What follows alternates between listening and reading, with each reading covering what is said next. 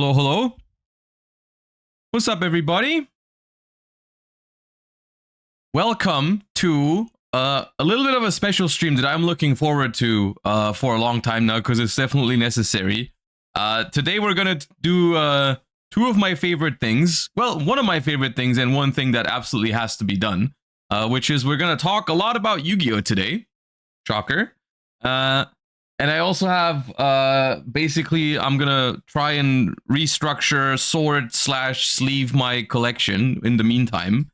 So a lot of talk about Yu-Gi-Oh, and then just laid back, chill atmosphere. You know, talk about the game, look into Alliance Insight, all that good stuff. You know, that's gonna be the plan for today.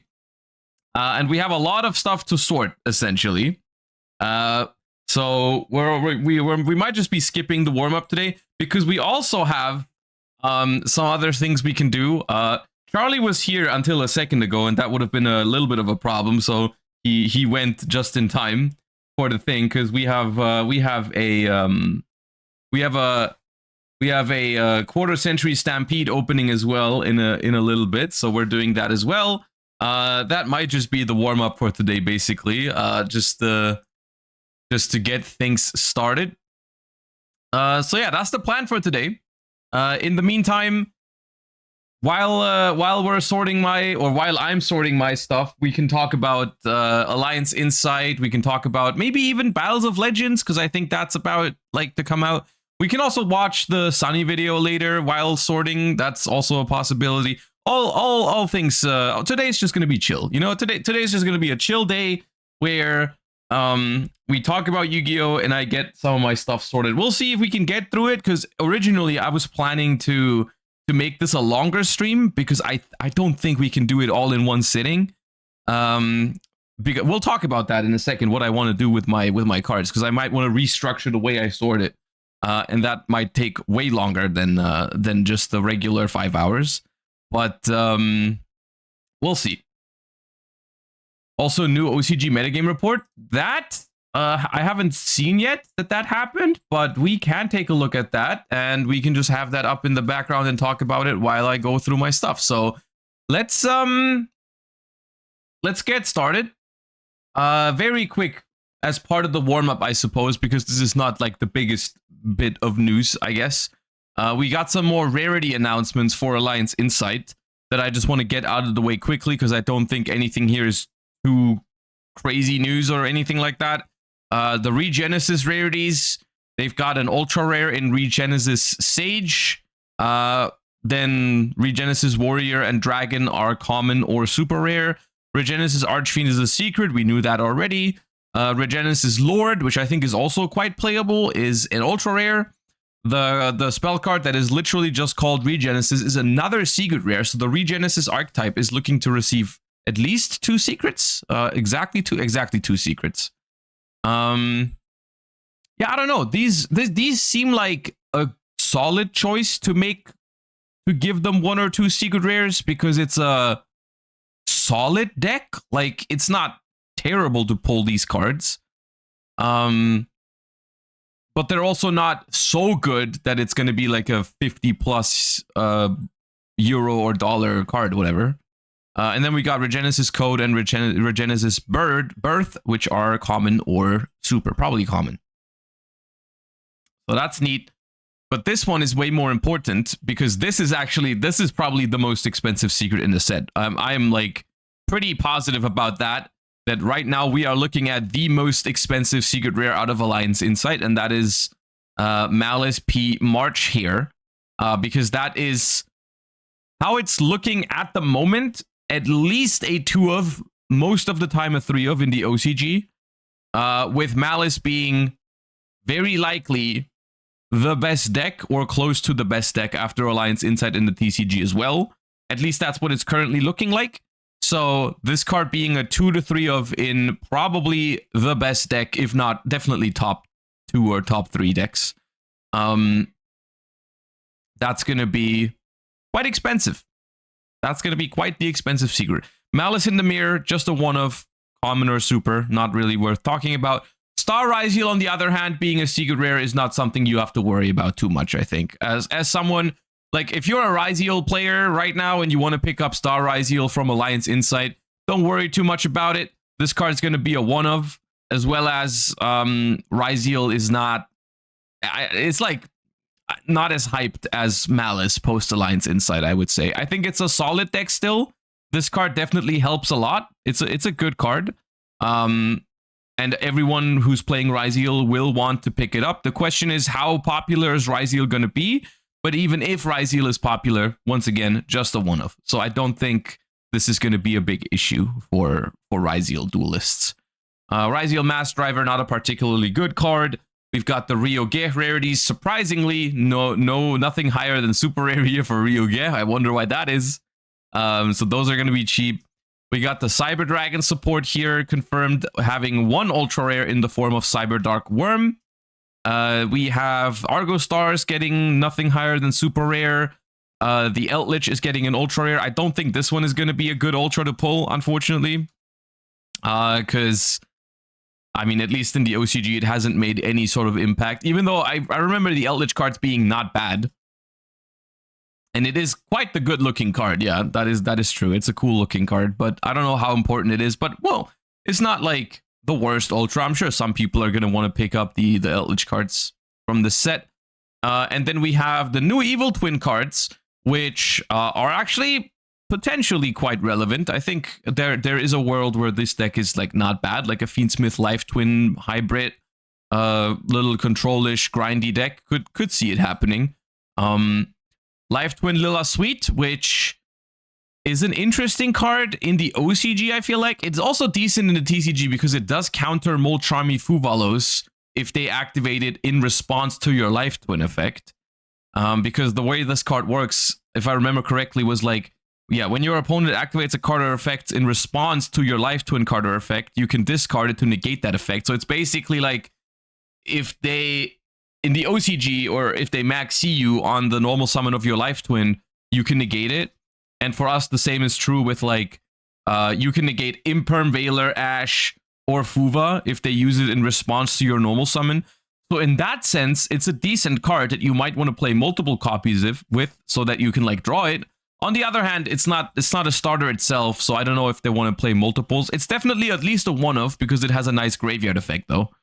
So, yeah, it's not a bad card. It's not a bad card. And then the Link monster is, of course, the much bigger deal. Evil Twin. Okay, that was actually not intentional. I forgot it was called Kissy Kill Deal. My bad. I should not have said that.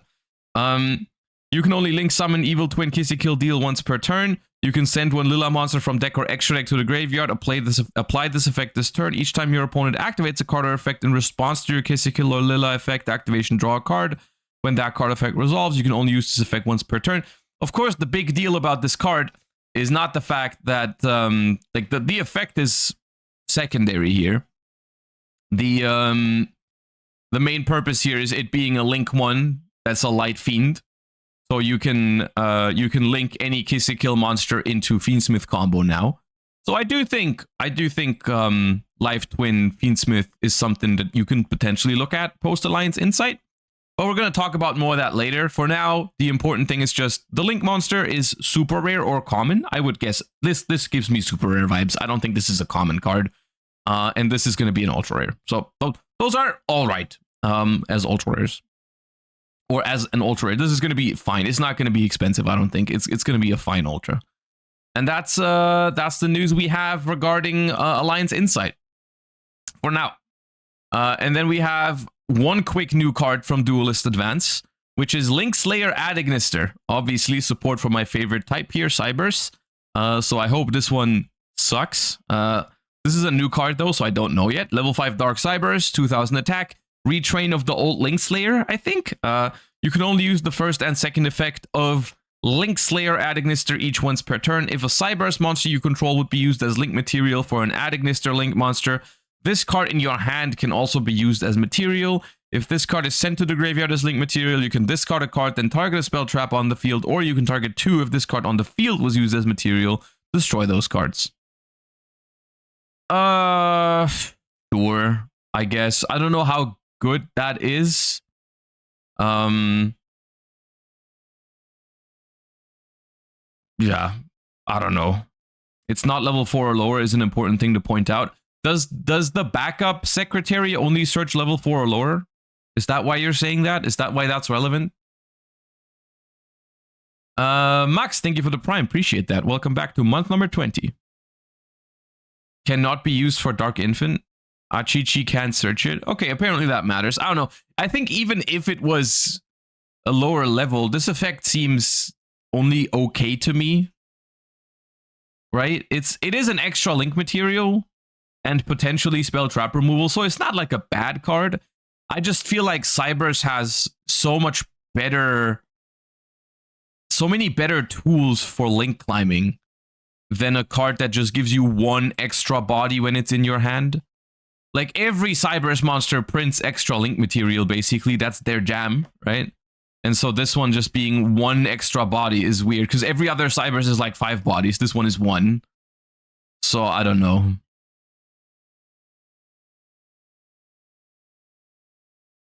Yeah, I don't know if this one is particularly crazy.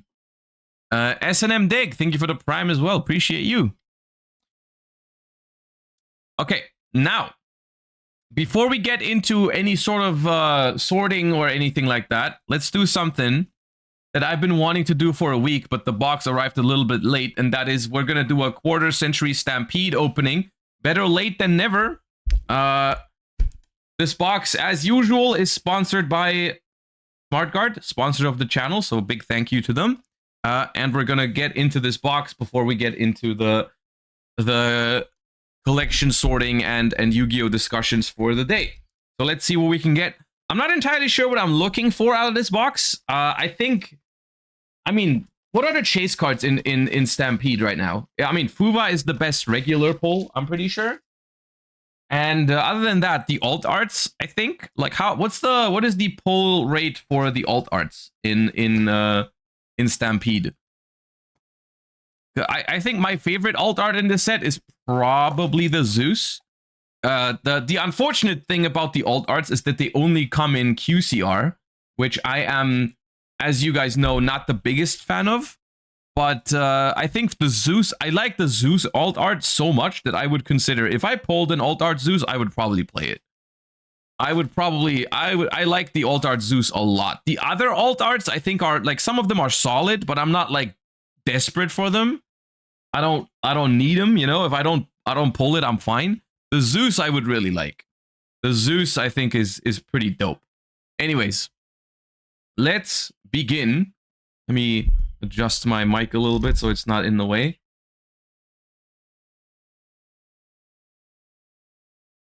Yeah, Magia. What's the deal with Magia? Magia you can only pull in like 3 rarities, right? It's like only in the premium rarities you can pull Magia. Well, let's see what we can get. Let's see how good Rarity Collection 4 treats us. Oh, nice. We get floodgated right out of the bat. Start with El Shadol Winda into a Platinum Secret Curry Bandit. Is this part of the Nostalgia pool? Is the second card Nostalgia? Oh, I spoiled something. We got Crystron Quan over here into a regular art Ghost Ogre and Snow Rabbit in ultra rare into a extra hero Cross Crusader. Okay, no premium rarities in the first one. So I'm pretty sure the Curry Bandit was the Nostalgia card in that pack. So it seems like the second card is the Nostalgia one. Ooh, okay, we got a super rare Transaction Rollback, not a bad reprint at all, into a ultimate rare Mystic Piper. I am so happy I didn't pick up Mystic Pipers, because I wanted to build a Mystic Piper deck for Tengu Plant format, because I actually think that deck's very fun. And I checked on Card Market and they were like over $10, I think, and I just didn't do it. And now they announced a reprint for it, so that's really apparently a really good reprint. We got Kirin. Wait, I thought this was going to be in the Nostalgia pool. Anyways, Platinum Kirin. We have Secret Rare The Dark Magicians, and we have Ultra Rare Hero Lives.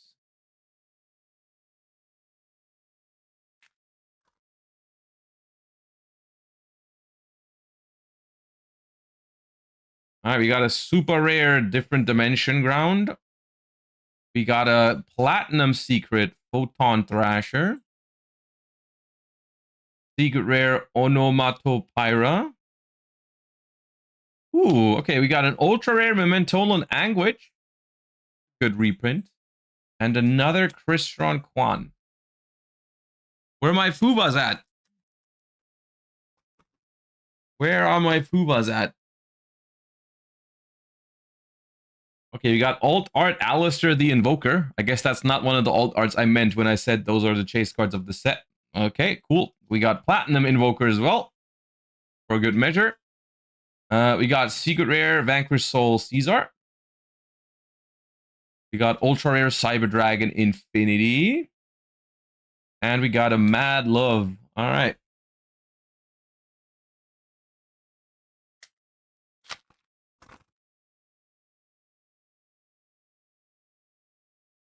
Super Rare Atlantean Marksman.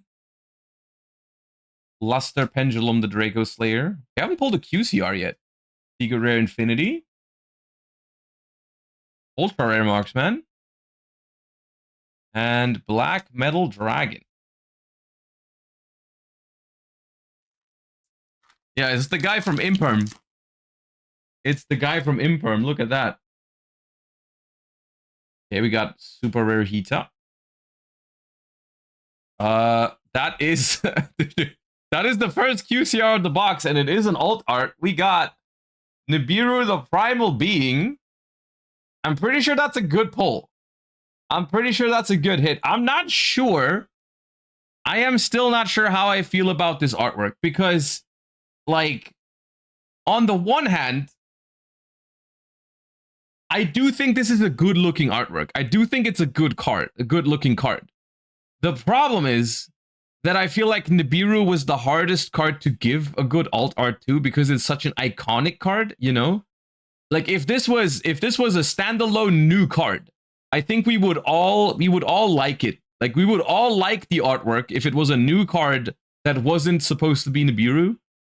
And I feel like because Nibiru is so iconic as like the rock card, I think this is why this suffers a little bit because it is a good looking card. I think it's cool. I like it. Okay. We got a Bone Party in Ultimate. We got a Winged Dragon of Ra in Platinum Secret. All right, didn't know these were in here. And we have an E Purely Noir in Ultra. Well, regardless of whether you like the artwork for the Nibiru, I'm pretty sure it is a good pull. I just wonder if that means we cannot pull another alt art because I was really hoping for that Zeus. Maybe you can get lucky. Maybe this is the fabled 2 alt art pack box. Karma Cannon, really good reprint. Never bring this card back, please. Never. Secret Rare Raging Phoenix. Nice. There we go. Speaking of Life Twins, we got Life Twin Lila in Ultra Rare. And we have Mermail Abyss Pike. Very necessary reprint for this card. It was like stupidly expensive for an old card, for an old rare or super rare. I saw a box having 3 alt arts. It's possible. Ooh, so you're saying we're pulling 2 Zeuses still? Nice. Super Rare Caesar. Platinum Terraforming. Collector's Rare Black Rose, the first Collector's Rare of the day. Neat. Ooh, wait. This is the card that spiked in price because of the Jurak support, right? I didn't know that was in here. That's nice. Jurak Meteor in Platinum. Okay. How is this not? Why is my... Okay, sorry for that. Why is this card in the nostalgia pool? Because I pulled it in Platinum, but it wasn't in the second slot. Is the nostalgia slot just anywhere in the pack? We got Ultra Rare Ambler. That confused me because I thought it was the second slot, but it's random. Okay. Well then, Super Rare Metal Tronus. I didn't know this actually, but this card was very expensive. I saw Card Market post an image on Twitter earlier of like prices before Rarity Collection and after Rarity Collection. This thing was $5 before Rarity Collection for a Super Rare, which I guess now thinking about it made sense because it was very popular in Ryziel format. But I didn't realize this at first because I just picked up Metaltronus when the set came out and it was like 2 cents.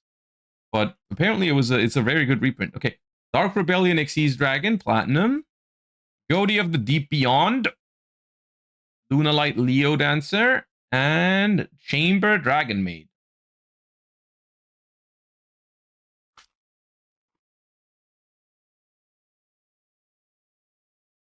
Got Trap Trick Sarah as a super rare. We got the Eye of Timaeus as a platinum. We got another Metaltronus in secret rare this time around. We have Crystal Clearwing Synchro Dragon as an ultra, and a Mermail Abyss Lind as an ultra. Back then, everyone hated Platinum Secret.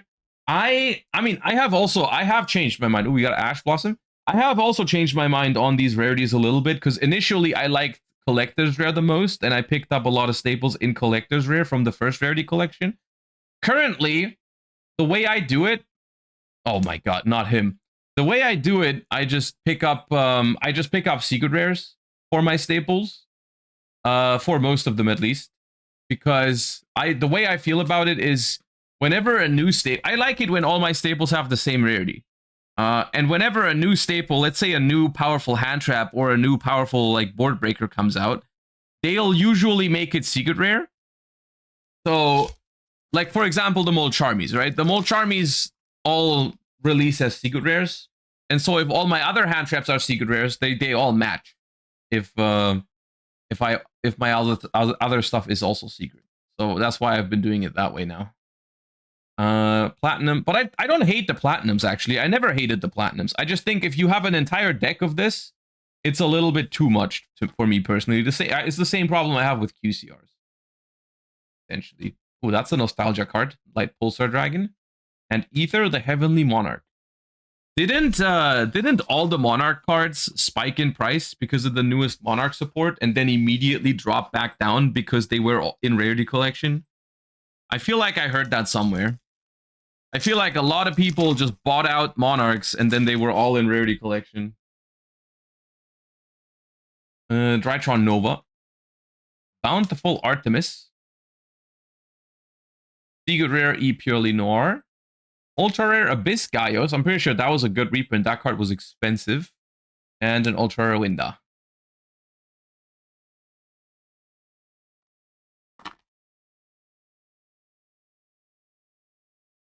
How many QCRs am I supposed to get? I only have one so far. We're halfway through the box. Raging Phoenix. Ulti Pantera. Platinum Alt Art Construct. Secret Rare Zelantis. And Misk. About 5 to 7? What? We're way down. Pantera. Dude, I thought they were gonna, I thought the universe was gonna give me QCR Moki Moki right now. But it's just a platinum. But that would have been very fitting. Secret Rare Mad Love. Ultra Rare Karma Cannon. And Ether. Where are my QCRs?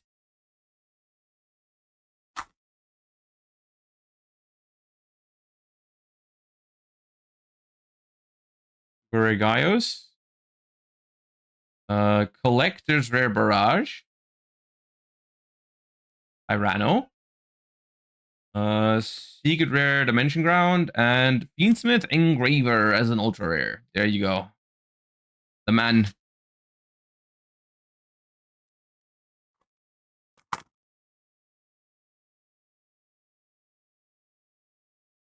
We got Super Rare Ambler Whale. That QCR, oh yeah, QCR Drytron Nova, exactly what I needed. I needed that in my life. QCR Drytron Nova. Collector's Rare Ether. Platinum Rare Spellbook of Secrets. And Ultra Rare Typhon.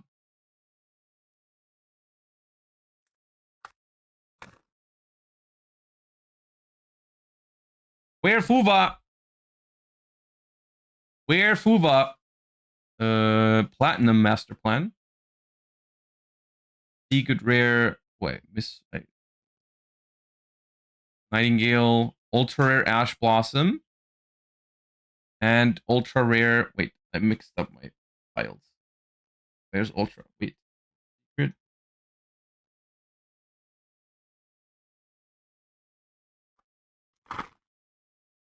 Okay, we have 6 more packs. And apparently we should have like 4 more QCRs? That's not a QCR, that's Atlantean Marksman Platinum. Collector's Rare Tidying. Platinum Power Tool. Ultra Rare Dark Magicians.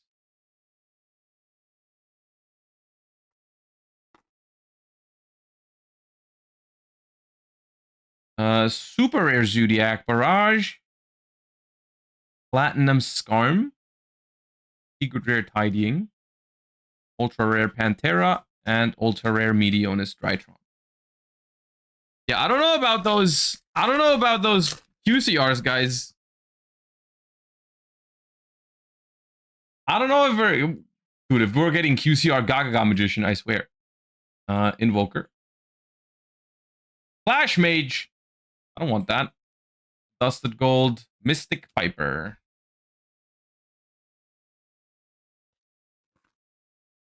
Hello, QCRs. Wem. Ooh. There's one. You can't pull multiple alt arts per box. Alright. Thoughts on this alt art? Fallen of Albaz. That's a nice one, I think. So we're getting few QCRs, but we're getting good ones at least. Cross Crusader, Gotham's Emergency Call, and Danger Tsuchinoke.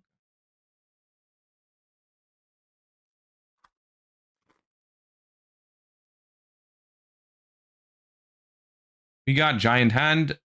We got... Ooh. Wasn't Jesse looking for this for forever?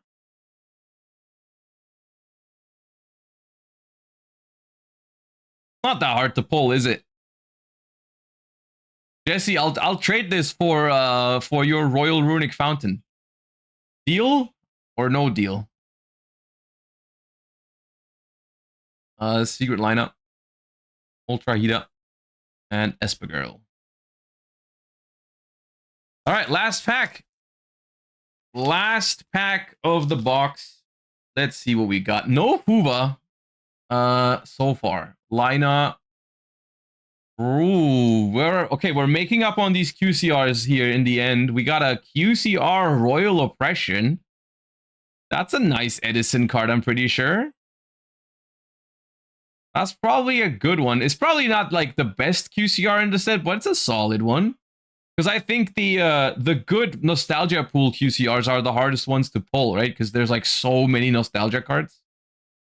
So we got a Royal Oppression over here. That's pretty neat. Secret Rare Sarah. And after this Utopia card, there's a Shien's Dojo. All right, no Huva in this box, but I think towards the end, there was actually some nice stuff in here. I'm actually not too disappointed by that. We have, let's go through, we have 4 collectors. These were The collectors were You know, we got a Tidying, an Ether, a Barrage, and a Black Rose. Just all right. Platinums, we got, or Platinum, like Ultimate, rather. Ultimate, we've got an Alt Art Alistair, a Bone Party, a Mystic Piper. It's all right. Nothing too crazy in here. And then you get a lot of Platinum secrets now because of the nostalgia pool, right? So we have a lot of those here.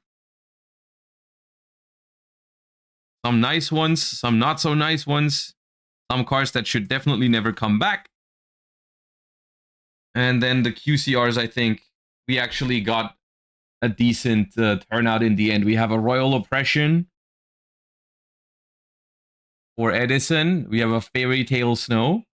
I don't know how sought after the Fairy Tale Snow is because it's not that, like, there's not really a very popular retro format with it, but it is a good card. We have the Alt Art Fallen of Albaz, which I'm sure is pretty nice.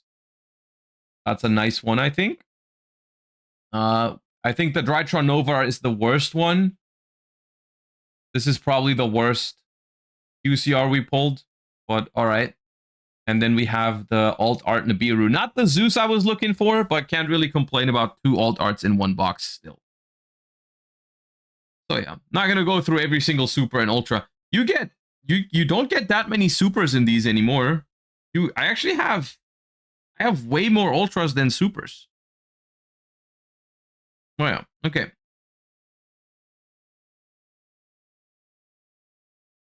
All right, so thoughts on Rarity Collection 4, everybody?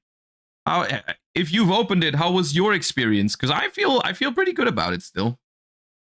I don't think it beats like Rarity Collection 1, but it's a solid one. There's a lot of relevant stuff in here still. You know, Engraver, Zeus, Typhon, I mean. Huva, theoretically.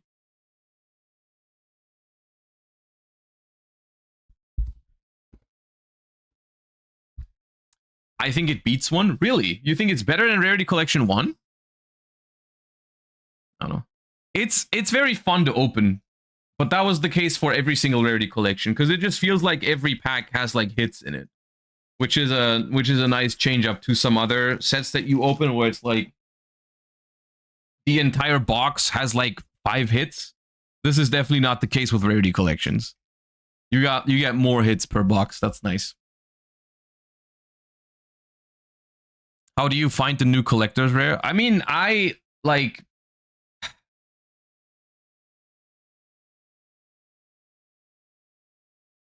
Did they remove the sprinkles from the rarity from the collector rares? It's like, hold up.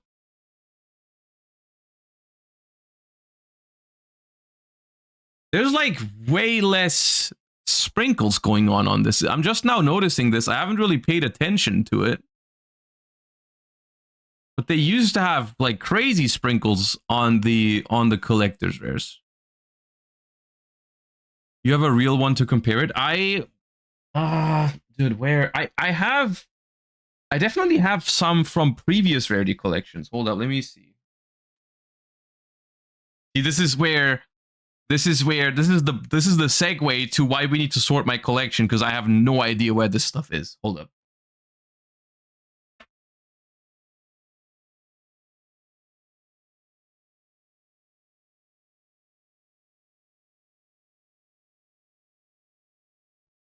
Well, I actually have, okay, hold up. I have a CR here.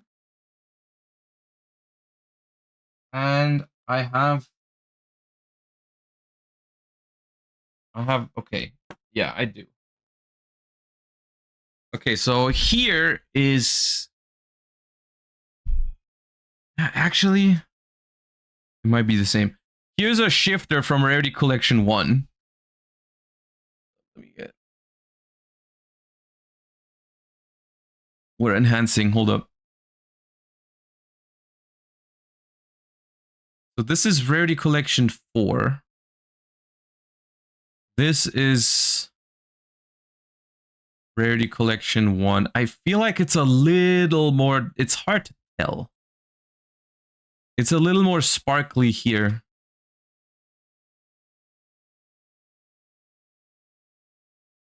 Is that noticeable? Do you see what I mean?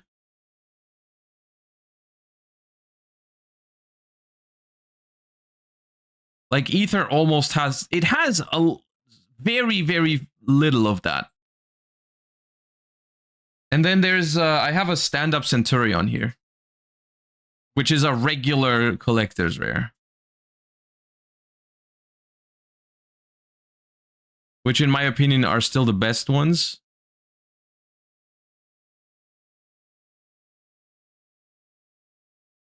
But there's not, there's, the difference between these two is, I don't know if I can make you, if I can show you on camera, but the basically all of the Rarity Collection collector's rares have the same effect on the picture. Like the hollow pattern is the same on every single one. They all have, oh, here you can see it. Can you see those rays coming out of the center of the card? Here. They all have that. Every CR from from Rarity Collection has this, and I think the main set, quote unquote, have like more detail to the picture. I don't know, man. They are kind of close though, to all things considered. Not that different. It would be nice if I had what's it called? If I had a direct comparison of the same card, because I think there are some cards that you could compare, like Momentolan Anguish, for example, has a regular collector's rare and a collector's rare in the Rarity Collection. So you could compare them directly, the same card. But I don't have those. Like I don't have the CR from Rarity Collection 4 as well. But yeah, anyways, that brings us to the things we're doing today. Cool man, yo, thank you for the 2 months. No need to refund. I'm using Prime. I'm glad. I'm glad you don't need a refund for your sub. Thank you. Yeah, so today is gonna be a chill day because I'm doing something that we haven't done in a long time and is definitely necessary. And I noticed it when I was building my deck for locals past Saturday, because it's always taking me a long time to find the cards I need for my decks, because my collection has obviously grown over the last couple of years, month, and today we're trying to get a hold of that, and we're trying to do that. Read my donut. Ooh, I missed that. What did I miss? Hold up. I'm sorry about that.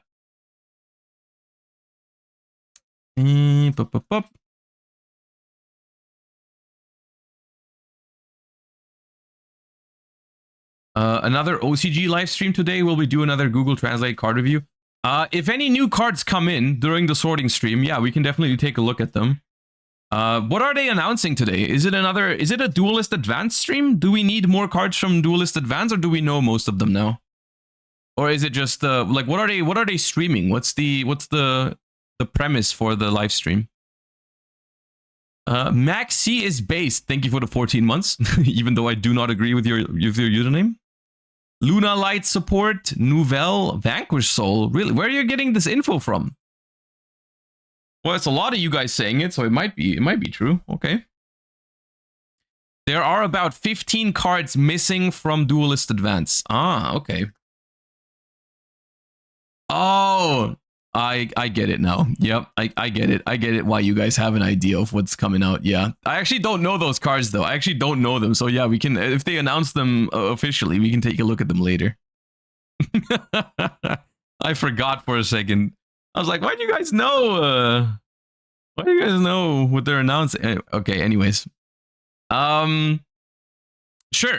So what we're gonna do is we're gonna hold up. So this is the setup for today. And we're gonna be talking about Yu-Gi-Oh! All things related. But first I want to show what I'm currently doing with my cards, and then I'll talk about what I'm thinking about doing. So currently, my cards are sorted like this, which are the good old boxes that you guys know from previous sorting streams. And I plan to keep using those boxes, but what I want to change is the sorting within those boxes. Also, we're going to do something that's going to make a lot of you guys happy because you keep complaining about it, is we're going to sleeve the cards in here, all of them. Like some of them are sleeved, but we're going to sleeve them up.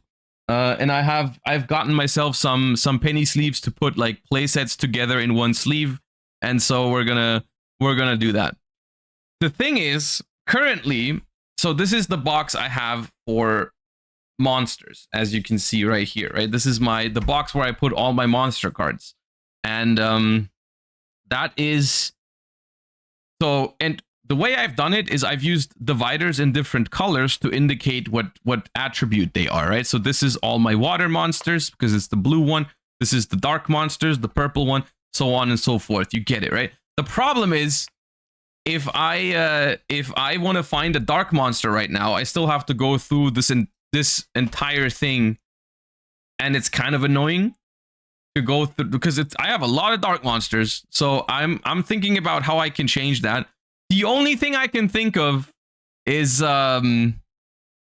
alphabetical, which I have gotten myself. Also, none of this is sponsored. Just as a disclaimer, I've gotten myself some white dividers that I can write the letters on. I'm thinking about doing it alphabetical, sort by level. What you want to do? You want to do all monsters by levels? That's not a good idea, I don't think. Is it? Because what I'm thinking is if I go alphabetical, then a lot of cards will be grouped together that belong together. This is obviously not true for every single archetype, but most archetypes start with their name, right? So like they'll all be like, all the mermaids will be together, just as an example, right? Or all the Atlanteans will be together. And if I go by level and I want to build an Atlantean deck or whatever, I have to like I have to freaking go into every single level and find the thing. Lightsworn crying? Yeah, of course there's exceptions, but I feel like that be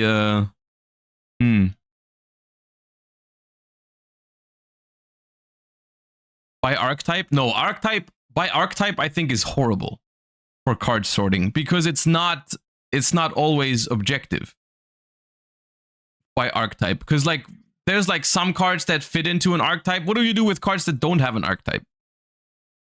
It's very annoying, I think, to do it that way.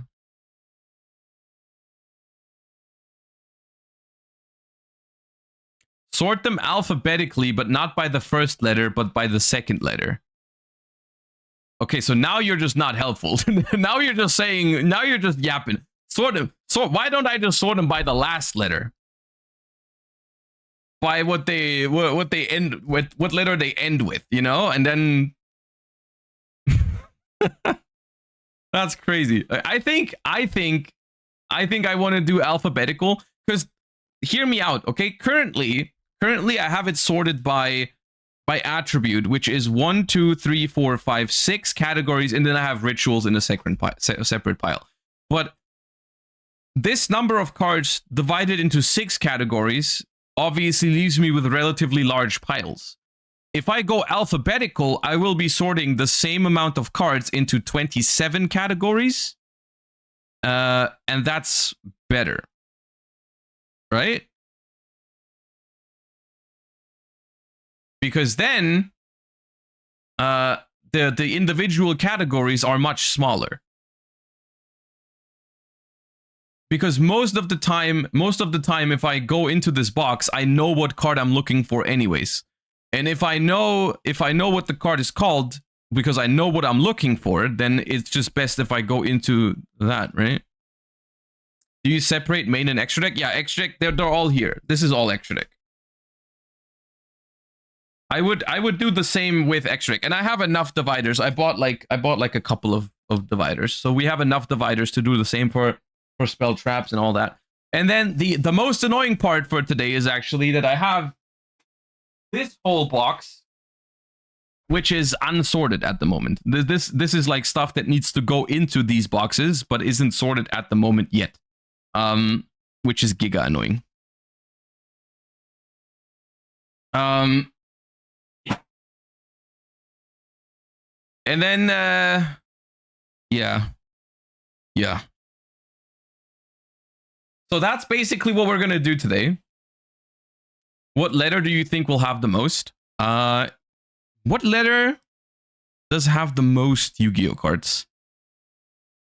S? A? Well, we will conduct a life study. In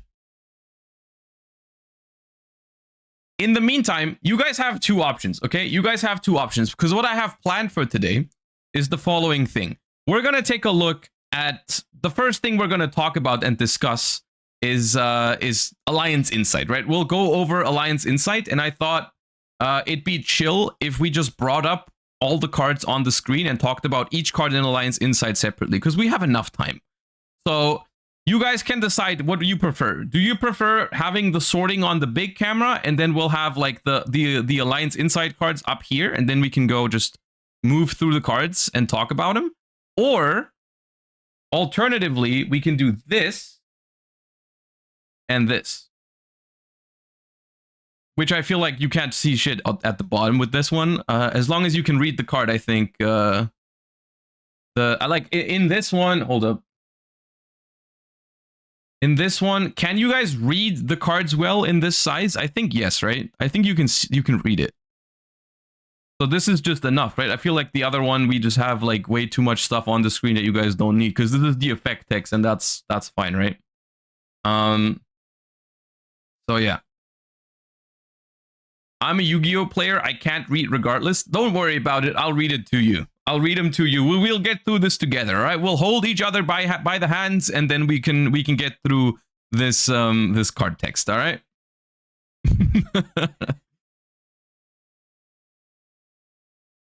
Slayer, thank you for the 20 months, and please delete that opinion off the internet. Okay, so, dude, where do I even start? All right, so I have sleeves.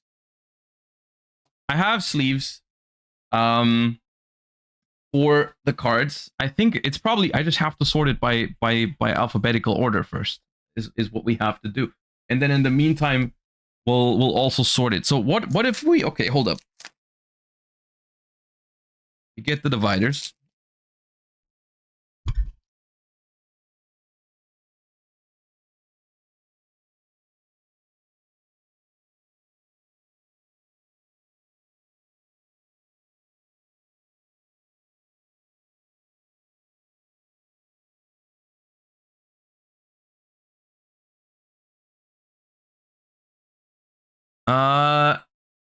I sort mine by attribute, and all attribute is sorted by level.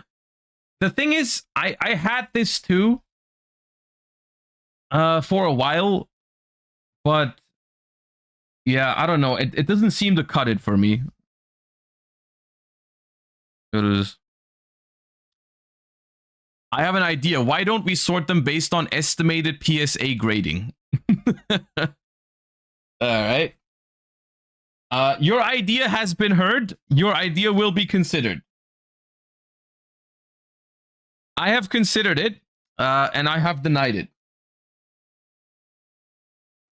The other thing I've been doing that I'm currently considering whether I should keep doing it or not is, at the moment, I use a staple binder.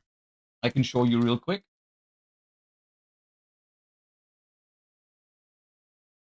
I use a staple binder for, well, my staples, with the idea being that, like, these are cards that I don't want to sort these into my boxes, because I need them so frequently. And I also want to bring it with me to events, because sometimes someone has like a good idea of what kind of card you could play on the Friday or whatever, and then you didn't bring the card or whatever. So like, I want to have the most like common staples in a binder with me. It has some empty spots because there's some cards that I put into my locals decks and stuff. But I wanted to do that. At the same time, it's a little clunky. I don't know if I really need a binder for this, right? Shouldn't I put those into a box and bring it with me? I don't know. Anyways, we're gonna sort out some staples if I see some later. Staple boxes, yeah. That's the thing, right? Like for staples, I've always been a binder hater, because it's like, I don't know. I don't like binders. Okay.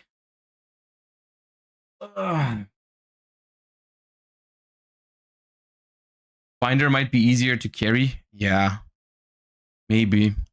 But the thing is, like, if I want to do, I have, so this, the binder you just saw was just for non-engine, right? The Mewtwo binder, I was using it just for non-engine. It has all my hand traps and it has all my board breakers, basically, right? But then the thing is, There's also a lot of engine cards in Yu-Gi-Oh that I do want to like sort out, that I don't want to put into my box all the time. Like certain engines that you just use a lot, like for example the Fiendsmith engine or the Kashtira engine or stuff like that, like maybe even like the Sky Striker package or whatever, right?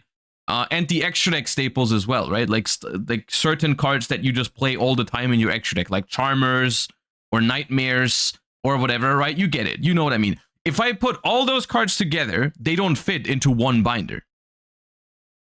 They don't fit into one binder. I need two binders for that, and that's the point where it becomes clunky. That's the point where it becomes annoying if I have to carry two binders to every event with me, where I'm thinking like, can't I just bring like these boxes also exist as like 1 rows, right? Not 4 rows, but 1 row.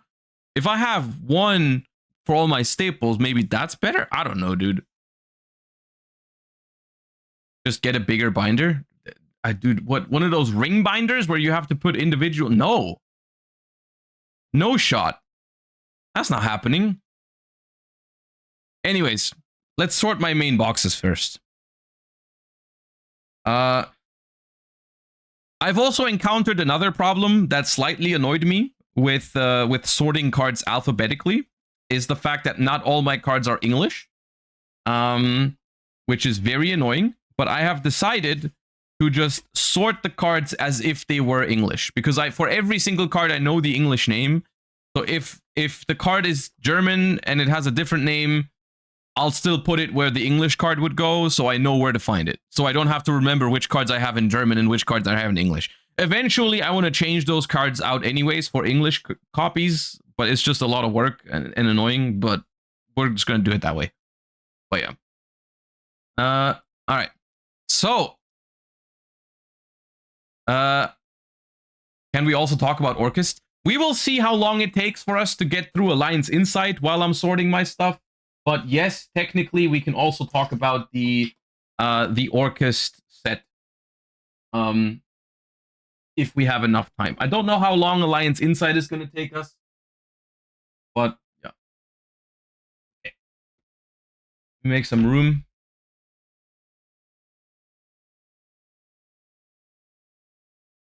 So, how large are these compared to a Yu-Gi-Oh card? Not that much space at the top.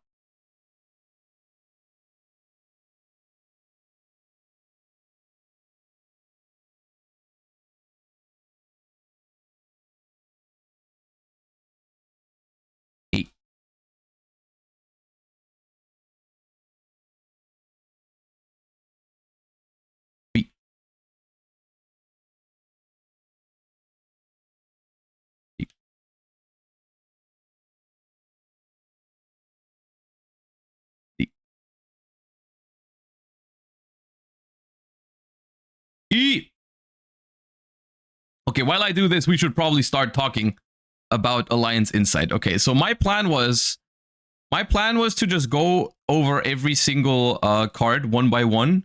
Obviously, we'll spend less time on the less relevant ones, like Dragon Master Lord over here, which is the new like celebration card, whatever it's called. So yeah.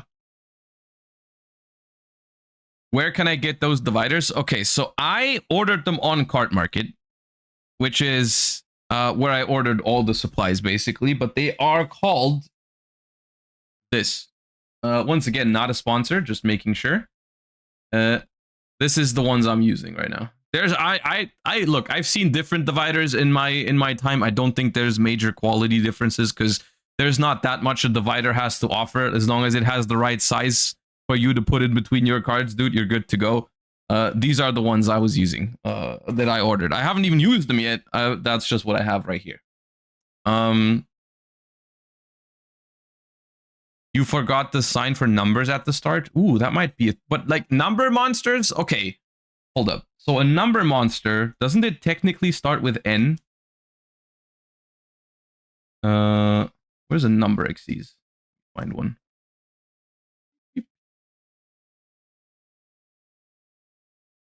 Why is there no? Yeah, they're just N, right? It's also just N. 7 colored fish. Okay, I don't have a 7 colored fish. If we come across one of those cards, I'll make one. I'll make a tab for it if we come across it. So yeah. First card, Dragon Master Lord. Let me just read it real quick, so make sure it's not relevant. 2 level 12s. This XC summoned card cannot be destroyed by your opponent's card effects. Also, opponent cannot target it with card effects. If this card attacks a defense position monster while you have 20... Yeah, this card's not relevant. Wizard ad Ignister. Okay, reading and writing at the same time is not easy. This is what I've just noticed. I need things I can just talk about rather than just read. Okay, so the new ad Ignister support. Let me...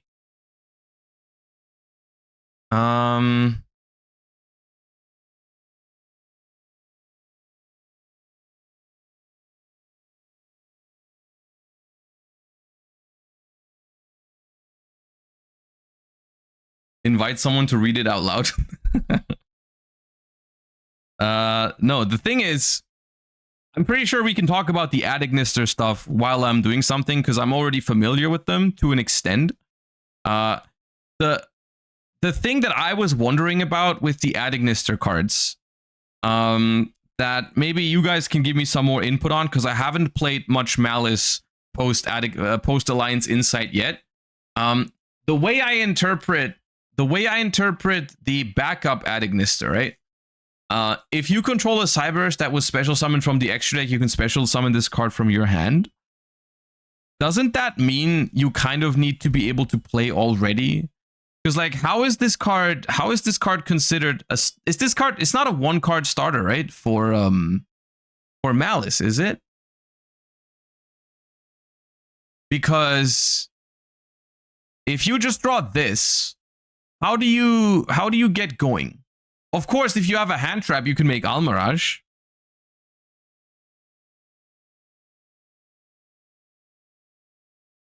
But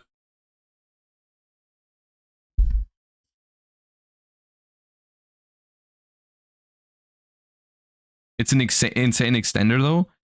Does that fix the main problems of Malice though post banlist? When like they've just lost some starters, wouldn't you want to replace those starters?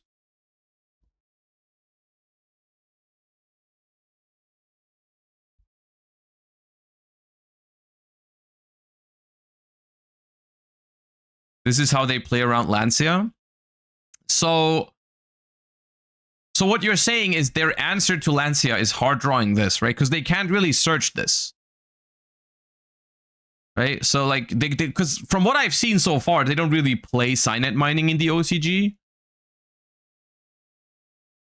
They have hair now to replace the names lost. So yeah, I guess hair plus this would be a pretty sick combo, right? Because you can just... What do you do if you have hair plus this? Do you go normal summon this, search a Malice monster, and discard it so you can banish it for hair? Or do you go normal summon hair, make a link 1, then special this? What's the line?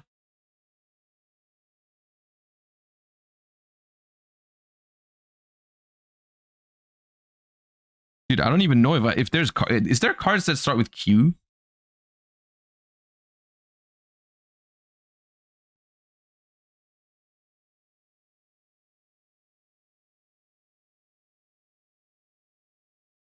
Fleaford, yeah.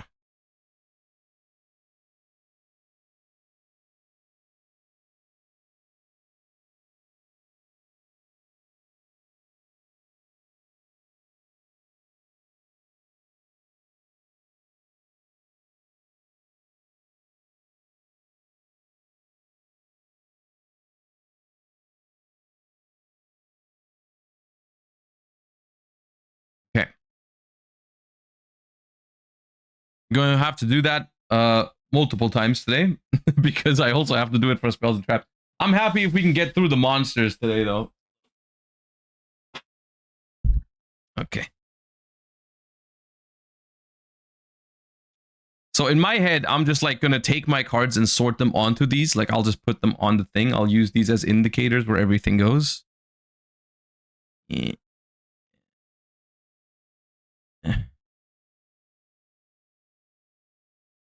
Um,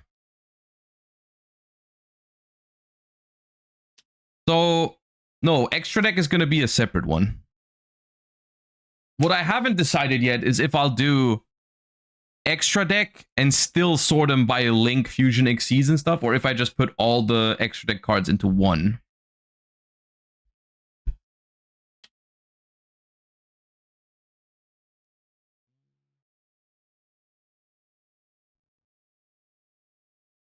Yeah, dude, if anyone has to sort their cards, take this as an opportunity to sort it together. X, then YZ here.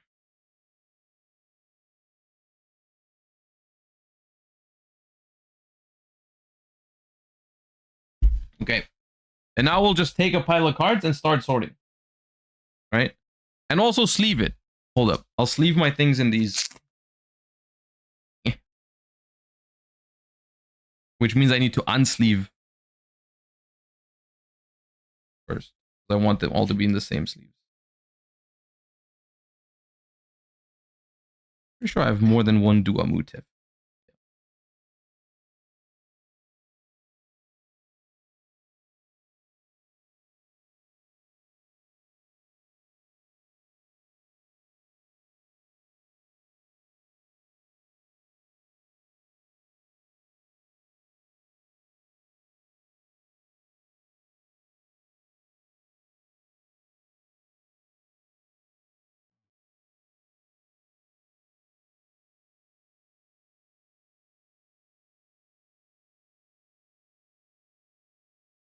Plant spotted? Wait, where? Where's the plant? Where was the plant?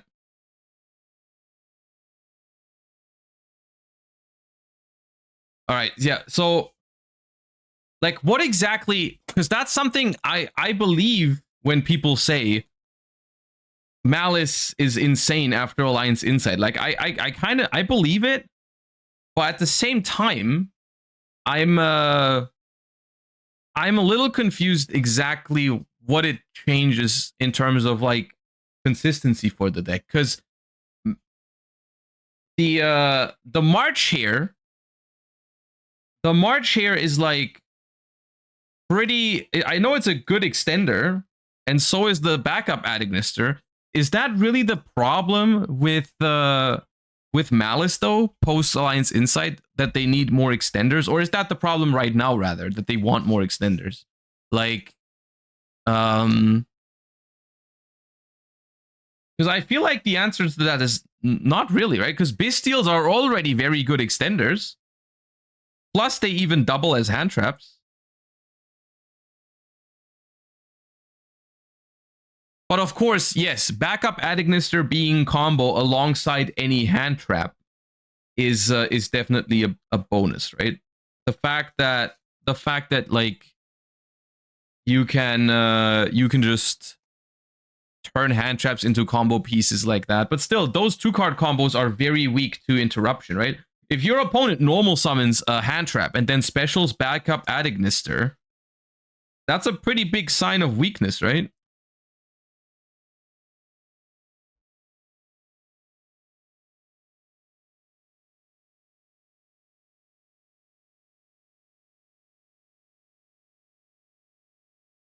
It's the problem right now. The deck just goes to a 2-card combo deck in Alliance Insight while having interaction on the opponent's turn with March here. Sure. I mean, yeah, it probably gets better. It definitely gets better with those cards. Okay. What's the okay, while we're at the topic of playing under Lancia, what exactly is the board under Lancia now? Because playing under Lancia does not equal winning under Lancia, right? Because if your end board is still kind of shit, then like the Lancia still does its job, right?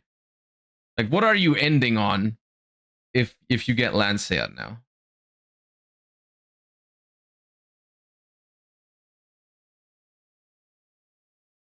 Oh, there's a plant card. Yeah, I see what you're saying.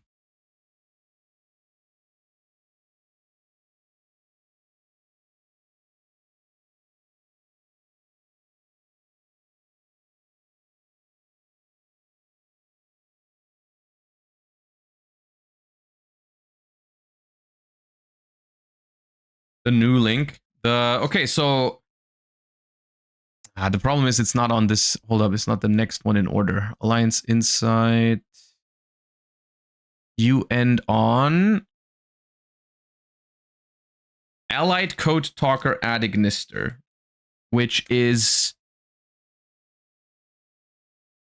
a once per turn Omni Negate. Sure.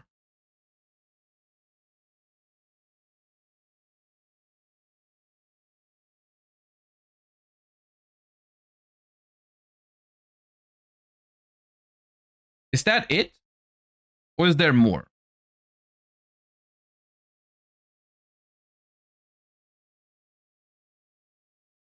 I'm not saying that's bad. I'm just wondering if there's more.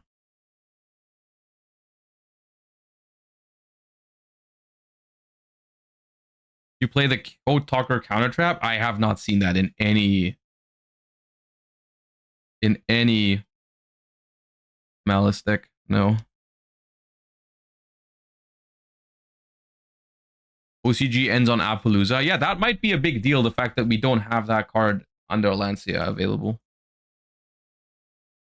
But I have heard that Malice is so far already. Like, there's people playing some post Alliance Insight like tournaments or just general testing already, and Malice seems to be very, very popular. So, how weak is it to Nibiru? Is what I'm wondering. Like, I'm pretty sure the way it's gonna turn out is like Nibiru alone is probably something they can play around, because that's how they already can play around it quite well at the moment.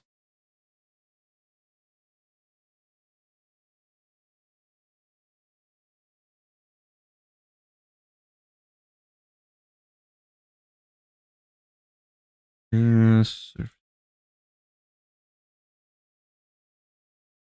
What do I think about Memento post Alliance Insight? I think Memento is gonna be fine.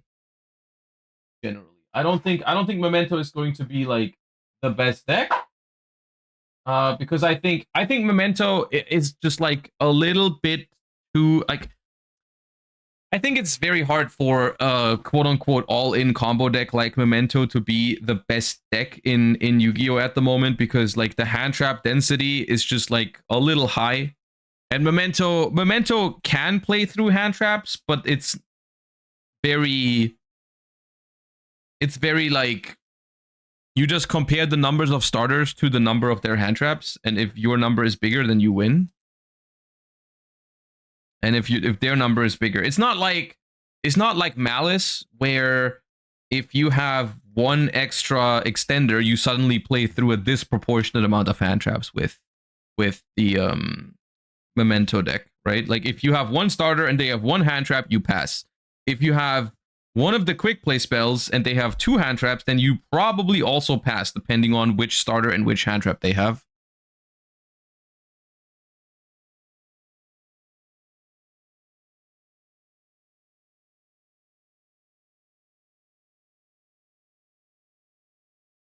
You can definitely already see a pattern in terms of how common certain letters are. We got a bunch of R, a bunch of S, decent amount of G.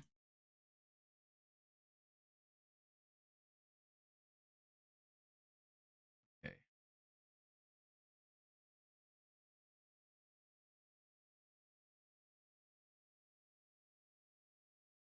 Has anyone messed around with Mermail yet for the new ban list? I'm sure people have. I just haven't personally. That deck's still good.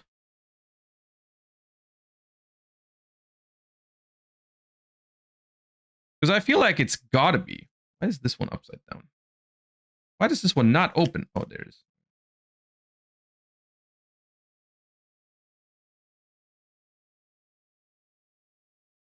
Ooh, ugly fish.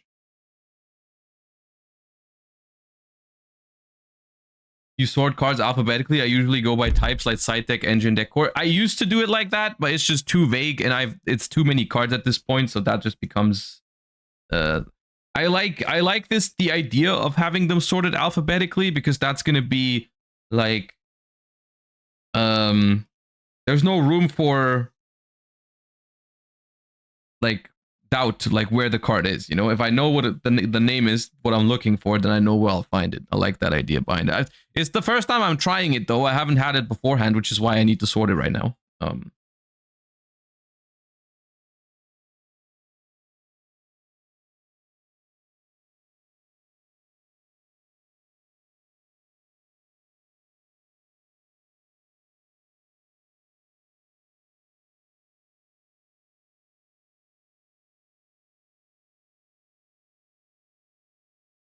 Mermail Primate, what do you think? Dude, I don't. What's the synergy there?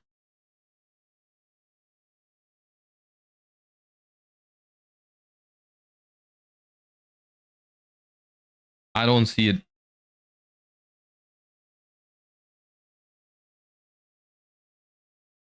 How many cards do you have? I have no idea. I could not answer that question. I like quiet streams. Yeah, I in my head it was easier to talk about all the cards while sorting, but it turns out if I focus on reading a card, I can't focus on sorting the other cards. But what else is there to talk? Hold up, Alliance Insight. Oh, speaking of, someone was mentioning Primite a second ago. I was thinking it's a funny idea I had yesterday. I haven't really messed around with it at all yet. But Herman mentioned, like I mentioned yesterday, how important it was to draw Primite Ether Barrel in different versions of Primite decks to get going. And then Herman said, oh, you should play Ghost Sarcophagus plus Redox for it. And obviously it was a joke, but it got me thinking, like, is there a world where you can play like Dragon Rulers as a deck because they don't need their normal summon? And you mix it with Primite because you just like you can get to Redox very easily, and you just search your Ether Barrel. I don't know if that's something. It just popped up as an idea in my head. I've never seen anyone do it yet, so that'd be something.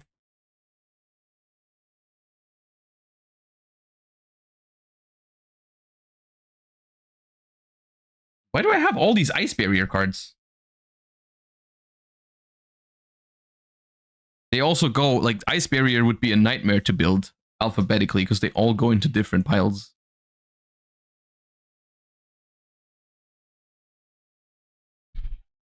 I tested this already. One Spectral plus a discard gives you Barrel plus Ruler setup plus Seals. Okay, and when you say Ruler setup, what is the Ruler setup? You just make the new light ruler and call it a day, or what? Because this is a pretty good end board piece. Or do you get both?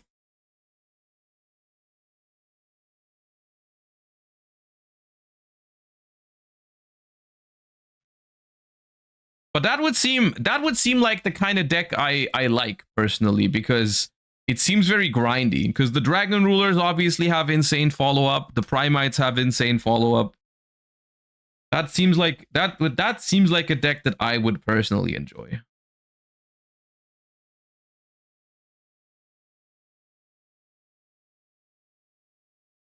The problem of Rulers is non-engine.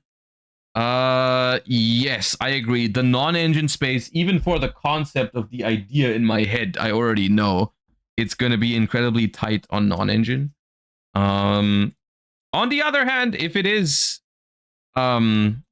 it depends on the format, right? Maybe you can break boards with non-engine next format. Depends. I mean, you're not gonna break a memento board or something. But the cool thing with hand traps going second in Dragon Rulers theoretically is that they all give you resources in the graveyard, right? You can banish for your Dragon Rulers depending on what it is. Like if it's like a Droll Lockbird, you can banish it for Tempest or some.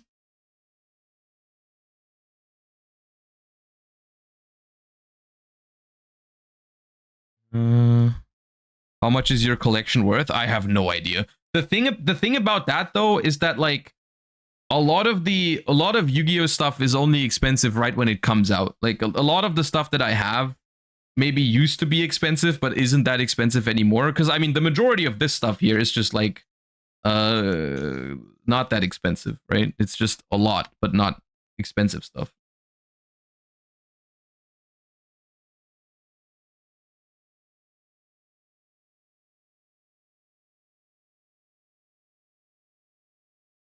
I feel like we've sorted Nini already. I don't need that many. So I'll keep the... Which ones do I keep? I have more copies of this.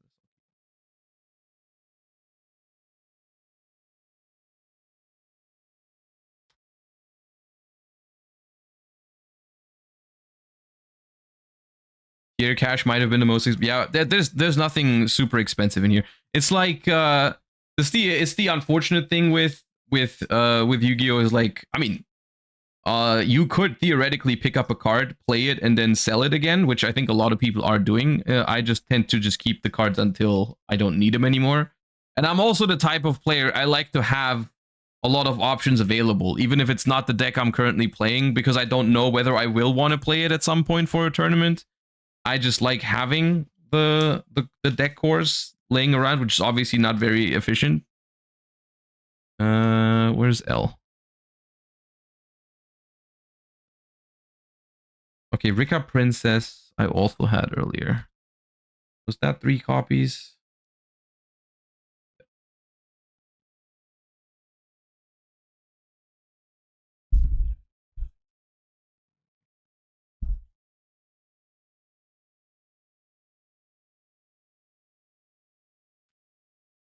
Didn't you have really expensive staples? I had some ulti staples. I got rid of most of them though. I got rid of most of the ulti staples I had at some point because I just settled for the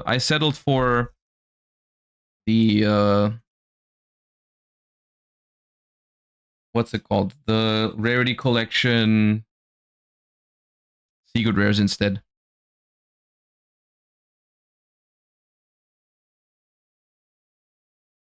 OCG stream is going on right now. I mean, yeah, but I wouldn't understand anything. Okay, one other thing I felt like, how do you guys think White Forest is gonna fare in TCG?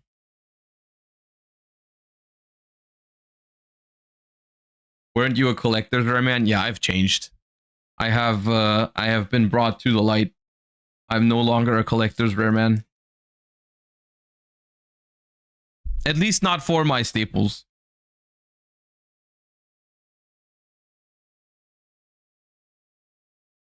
I just feel like this card alone makes me want to try White Forest again. It's probably going to be a very, very, very broken deck in terms of like very all-in combo and stuff. But the field spell being a consistency card plus a free spell that you can send seems pretty insane to me.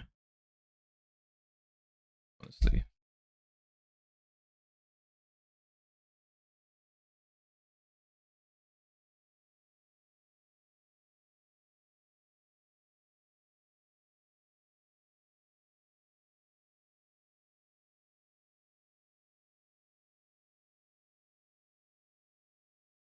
Ooh, my Flu Core. Look at that.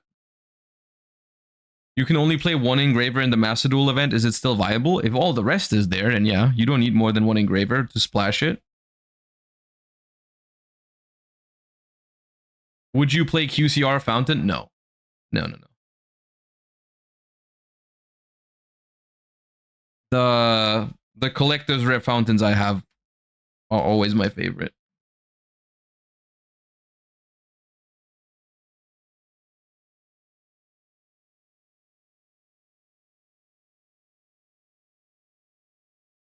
Why is that even a field spell? Wouldn't a continuous be more fitting? Does it matter? Why is that important?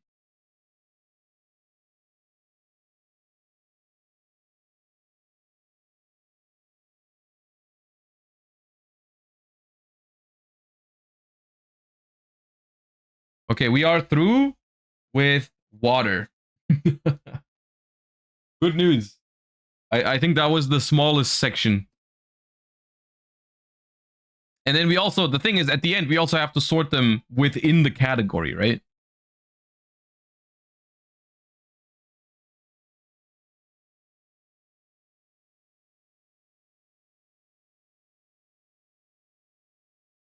Ooh, they announced the Nouvelle cards. Okay.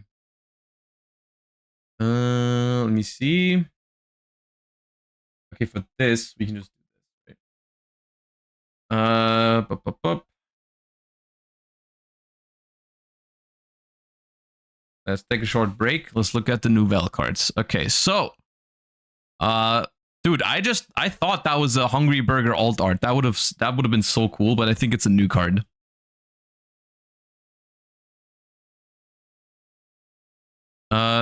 Okay, so we have Chef the Nouvelle, which is a light fiend. Does that matter at all? Let's find out. Are Nouvelles locked at any point? Or can they? Bro, we're gonna be making Requiem until the end of time. Pendulum scale 0. You can only use the first and second pendulum effect once per turn each. During your main phase, if this card was activated this turn, you can add a Nouvelle card from your deck to your hand, except the pendulum monster. If a monster is special to your opponent's field, you can special summon this card. I mean, this is already phenomenal. It's already just a searcher. You cannot activate the first and second effect of this card's name in the same chain. Once per turn, quick effect, target an effect monster on the field, increase its level by up to 3. Once per turn, if your opponent special summons a monster, except during the damage step, you can banish a recipe ritual spell from your hand, deck, or graveyard, apply that card's activation effect that ritual summons. If this card on the field is tributed and added to the extra deck face up, you can place it in your pendulum zone. That's a lot of effects. The relevant ones here being, during your main phase, you can add. Then when your opponent plays, you special summon it. And then you can perform a ritual summon if your opponent summons again. Which, for that, I don't actually have enough context. I don't know how relevant it is in Nouvelle specifically to ritual summon on your opponent's turn. Oh yeah, targeting your own stuff is also good, I think, in Nouvelle, right?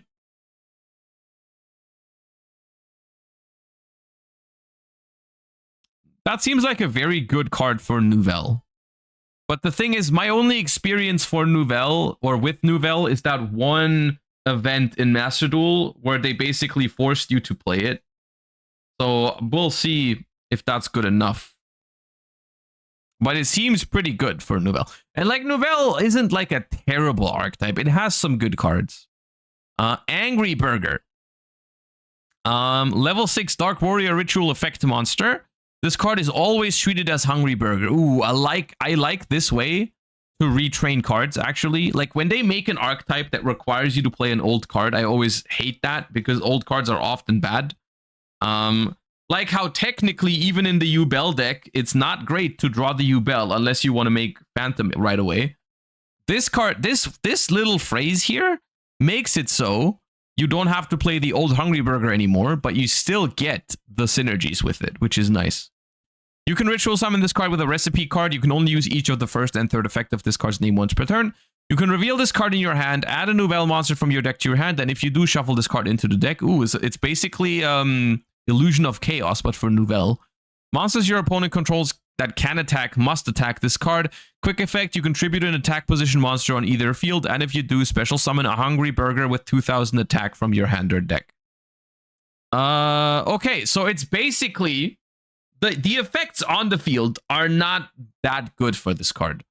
I don't think like this card is the reason why you don't play Hungry Burger anymore. Or I don't think they played it to begin with, but they skipped on some synergies because of it, right? So I don't think you're ever going to use the third effect. The second effect is sometimes annoying, I'm sure. But the relevant part here is basically you can play a Hungry Burger now that actually has a relevant consistency effect, right? So that's nice. Because I'm pretty sure some of the cards for Nouvelle had like a bonus effect if Hungry Burger was on the field or if you summoned Hungry Burger or whatever, right? The thing you have to realize is you cannot actually play 3 of this card and Hungry Burger in the same deck because it's always treated as Hungry Burger, right? This is the same as like Legendary Ocean, right? So you can't actually even put both in the same deck because they're technically the same card in terms of the rules, I think. So you cannot play 6 copies. At least unless I'm mixing it up, but I think this is the same way with like the Umi or like some of the Harpy ladies. So if you want to play the OG Hungry Burger, you'd have to cut this card down, which I don't think anyone wants to do, right? You don't want to play 2 copies of this to fit 1 Hungry Burger. We have the recipe book here, continuous spell card. You can only activate 1 card with this card's name per turn. While you control a Nouvelle monster card, all face-up monsters your opponent controls are changed to attack position. Ooh, that matters. If I remember correctly, during that Nouvelle event, it was like one technique how you would play around Nouvelle, because something was like tribute attack position monsters or something. So you could play around it because like stuff in defense was way harder to out for the deck. Each time a monster is tributed by a ritual effect, your opponent pays 850 life points. That is a very specific number. Why is it 850? Once per turn, if you special summon a ritual monster, except during the damage step, you can target one of them, add a recipe or Nouvelle card from your deck to your hand, except the continuous spell, and if you do, increase that monster's level by 1. Okay, this card is neat. It's definitely the worst card out of the 3 here, because it's not something that helps you get started in a ritual deck, which is ritual decks tend to be a little bit bricky, so every consistency piece is good and relevant. This helps you extend, basically, if you can already play. It's really nice to get a free search once per turn. The life points here could be relevant. I don't know exactly why it's 850. And then the first effect is very nice for Nouvelle as well. I don't know if this is like a 3-of or if it's a 1-of because you can somehow search it. Because this one searches monsters. This one adds Nouvelle cards, so this one could just add it. So you might not play 3 of it because it's not a starter. It's a reference for the yen cost of the burger. Okay, so they just made the burger, but it's still, at the end of the day, that still means it's an arbitrary number, right? Because they could have made it more expensive or cheaper in that, right? Like, but yes, okay, sure. Why didn't they make it? Why didn't they make it $7.99? That would have been funnier. Imagine you do this 10 times and your opponent just has 10 life points left.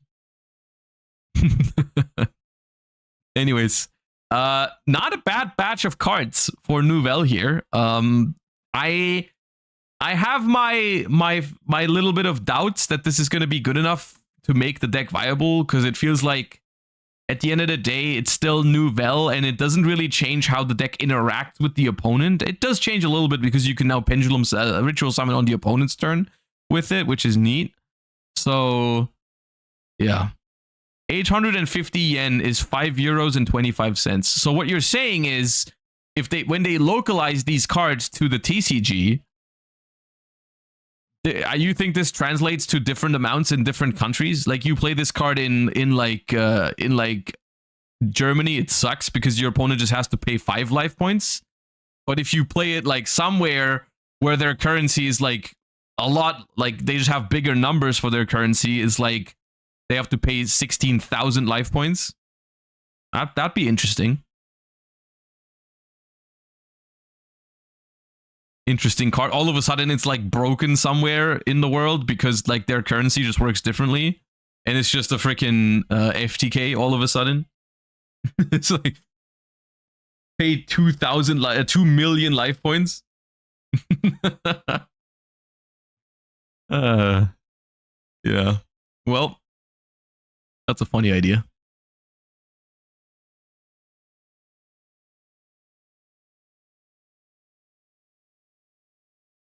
Yeah. Anyways, White Forest. What do you guys like? I have this impression of post Alliance Insight format in my head where it's like there's a lot of decks with very, very high potential that just get destroyed by Droll and Lockbird, right? Like, I'm thinking Mitsurugi, right? Mitsurugi is a deck that I think has a lot of potential with the new cards. We're gonna see those later as well if we go through all of it.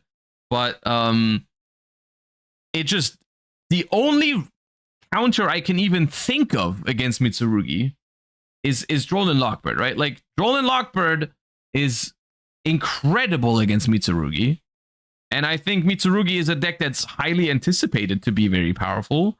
So I can't see, I cannot see a world where people don't immediately start playing Droll Lockbird when Alliance Insight comes out. The thing is that Droll Lockbird even becomes, it becomes a better card against Malice, right? Because the Adignister stuff does add, right? So if they go for the backup Secretary line, they add a card and then you droll them, and then at least they cannot draw later with the which one is it that draws the Chessy Cat, and they also cannot draw with the they cannot add with the field spell. They cannot add the field spell rather with Red Ransom. So Droll Lockbird seems to me like a pretty good card post Alliance Insight, which would make it so White Forest is just going to be thrown into this situation where it kind of struggles, you know.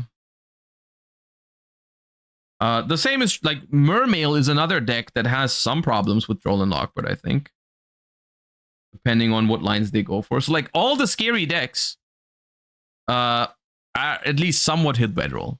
Malice is probably still fine. No, Malice is definitely fine into Droll, but it definitely makes a big difference to the viability of Droll Lockbird.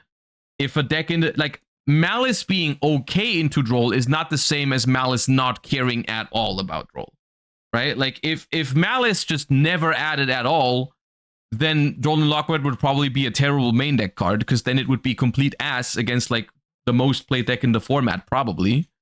But if it's like at least does something against Malice, but is really good against some other decks, then it's way more likely you'll see it in the decks, right? Primite Blue Eyes kind of chilling. It's still okay, right? Give me a second. Let me close the door.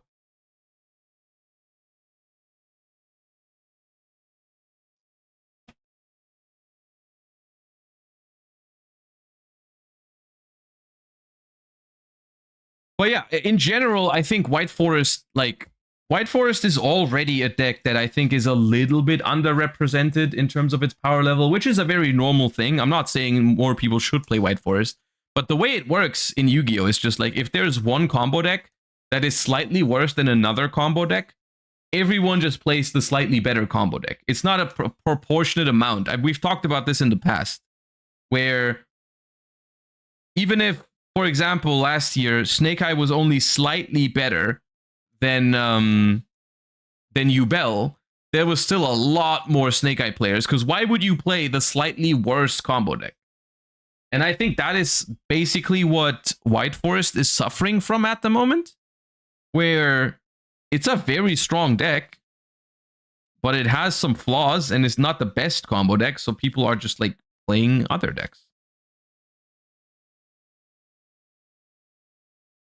It's also not like particularly budget either, right? Like that can be an argument a lot of the times for people. If there is a deck that is slightly worse but very budget, White Forest is not, right? White Forest is definitely on the expensive side, I think, because you still ended up like it often still had like Fiendsmith in it, and then White Forest just has a lot of random secret rares, which even if they're not the most expensive secrets, it still adds up.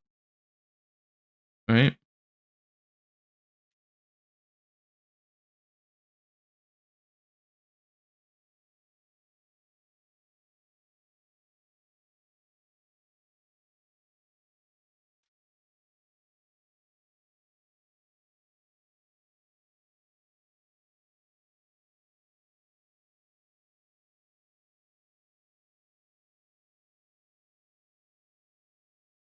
So how good do you guys think Ghost Ogre is versus the new version of Malice? Because in my head right now, let's say the way they get started is, let's say they start with Hand Trap plus backup Secretary. What is the line? You normal summon the Hand Trap, you make Almirage, you special backup Secretary. Backup Secretary basically sends Dormouse from deck to grave because you added and discarded, and then you make Lizardos. to banish the Dormouse, right? That's the line. And that means you can get Ghost Ogred on the... You get Ghost Ogred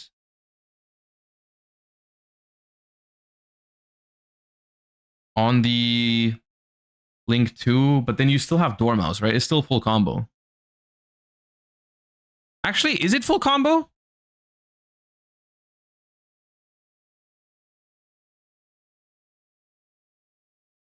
You summon Splash Mage? Oh. What was this card? What's this card called in English again? Roxrose, right? Yeah, Roxrose. So R.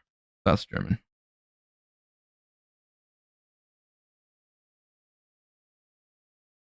Ogre on the Adagnister effect? Yeah, if that's what they go for, if that's what they always end on, then that could be something. Yeah.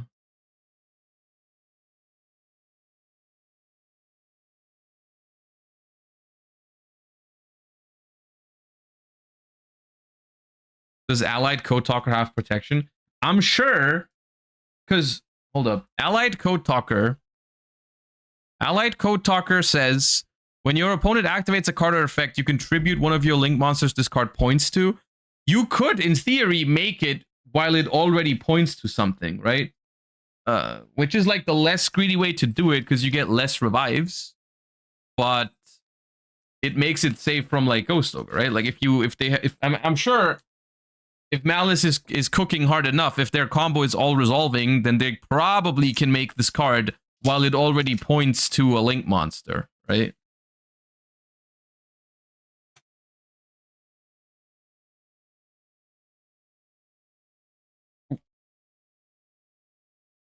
Wait, why are these sleeves bigger than the others? That's a problem.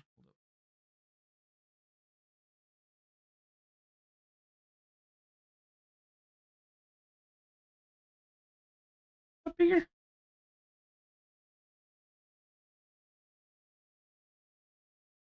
Oh, that's magic size. Oh, sent me a wrong pack.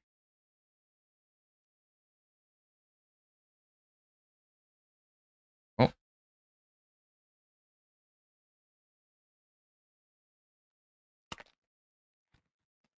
What sleeves do you use? I can show you, but I cannot tell you if they're good or not because I haven't used them before. Is these... But like I said, I have no like experience with them yet. Because I was just looking for a sleeve that wasn't like a penny sleeve that wasn't that expensive because I was gonna sleeve a lot of cards with it. So I didn't wanna like, you know.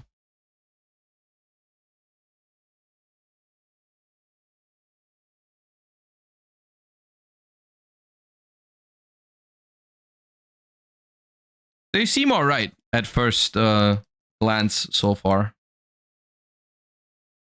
Oh, Ascent card. Let's go. Bell is looking kind of promising right now. What's the use case for Bell, you think? Versus Malice? Like, in the same scenario earlier, like they go for... You want to Bell the what's it called? The Splash Mage? Or what?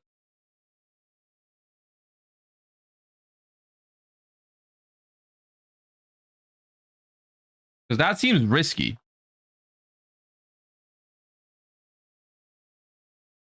That seems risky because what if they have a Bestial or something?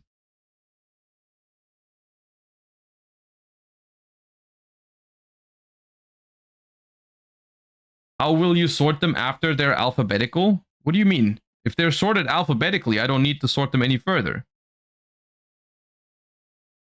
Because then I can just find every card with no problem.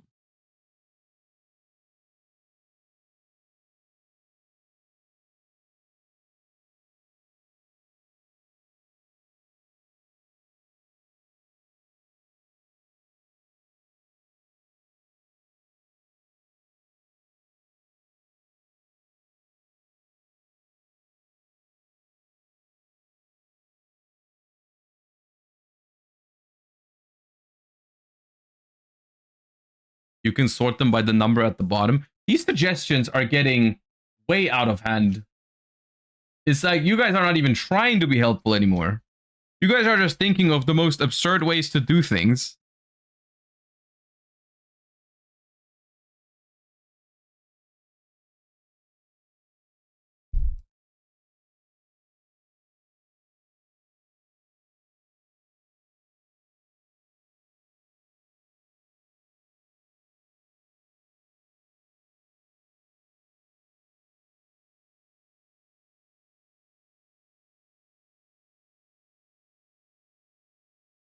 You played any board games recently? Not really. Currently, some of the people in Raid and Trade are trying to get me pilled on League of Legends. Luckily, I'm terrible at it, so I don't think I'm gonna be like I'm gonna get addicted to it. But that's what we've been doing.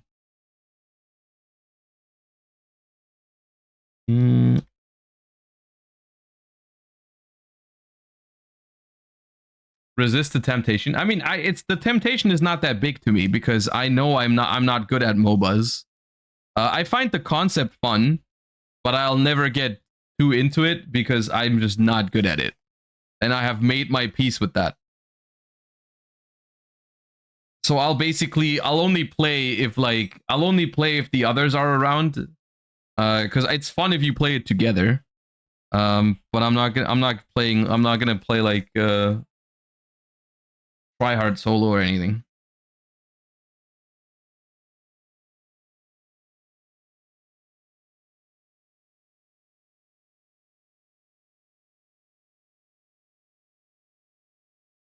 I feel like you're a TFT man. Probably more than that. Yeah, I've never played it though. Never played. It's all things. Those are all things that are on a list for an eventual potential, if it's ever happening, kind of subathon where we can just play a whole bunch of different games that I've never played before. TFT is on that list.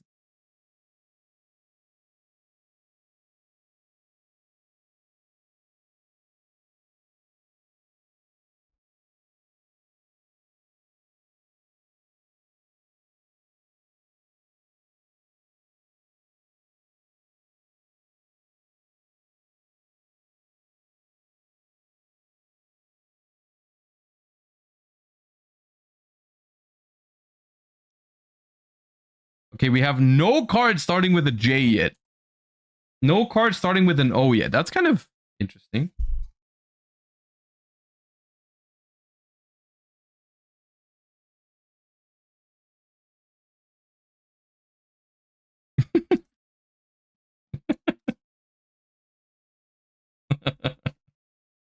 Thank you. Appreciate that. Appreciate the warning.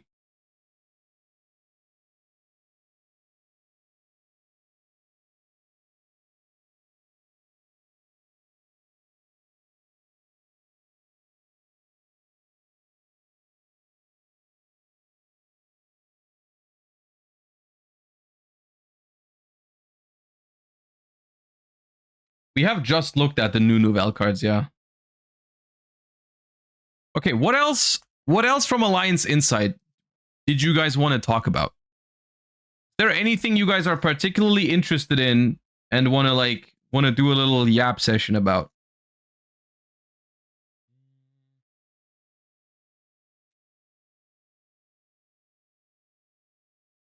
Regenesis?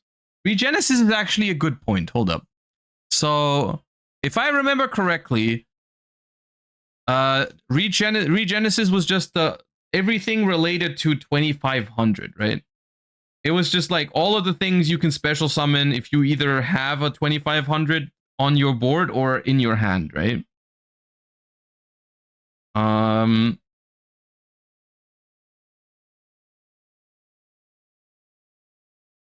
The OCG has it as a stun deck. Didn't the OCG play it a lot in different decks though as like an engine? Wasn't that a thing for a long time? I felt like it was.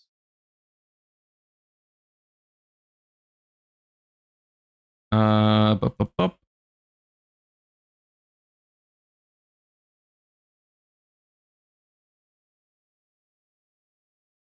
What do you think of Math Mech with Ad Ignister? Why do you come here to ask that question? Why would you do that?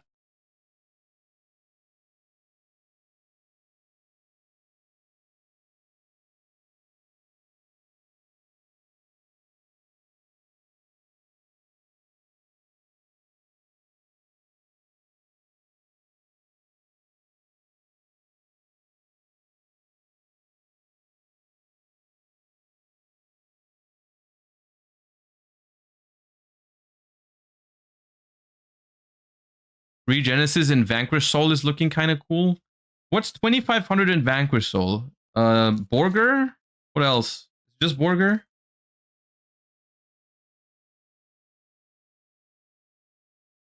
I guess that works. Not that hard to get to Borger.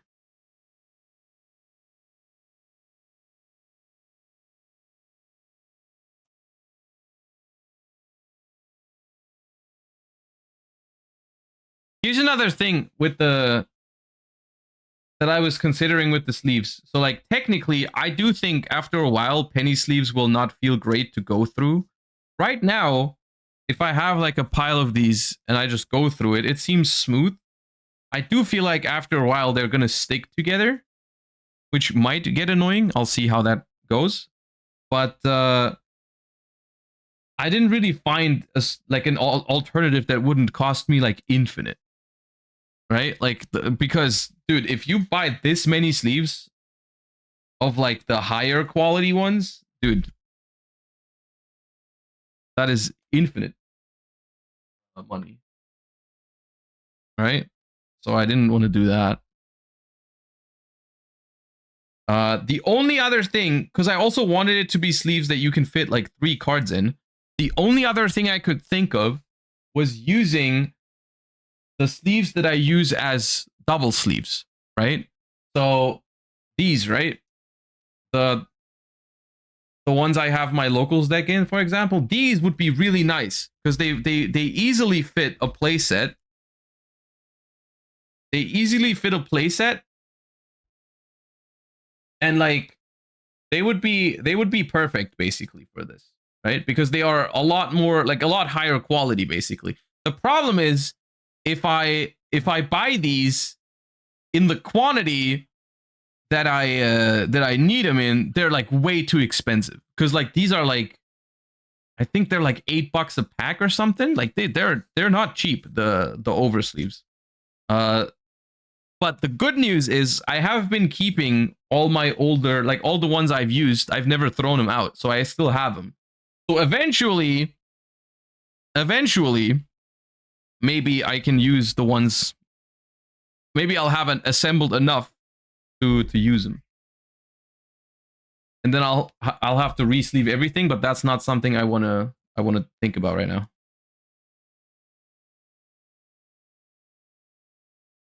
Okay, well,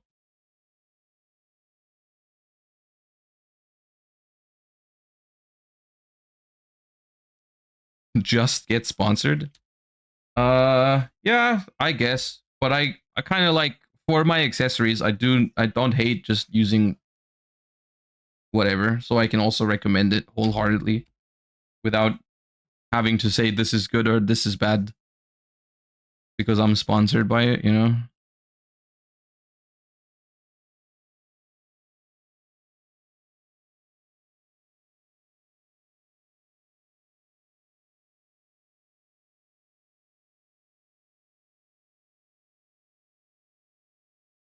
Is DV Shuda in T for Tenny? It starts with a T. It is Tenny Spirit Vishuda. Did we talk about Life Twins yet? A little bit earlier. So we haven't even properly talked about Regenesis. My bad. I'm just getting distracted. Hold up.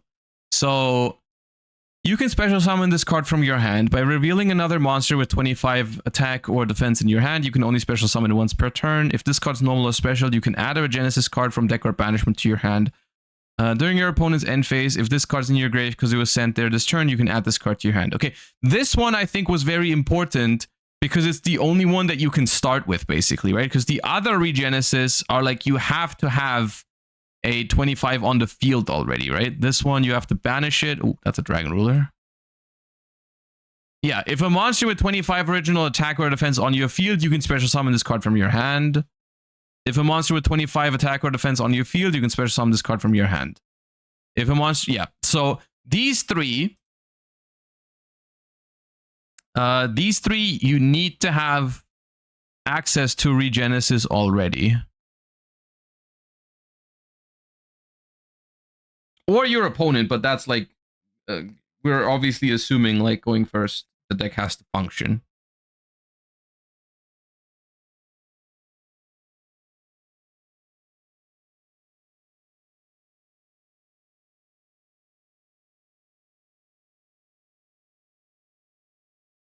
Do they play a Kashtira package in Regenesis? Because I feel like I've said this before somewhere. I don't know what the occasion was, but the I think Kashtira cards have huge potential in the upcoming format. Maybe like a Kashtira Regenesis deck could be something. I do think ultimately, of course, everyone is just expecting Malice to be the best deck. I personally think the TCG is different enough from the OCG at the moment that I don't think that's a given. I don't think it's already solved, you know? I don't think it's already set in stone that Malice is just going to be the best deck and nothing else can compete.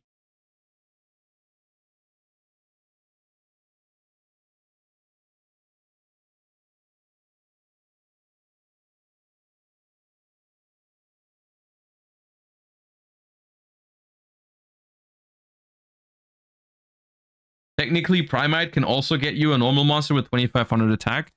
Yes. Yeah. Sure. You could.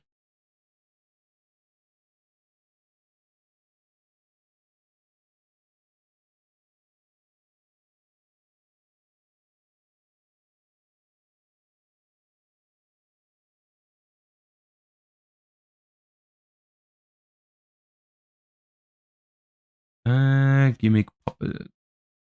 Wait, is Gimmick Puppet Nightmare banned? Because I technically have my banned card somewhere else. It is banned, right? Get out of here.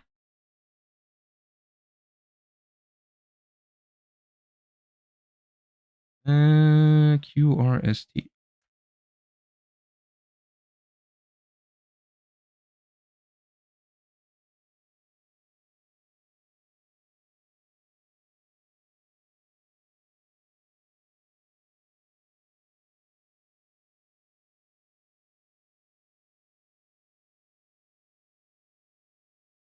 Yes, I already had a Springans kit somewhere.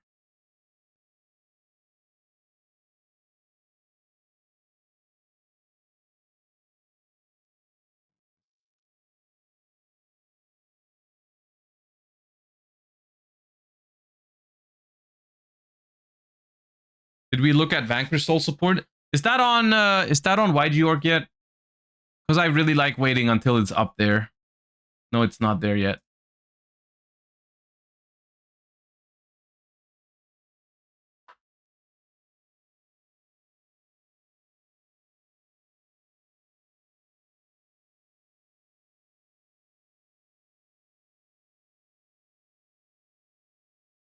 Does Regenesis work with Blue Eyes? I mean, technically, yes. I think in practice, Primite Blue Eyes is already a pretty, I mean, not a perfect concept, but it's pretty rough to fit other things in it. And I don't think Regenesis gives you better synergy than Primite. Like, you're not going to take out Primite to fit Regenesis. Right? At least I don't think you will.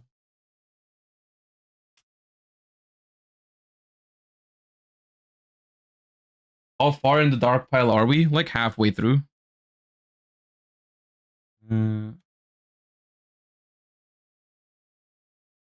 What are you doing with all these cards in front of you? I'm sorting my stuff because my collection is very unsorted at the moment, and I have a hard time finding all the things I need when I'm building a deck, so I'm sorting it. And in the meantime, we're talking about Yu-Gi-Oh! What are your thoughts on Fiendsmith Mitsurugi post Alliance Insight playing better around Droll? Does it play better around Droll? I don't think adding Fiendsmith to a deck makes it better into Droll and Lockbird. Because unless you play like Fiendsmith Sanct, for the most part, the engine is not good into Droll and Lockbird, right?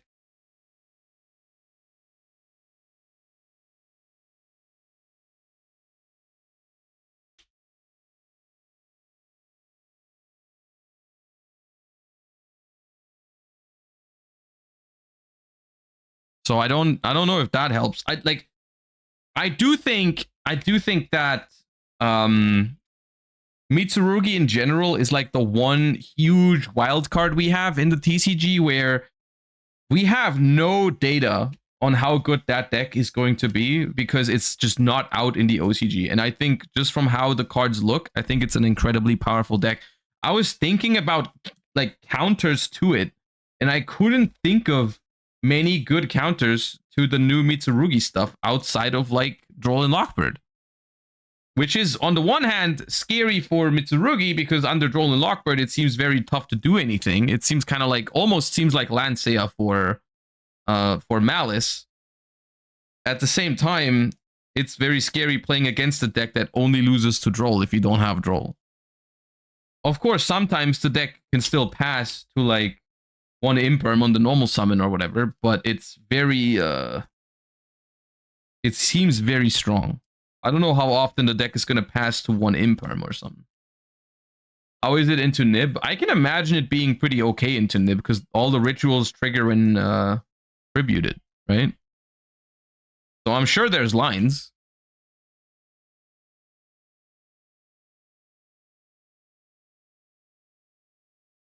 Have you read the spell Samsara?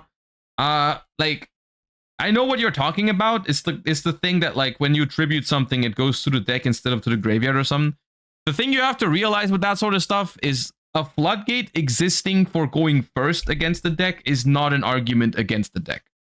Like, there's a floodgate that shuts down a deck for almost any Yu-Gi-Oh deck when you're going first. It's about like mostly about being able to handle it going second.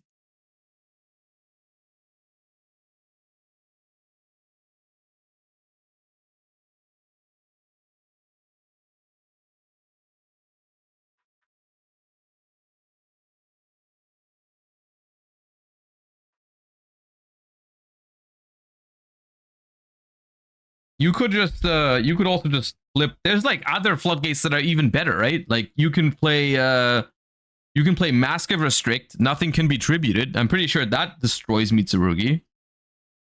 But if that's what everyone needs to be doing, then they can just side outs to that as well, and it's just a whole bunch of like you just gamble, which is not a great dynamic.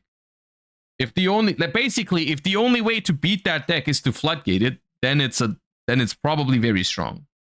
Because the same was true, for example, for Tearlaments, right? Like Tearlaments was a deck that also, there was a bunch of floodgates that beat Tearlaments, but that didn't stop it from being the best deck in the game. And this card right there is a freaking monster. Like that, this card is crazy for consistency.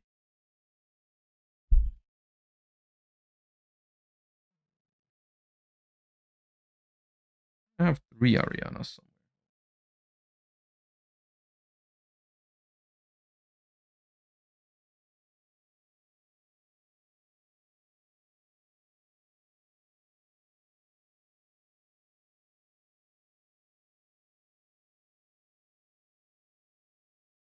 I wish they reprinted Sharon. The reprinting policy with Tearlaments was a little weird, I think, overall.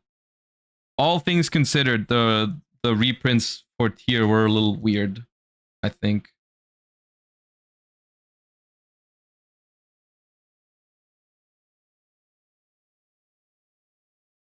I don't know.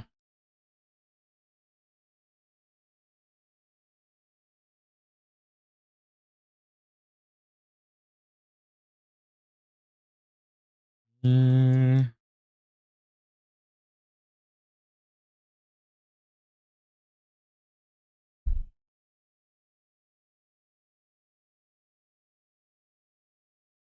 The lack of reprints. It just felt random, is what I meant. Like some of them got reprints, right? But like, for example, Perlo Rhino was like a card that eventually got its reprint in one of the rarity collections. But then a lot of the other cards were just missing.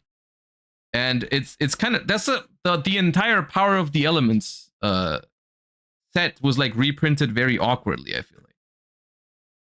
I don't know exactly how to phrase it. I surely have 3 Samcerity Lotus somewhere. I'll find it later.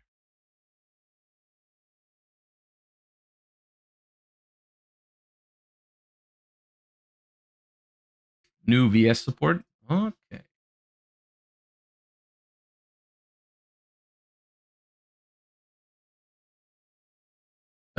Get ready for the season pass characters for Vanquished Soul. All right. Vanquished Soul Holy Sue. Ooh! Level 5 Earth Psychic. You can only use the first and second effect of this card's name each once per turn and cannot activate more than one in the same chain. During the main phase, quick effect, you can reveal one other Vanquished Soul monster in your hand, special summon this card from your hand. Quick effect, you can activate one of these effects by revealing monsters' listed attributes. Earth and Dark. Take control of a monster your opponent controls with the lowest attack, your choice, until the end phase. Fire Dark, special one non-psychic Vanquished Soul monster from your deck. Okay, so this one is potentially very interesting because it can be a consistency card. It's not guaranteed to be a consistency card because you need a fire in hand already to be able to search Raisin. But this card is basically Vanquished Soul. What was the other? Jiao? No, Jiao. No, it's not Jiaolong, is it? Is it Jiaolong? The level 5 fire? Oh, it was Jiaolong. Okay, it's basically Jiaolong but better, right? Because it's Jiaolong that can get you access to any Vanquished Soul. Plus, it's a more powerful disruption on the opponent's turn. So, let's say you open this alongside an Earth and a Dark on the opponent's turn. You can just summon it out and steal your opponent's monster, right? Like, that's very good. That's very good. This is a very, very strong card, and it is situational. It requires you to draw specific attributes, but that's a good balancing, I think. This is a very good card. Vanquished Soul rocks. Yes, it does. Rank 4 Dark Pyro. Materials 2+ level 4 Vanquished Souls. Once per turn, if a Vanquished Soul monster battled this turn, you can also XC summon Vanquished Soul rocks by using a Vanquished Soul monster or a rock of the Vanquisher you control. If a Vanquished Soul battled this turn, okay. Gains the following effects based on the attributes of its attached materials. Dark, all monsters your opponent controls lose 800. Fire, monsters you control gain 1000. Earth, you can detach a material to destroy a card. Okay. This is less good than the first card, for sure. It's a nice little bonus. It's a nice little bonus to just be able to rank up something into this, and then it just gives you a pop or multiple effects as well. If you make it on top of the Rock of the Vanquisher, that is a dark monster, right? So you would only gain the all monsters lose 800, which is not that good. It can make Zeus in the deck if you, but then you still have to have a Vanquished Soul Xyz that battled. It's all right. It's all right. And then we have Vanquished Soul Start. Okay, if this is not a starter, I'm going to be pissed. You can only use the first, second, and third effect once per turn. You can target a Vanquished Soul monster you control, add a Vanquished Soul monster with a oh my god, that's perfect. Oh, that's perfect, dude. That means Mad Love can search Raisin now because it's called Vanquished Soul. Oh, that's so good, man. Oh, that's so cool. Mad Love is now Raisin. If a Vanquished Soul monster you control be destroyed by battle or card effect, you can reveal a Vanquisher in your hand instead. Oh, it's a continuous card too. A field spell. During your end phase, if you control 2 or more Vanquished Soul monsters, you can set a Vanquished Soul trap from your deck. Huh?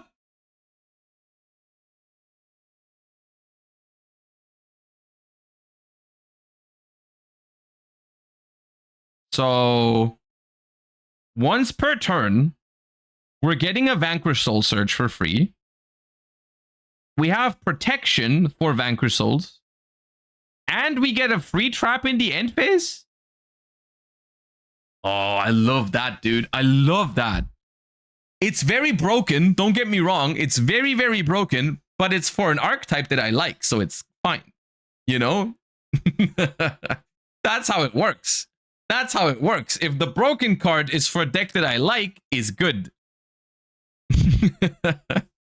No, but for real though, this is a good card. This is also a very good card. This is very good support for Vanquish Soul. The thing is, Vanquish Soul is still Vanquish Soul. So, like, it's not going to be that big of a problem. It's good cards for a very balanced archetype, I think. I like this. This feels like it could make Vanquish Soul relevant, which is something I definitely want. Yeah, this is definitely based. I like this. Okay, nice. Nice.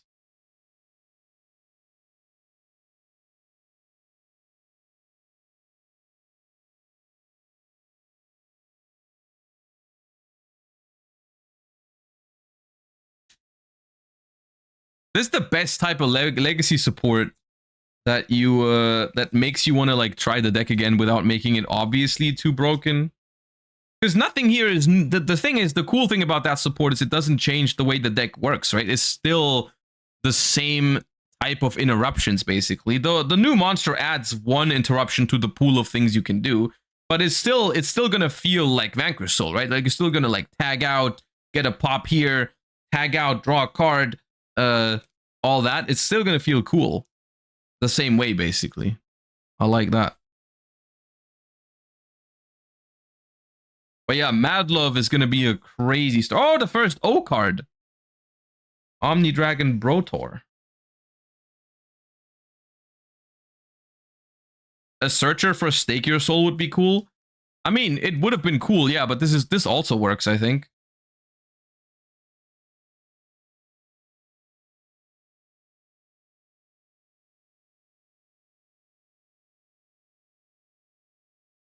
Did you already talk about Dragon Ruler support in Alliance Insight? A little bit. We've talked about it a little bit. I do find these cards very cool, and I really like the idea of trying Dragon Rulers post Alliance Insight. I'm not quite sure if it's basically I'm a little uncertain because these cards have done nothing in the OCG, which I know is not always the best indicator. You know, it doesn't always mean the same thing, but it does make me a little cautious with how much I'm expecting out of these cards. When are we getting, speaking of Dragon Rulers and like cool legacy support, when are we getting the Necros support? Was that a side set or a main set deal? I wanted to try those cards too.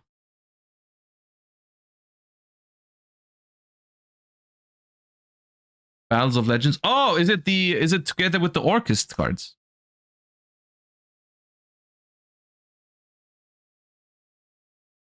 Before German Nationals? Ooh, okay.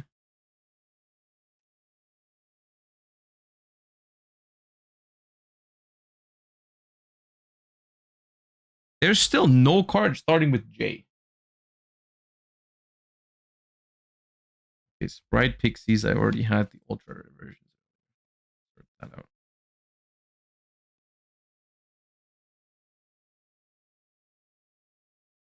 Do you think you play Mad Love at 3 now? I mean, I personally, every time I remember playing the deck, I already played 3 Mad Love because I thought it was like the way I felt about Mad Love was like, if I already have Raisin, I think it's good to have Mad Love on top because you can just summon it off of the Rock of the Vanquisher and get a search.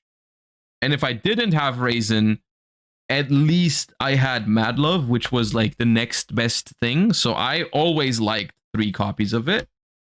But I think even the Mad Love doubters will now probably play 3.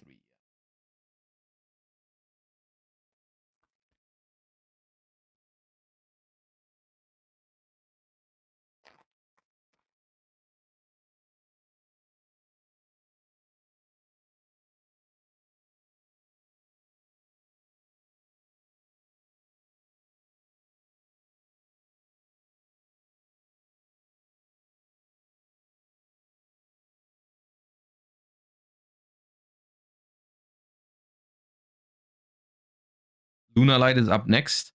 Yeah, Luna Light. I'm not that hyped about the Luna Light support, but sure, we'll look at it once it's translated and up on the site.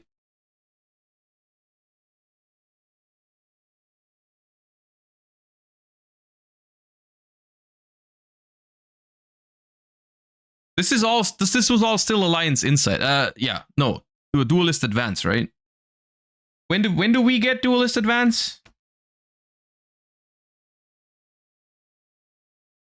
Probably like July or something, right? Is it before the European Championship?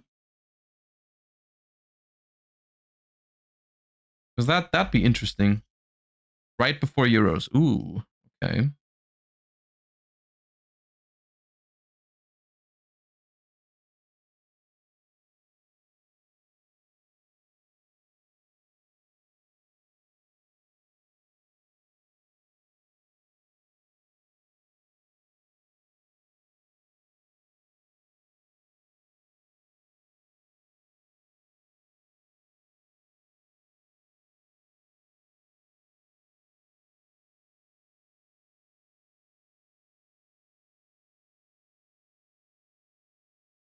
Gonna pick up some shiny VS cards. Have they spiked already? I mean, I have. I never. It's actually. I never bothered to pick up the high rarity, Vanquish Soul stuff. I still have the. I have the regular versions, which is. I'm fine with those. I'm happy with it. Actually, Vanquish Soul probably not much that is going up in price, right? Because a lot of it is already like they were in the rarity collection right now. Which, isn't it funny? Isn't it funny how that works when they make a reprint that is actually on time? It just makes it so everyone is a lot happier because stuff doesn't randomly spike into Oblivion. I wish there was a way we could always do that. Like making reprints that have just a good timing. Like Vanquish Soul cards getting a reprint just before the support gets announced, which makes it so, ironically, it makes their product a lot better, right? It makes their product a lot better because I'm sure people are a lot happier about pulling Vanquish Soul cards in this rarity collection with that support on the horizon. And it makes people happy because the stuff doesn't spike like crazy. Weird.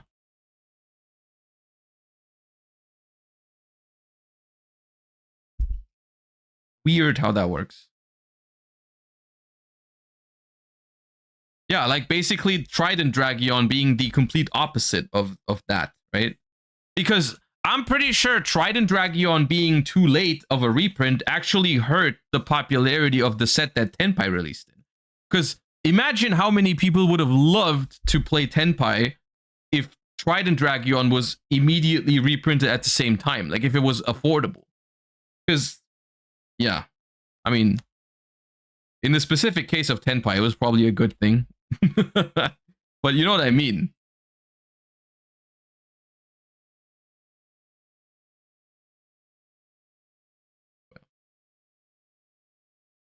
We have just looked at the Vanquish Soul support, and my personal feeling is that it's very, very strong, but it still depends on like exactly what the format will be when we get those cards, whether they will have there's a lot of Yu-Gi-Oh decks that are like tier 2 / definitely playable / you can definitely like do well with them, and I think it definitely catapults Vanquish Soul into that category again, because that is the category that Vanquish Soul started in, basically. When Vanquish Soul came out, it was a playable rogue deck that was capable of performing well, but if you wanted to like play the best deck in the format, you would not really consider Vanquish Soul most of the time.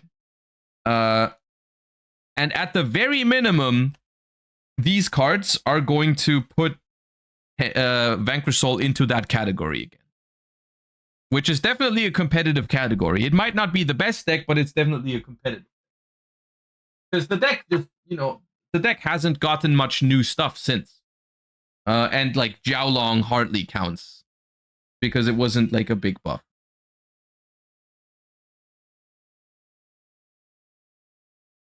But I really like it, so I'm gonna try it for sure. Did we already have Shadow Dragon?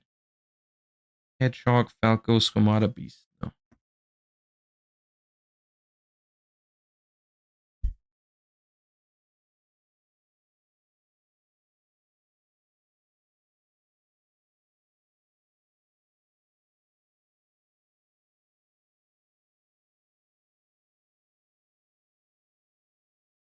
Is the live stream still going for the OCG?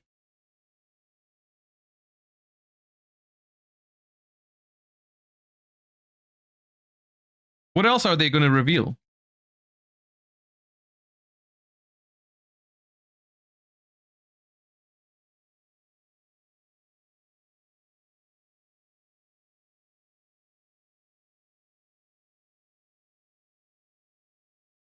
Lunalight? Is that the last cards we're getting from Duelist Advance? Or is there anything? Is there going to be more cards missing? How many cards are missing currently for the set?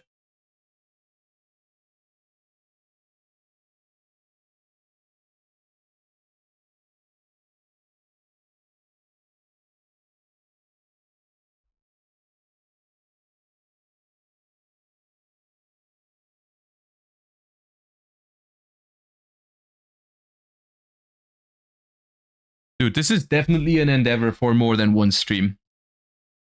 I'm noticing it right now. Do you guys mind? Dude, how do you guys feel about these streams? Is this something? Should I just do this off stream, or are we vibing? Because I kind of like it. I kind of like, because I feel like it'd be more boring if I just did it off stream. Because I'm just like got some stuff to talk about, you know. It's nice.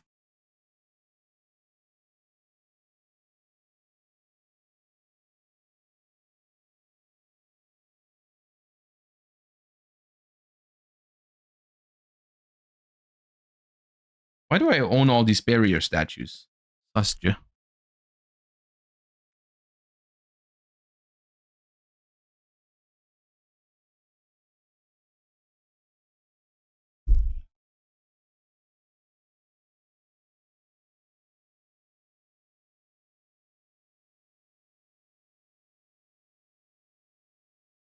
J, X, and Z looking a bit empty. I mean, I was expecting Q, X, and Z to be empty, but freaking J? There's no cards starting with J?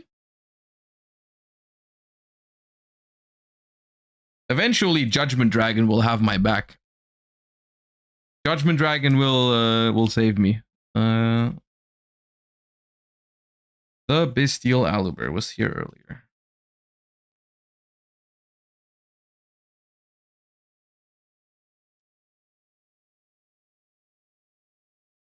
And Jinzo. I don't know if I have a Jinzo in this pile.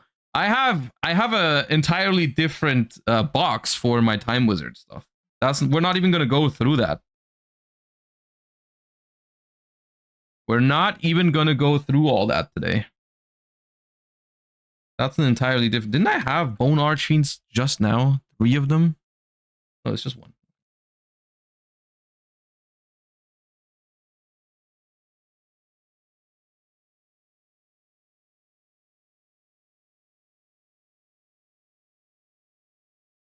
Show binder, please. I have just recently, I mean recently, like a couple months ago, I have actually gotten a trade binder for myself again because I kind of like the idea of it. I haven't used it much yet, but it's nothing crazy. I just put all the cards that I have too many copies of in there.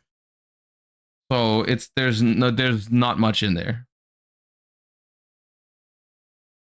Because as you can tell, I'm a little bit of a hoarder when it comes to cards. I'm just like, oh, this is a good card. I'm gonna keep it. Eventually, I might need it.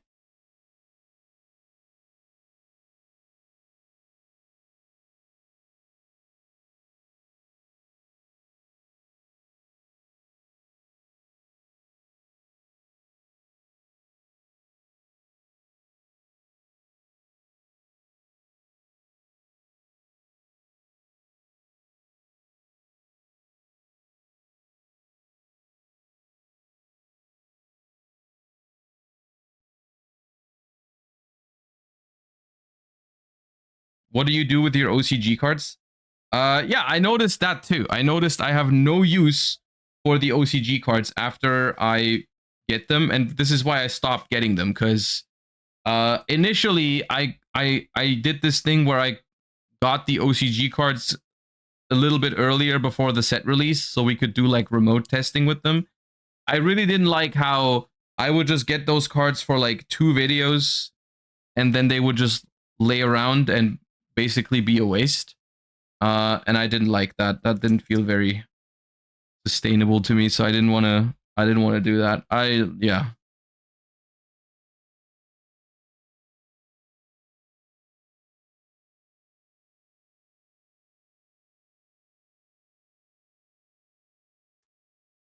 Videos don't recoup the loss. It's not about that. That's not what I meant. It's just still it's not about, oh, they're too expensive. It's more so I don't like just getting cards that I'm going to play with once or twice and then they're basically trash for me. I mean, I could give them someone, but I don't know if like there's not many people around here that have good use for OCG cards.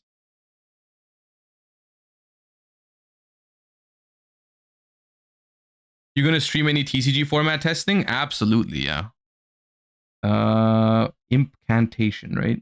Incantation.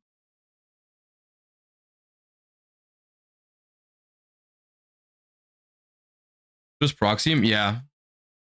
Probably. It'd probably be fine if I'm doing remote testing to just print a proxy in like a decent quality. It'd probably be the same thing ultimately. Especially because for some stuff, like the new Mitsurugi cards, for example, I couldn't get them from the OCG anyways. So if I want to test like an OCG exclusive, a TCG exclusive archetype, there's no other way. If I want to do it in remote, to other than proxies.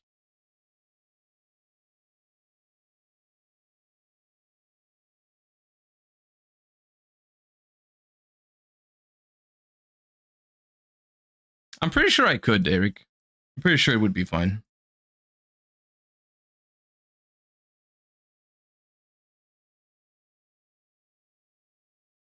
Yeah, but Sims I can't. H.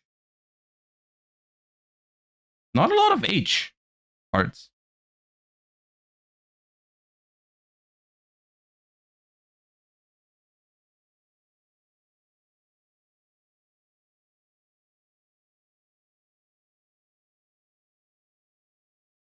I am currently in the process of organizing alphabetically. Which, to me, I've never had my collection like that, but it feels like a smart idea.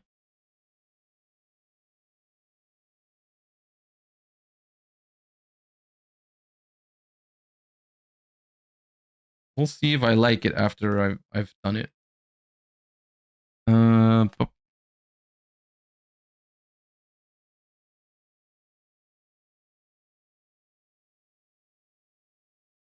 I really hate the idea of doing archetype sorting because I feel like there's so many cards that don't belong to an archetype. Like this one right here, Diabolica, the Draconic General. Where do I put that? It's not part of an archetype. And technically neither is Chaos Dragon Levianeer. Do I make a pile for a Chaos archetype? Is Chaos Dragon Levianeer Chaos, or is it Dragon Link? I just want to, if I'm looking for a card, I just want to know where it is. I just want to know for sure where it is. And I think the only way to do that is by doing this.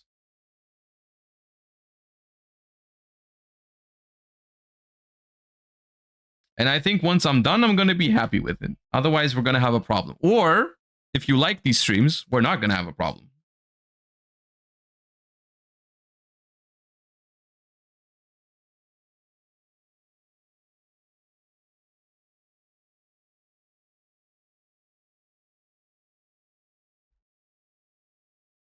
Wouldn't it make sense to put the Horus cards all in H?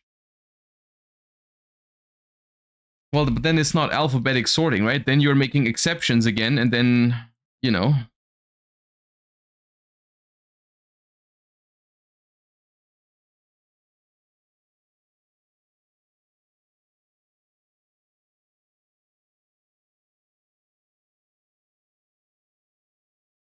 You're being too German. All right. But yeah, I guess technically you could put all the Horus cards into the H pile if as long as you can remember all those exceptions you make.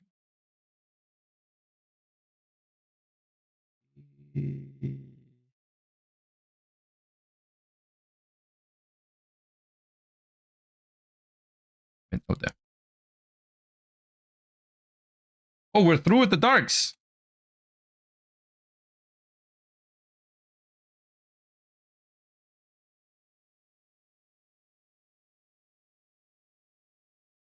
Okay, now for wind.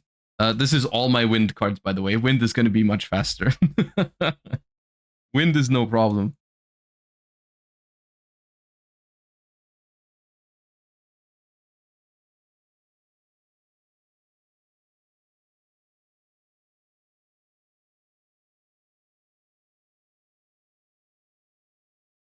These empins, don't worry. I did not actually buy these empins. These were gifted to me by Skrelp. Skrelp just came up to me and gave me empins. I don't know why he thought that was so funny, but he did.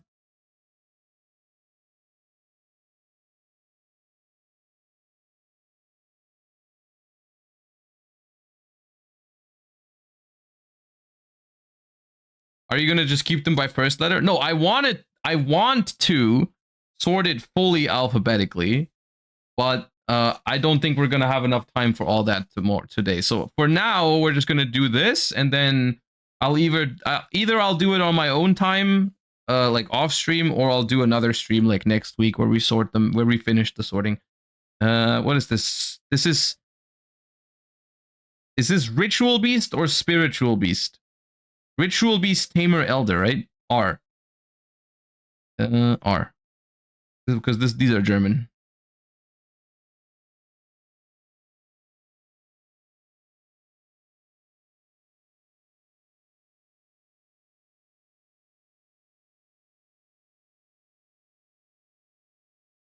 Blue extra bat now with only one shifter, dude. I've said it before. I'll say it again. If your deck's only good because of shifter, then your deck doesn't deserve to be good.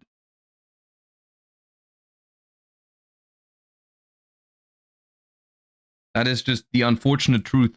I don't make the rules.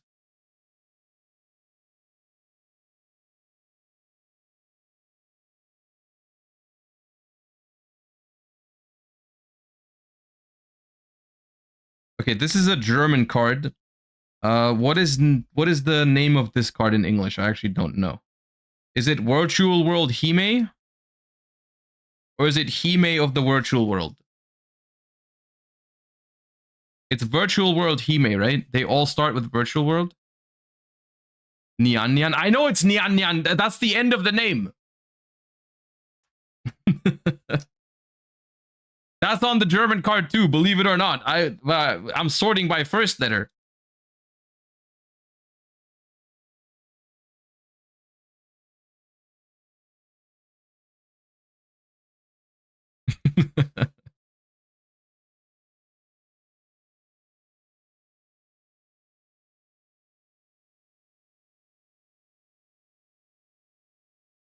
Currently, it's S and D winning. For whoever asked earlier what the most common letter was that cards start with, currently it's S and D, apparently. I don't know if my collection is representative of all Yu-Gi-Oh cards, but we've gone through a good bit of cards, and there's a lot of D and S. Followed by R, G, and A. M? M is not that... M is also... yeah, there's a decent amount of M.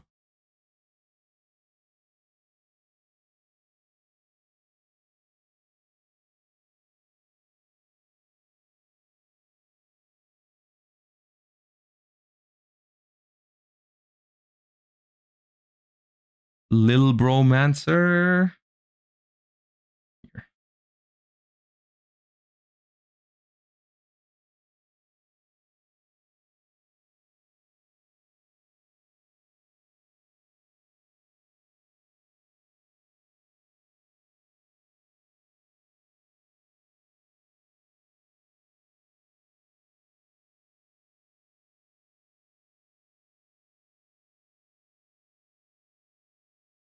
Dude, when are we gonna get the first J card? In the light pile, I think I have a Judgment Dragon.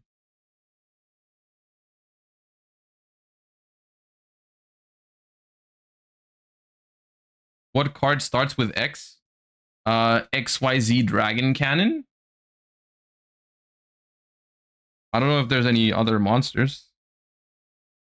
Extra Hero Cross Crusader, I think, starts with an X. X Sabers, true. Ooh,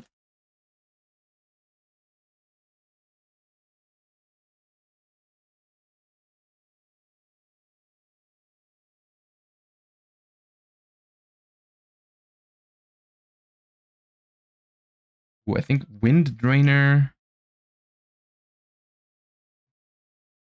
Oh no, that's Water Dancer. Oh, okay, different card.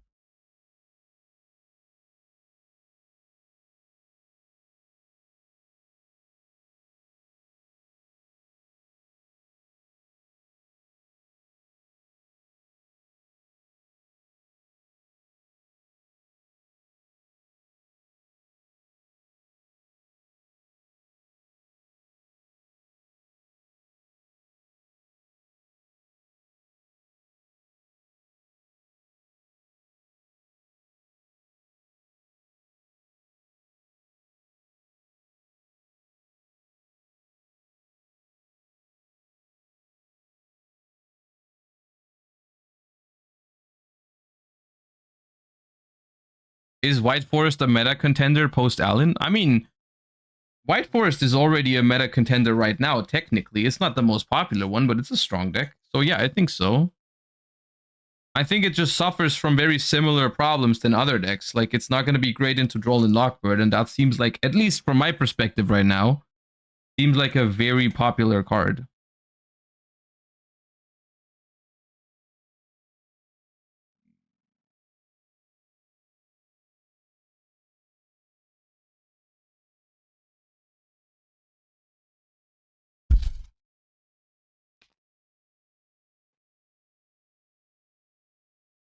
We did look at new Vanquish Soul, yeah. I think they're good. Will you try Life Twin Fiendsmith? Probably. The thing that I'm experiencing with Yu-Gi-Oh right now, or in the last like year or so, is there's always a lot more things to try than I actually have time to try, it feels like. I don't know if that's relatable or not, but there's always like, I feel like there's so many ideas and potential things and decks coming out. And then sometimes you also want to revisit older decks where you think it has a chance to be good again. And like, it's even for someone who does this almost every day, it's still sometimes a lot to keep up with.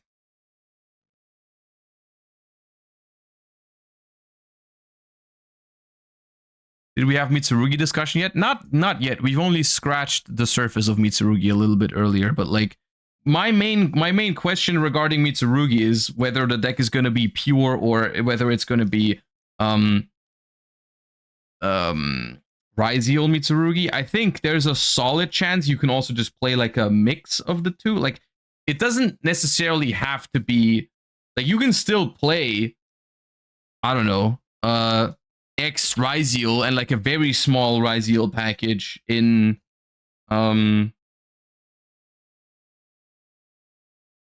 the thingy. Hold up, wait. Spiritual Beast. This is a Spiritual Beast tamer, right? Yeah, okay. Because I think with the new support, the deck could very well be played pure. Like, just maybe like Dogmatica Engine, maybe Diviner of the Herald, or like whatever generic ritual support you can think of. But I don't think it's dependent on Ryziel anymore to be playable. Mitsurugi, that is. That doesn't mean you shouldn't play Mitsurugi in it, Ryziel in it. Maybe it's still a good way to play the deck. Just play the X Ryziel because it's a phenomenal card still. But you don't have to, I think.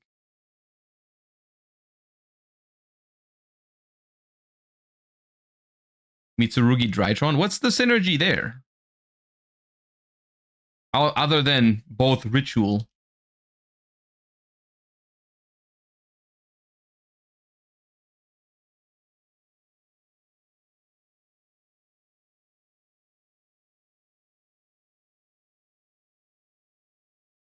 Nothing? Okay, cool.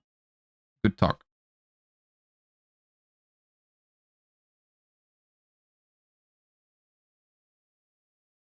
I love this song, dude.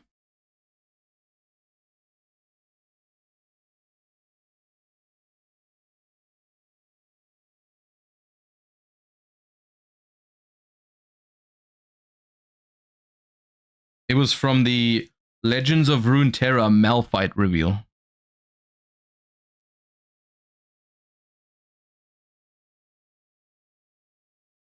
It was called, I don't even know what the name is. It's called March of the Pilgrims if you want to find it on Spotify. But they used it in the Legends of Runeterra Malphite reveal. I thought it was so sick.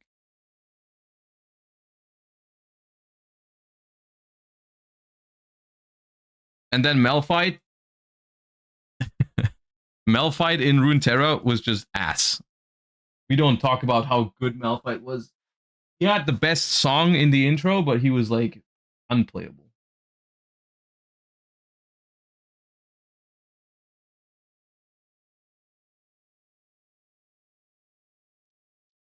He was cool.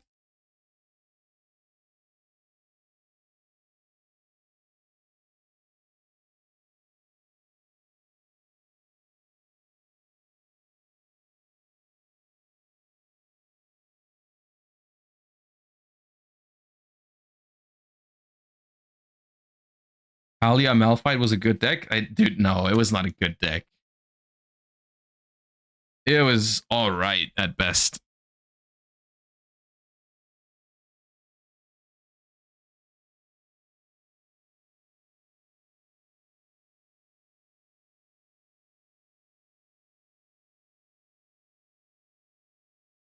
Nautilus was the goat, dude. What's wrong with you?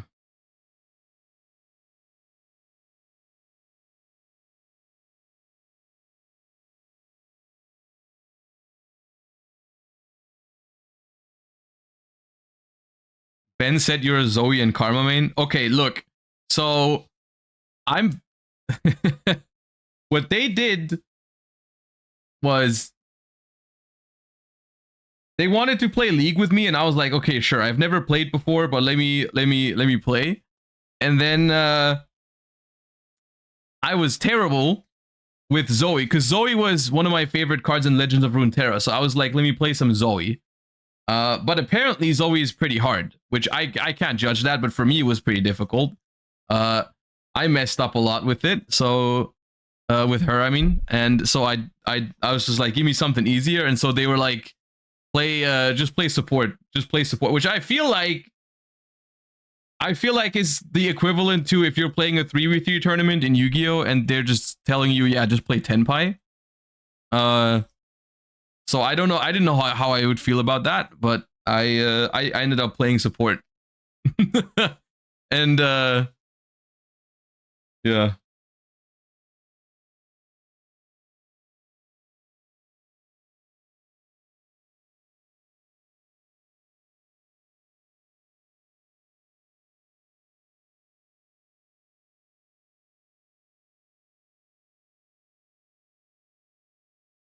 So that's why I played Karma. Because Karma was like my second favorite champion in Runeterra. Actually, I don't know. She was definitely top 5 in Runeterra for me. It's like between Zoe, Lee Sin, Karma, and Akshan is like my top 4 champions in Runeterra, and Aphelios. And when I asked about Aphelios in League of Legends, I was like, Aphelios was my favorite champion in Runeterra. Should I play Aphelios? They were like, God no, never play Aphelios in your life. So I don't know what that means.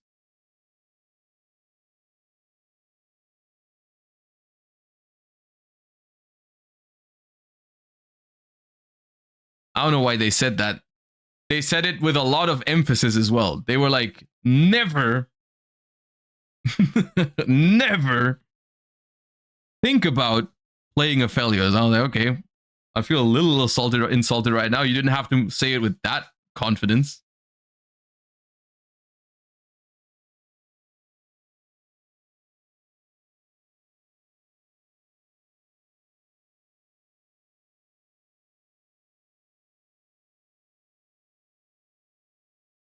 So I did not become an Ophelio's main that day.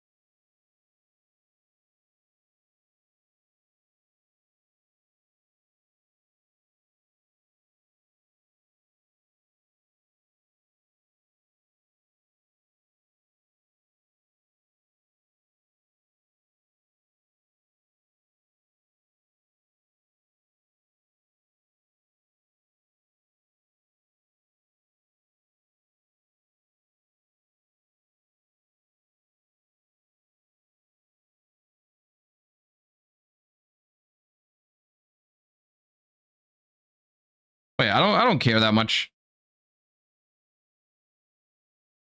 Did I miss Vanquish Soul reaction? You did, but I can give you a little summary. I think the cards are pretty good and definitely make it competitive again. I have my doubts that it's going to be best deck material, but pretty solid regardless. Like definitely playable level, which I think is what the most important. Like if you really like a deck, the worst thing that can happen to it is you play it and it just feels so bad that it genuinely doesn't feel playable. I have no problem if a deck that I really like is a little bit of an uphill battle, but if I play well and so on, it's like competitive. As opposed to this deck feels so bad that even if I play out of my mind and my opponent plays very badly, I still lose because of the deck is just so bad. And I think Vanquish Soul will definitely be good enough to feel playable again.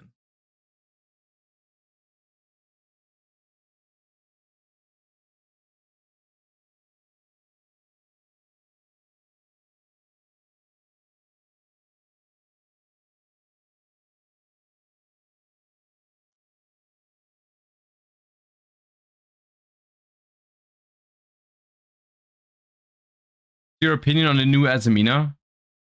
I have mixed opinions on the new Azamina support. Like, what is all Azamina here? Like, this is Azamina, right? This card seems fine to me. I don't love it though.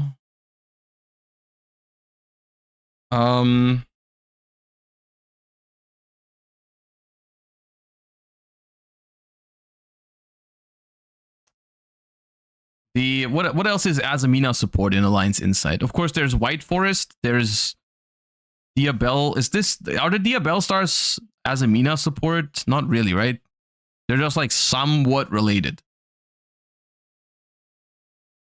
But they don't mention Azamina anywhere on the card, right? Neither of them. Yeah. The Synchro 4. The Synchro 4 is also just White Forest, right? It's Mystic Mystery. Mystic Mystery of the White Forest. If this card is special summoned...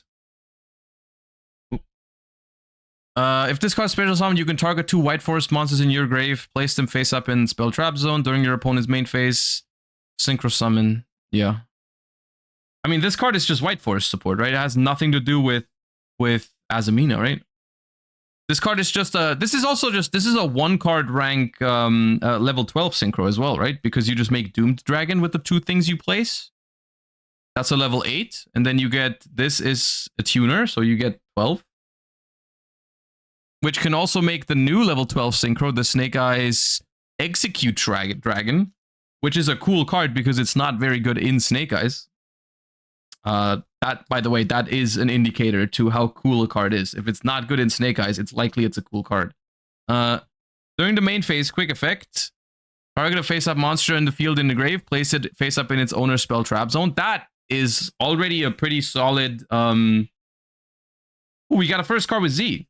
That's already a pretty solid generic level 12, by the way. And a J! Judgment Dragon, let's go.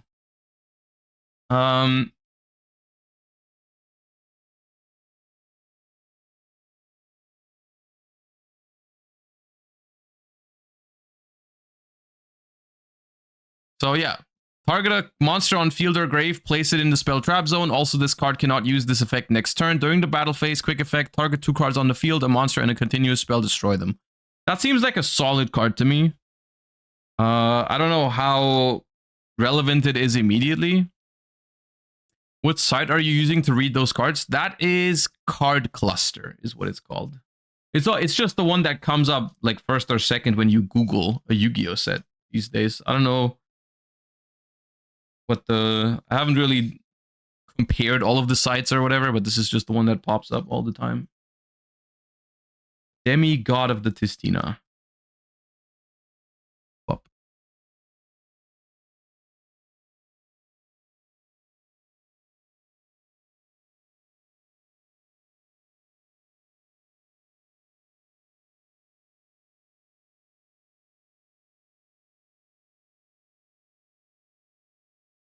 Why do you have a Tistina? I think I pulled it somewhere and I just kept it. Why not?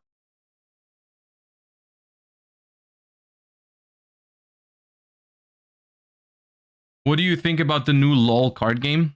I am a little skeptical. On the one hand, I do know that the publishers from League of Legends are definitely capable of making a card game that I like, because Legends of Runeterra was so good. I loved it so much that like on the one hand I have high hopes in them. On the other hand, they kind of did fumble the bag with Runeterra. So I'm still kind of mad about that.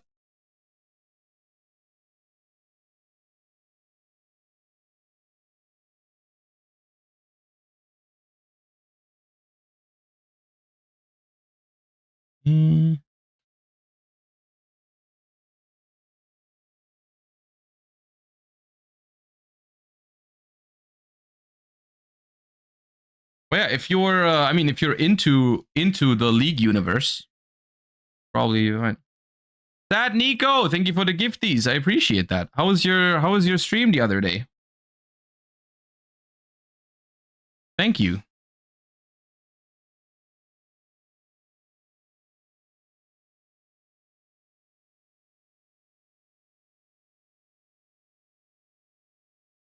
Yeah, so Legends of Runeterra basically just it's funny because I feel like it's the only card game with that problem. It died because it was too free-to-play friendly. Which is weird.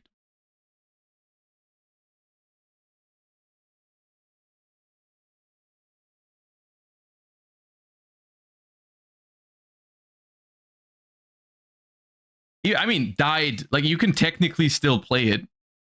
It's still there, I'm pretty sure. But they just like don't really change much anymore. I don't know. Like, how does it work? How does it work? Like these days with Legends of Runeterra? Because I know they still have the single player mode, but you can still play. I still follow some of their streamers and stuff. Like, there's still people that I know from back in the day when I played, and you can still like play ranked and stuff. But like, how does it just not change anymore? Is it just basically in like an eternal format now? It's no changes, or what's the deal there? Like, no new cards at all? If anyone even still plays here, I don't even know. You can still play PvP, but there's no updates. That's annoying. That is sad.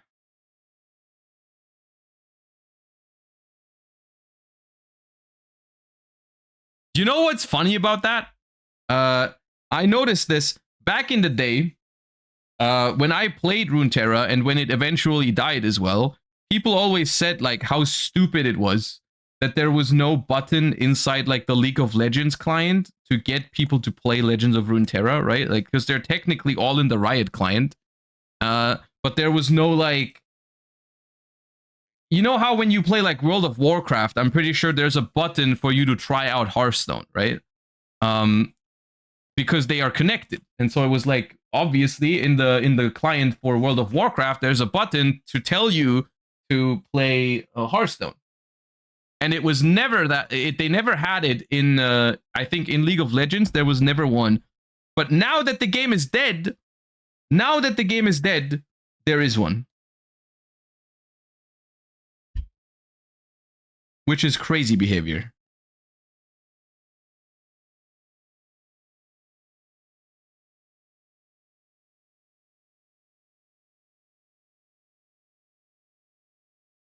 Absolutely insane behavior. Do I keep? I have ultra rare and rare Ashinas. I'm gonna keep the rare ones. I'm a rare enjoyer.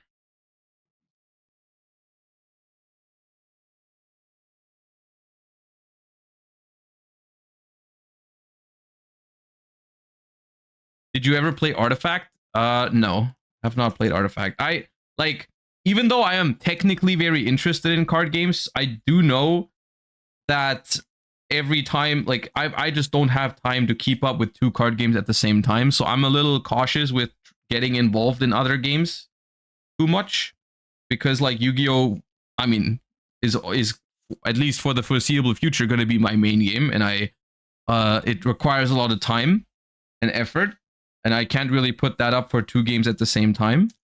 So yeah, it was like even Runeterra, I was only ever able to get involved with so much because it was like during COVID, and while I couldn't play Yu-Gi-Oh anyways. Do you still like Lorcana? I like it, but I don't play it very actively. My fiance actually plays it. She actually went to play it like 2 days ago. But I don't play that often.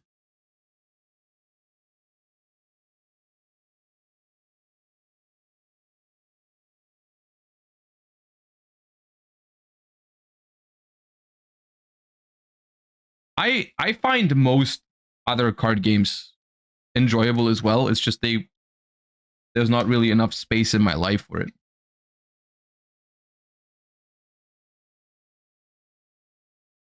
Can you sign my prize if I win your Challenger Cup? I do not handle the shipping of the prizes for the Challenger Cup, so they're not like in my house or anything like that. So I cannot offer you that for the Challenger Cup pricing.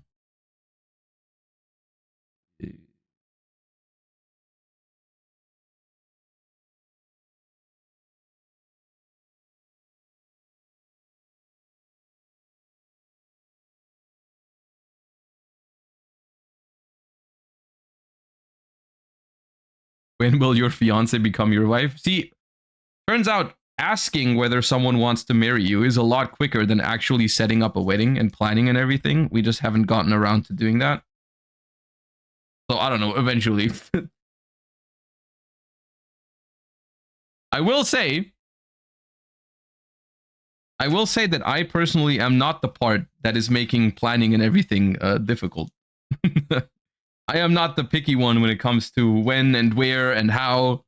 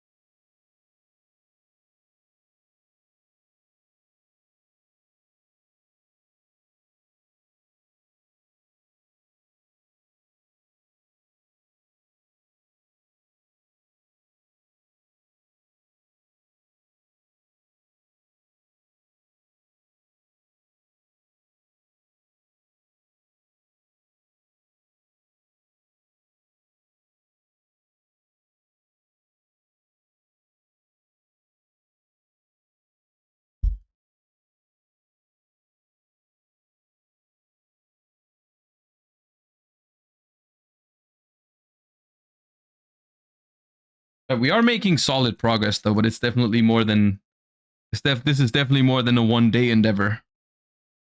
Sorting an entire collection of like multiple years. Uh, alphabetically.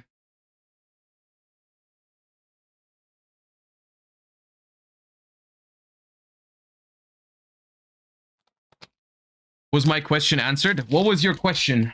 I'll answer it right now. I may have forgotten.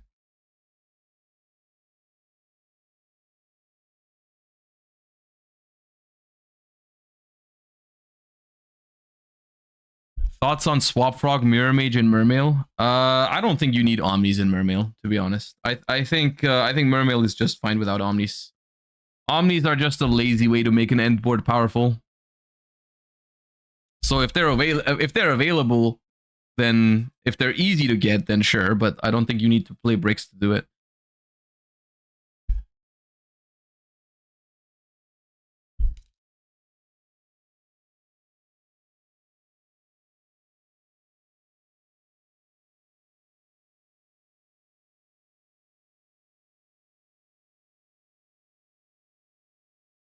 Cyber Dragon's still bad even with the new support. I don't know how good it really is with the new support. I'm personally not expecting it to be meta, but probably still a little bit better than before. Between the Primate version you played at locals and the Kashtira version, which style of the Fiendsmith deck do you feel is stronger?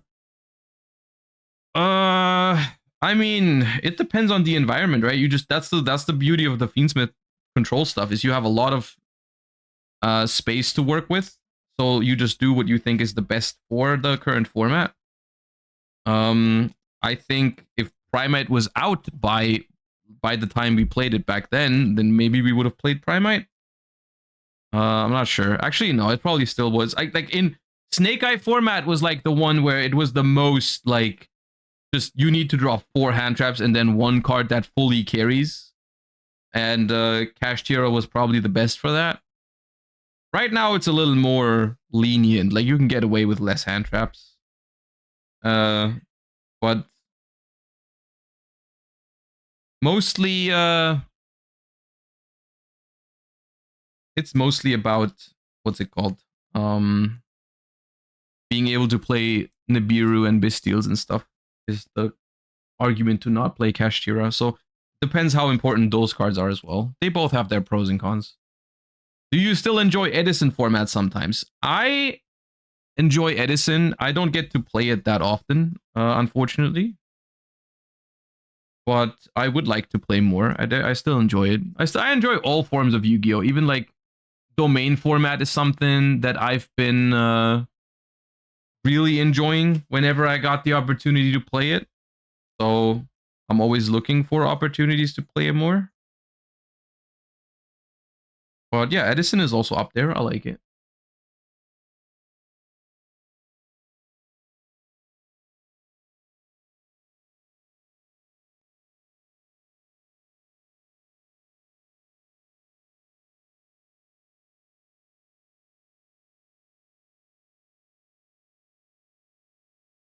It's obviously it's a long shot, but like the domain format is also something that I could see myself doing. Like basically because for if anyone's not familiar, domain format is like a Yu-Gi-Oh version of Magic's Commander format.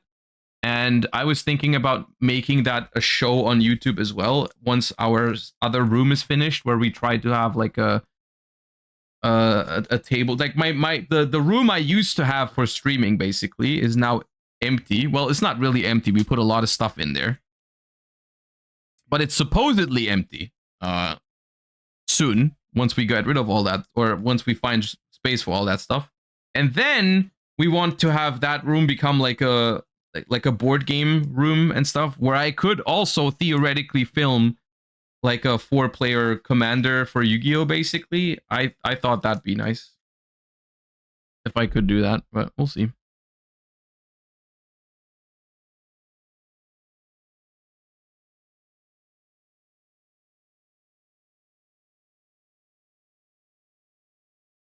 What are some of your favorite board games? We it's the kind of thing where we have a lot more board games than we actually have the time to play. My all-time favorite board game is I don't know how you say it in English even. Catan, Settlers. Uh because that was what we always played when we were on vacation with my parents.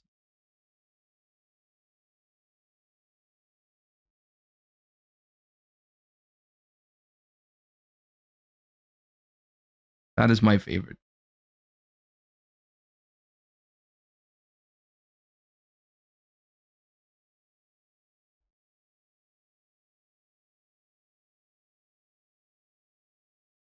Is there a sim for domain format? Unfortunately not, I don't think. I think mostly when there's a Discord server for it, and they mostly play remote, I think. If you had to choose the most Josh deck ever, would it be a runic combo deck or paleo?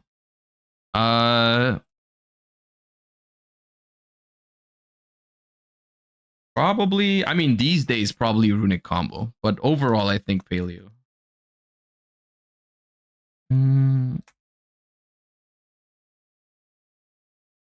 They both, funnily enough, for their respective times, they have very similar playstyles.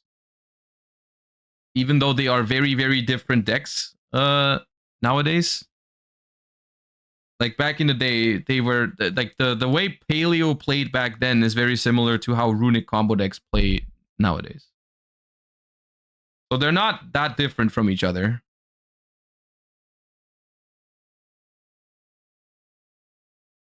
As you might think. Do you have a physical Catan board, or do you think it's worthy? What does that mean? I have a physical copy of the game, yeah. But what is a physical board?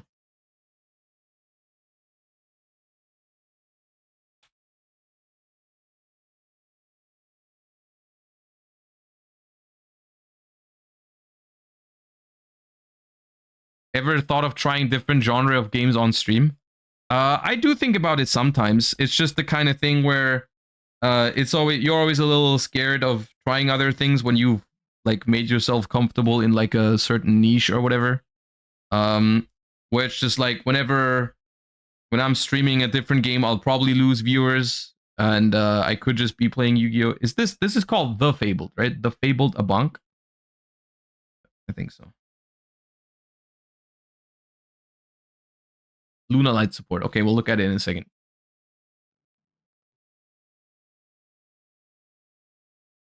Okay, give me a second. Other card games could work. They could work. At the same time, I still enjoy Yu-Gi-Oh more than other card games. So, Bacon9, thank you for the 17 months. I appreciate you. We have more Lunalight support. Or what? Lunalight support. Moonlight Gold Leo, level 4 Dark Beast Warrior, 600 attack, 1600 defense. You can only use the first and second effect once per turn. If this card is normal or special, you can add a Lunalight monster from your deck to your hand, then discard a card. If a Lunalight monster is sent to your graveyard while this card is on the field, you can target one of them, add it to your hand. That is the most convoluted Stratos I've ever seen. Because you can go add a Lunalight, discard a Lunalight, and then add that Lunalight back to your hand. Right? Like, okay, sure. It's good. Yeah, it's good. It's definitely good. Lunalight Silverhound. Level 3 Dark Beast Warrior. You can only use the first and second effect of this card's name each once per turn. If this card's sent to the graveyard by a card effect, you can special summon a Lunalight monster from your deck, except Lunalight Silverhound. And if you do, you cannot special from the extra deck while you control that monster, except Lunalight monsters. When a spell trap card or effect is activated on the field, you can banish this card and a Lunalight fusion from your grave, negate the activation. That's broken. That also makes this one a lot better, right? Because you can search this one, discard it immediately, and then that. So spell trap negate on top is kind of busted. The thing is, it does do something for Lunalights that I actually really appreciate, which is it kind of wants you to play Lunalight fusions, which if I'm thinking of the way Lunalight has been played previously, they played like no fusions at all. It was just like an Xyz and Link spam strategy, right? So them actually incentivizing you to go back to the original fusion strategy of Lunalight, I think is cool. Then there are new fusion monsters here as well. We've got Lunalight Liger Dancer, level 12 Dark Beast, Lunalight Leo Dancer, plus 3 Lunalight monsters, Must be fusion summoned with the above material, unaffected by non-Lunalite cards. Can make a second attack during each battle phase. Once per turn, quick effect. You can send a Lunalite from your extra deck to the grave. Destroy all opponent's special summoned monsters. Wait, that's a pretty relevant towers monster, right? Because it's 3.8, so you can't beat over it even with Chaos Angel. And it's like it can prevent your opponent of going for something like Goddess, right? Because it destroys all your opponent's monsters once. So if your opponent has enough monsters to make Goddess, you just pop it. That's pretty scary, actually. It seems very hard to summon, just on paper, but we'll see how easy that actually might be. Moonlight, Lunalite Perfume Dancer, level 6. You can only use the first, second, and third effect once per turn. If this card is fusion summoned, you can add Lunalite Perfume from your deck to your hand. Okay. What is the materials on it? It doesn't say the materials. You can target one other Lunalite card you control, return it to the hand or extra deck, then you can special a Lunalite from your hand. Banish this card from your grave. This turn, your opponent's monsters your opponent control will lose attack equal to their own defense. Any 2 Lunalites. Okay. Lunalite Masquerade. You can only use the first and second effect once per turn. During your main phase, if this card was activated this turn, you can send a Lunalite from your deck to your grave. If you fusion summon a Lunalite monster, you can add a poly from your grave or banishment to your hand. Then you can discard a card. And if you do, once this turn, if you fusion summon a Lunalite, you can also use monsters in your graveyard by banishing them. Okay, that seems like a good card too.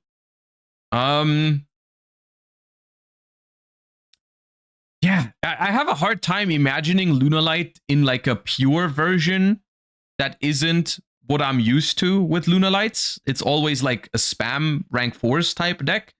These cards definitely would make, if I was a Lunalite player, which currently I'm not, so I'm not an expert on this, but like if I was into the Lunalite archetype, I would probably want to go more fusion heavy with these. These seem like great payoffs for the more fusion-based Lunalite strategy. How good exactly that's going to be remains to be seen. I mean, this card is good in no matter what version of Lunalite you play. Like, this just makes it so you can easier search like Lunalite Tiger. You can get like the Yellow Martin in the graveyard, which is really good. So this seems like a solid wave of support, I think. Overall, all the things they've announced today, it's solid, right? Am I the only one that feels like these waves of legacy support feel better than average? All of them? There's like no wave here today that I'm like, this kind of sucks. It's all good, right? I can't fully evaluate how good exactly and which of them like is meta relevant and which one might end up not being that good, but they're all like good waves, right? The legacy support has definitely increased in quality, I feel like, over the last couple of sets. Interesting. Definitely interesting. All right, back to work.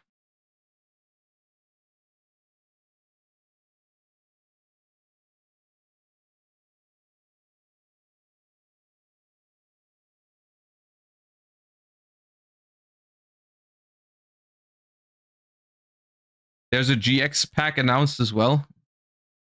All right, not back to work. Hold up, what is that? 3 classic GX Season 1 cards revealed. Maiden in Love. Oh, isn't that... What was the girl's name that played the Love archetype? The one... She was like... Blair, yeah. Level 2 light spellcaster. Opponent's monsters that can attack this card must attack it. Cannot be destroyed by battle. If this card battles an opponent's monster, you can activate one of these effects, place a maiden counter, or take control. That's pretty accurate to what it did in the anime, I think. I'm pretty sure that's what it did. Maybe exactly. Not a good card, but you know?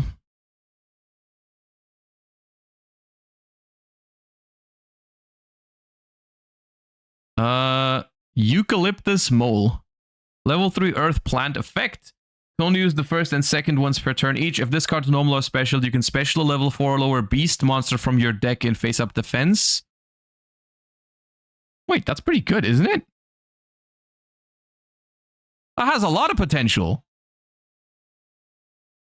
If this card is normal or special, you can special a level 4 or lower beast from your deck in face-up defense. Then if this card is in face, it's face down. Oh! It's face down?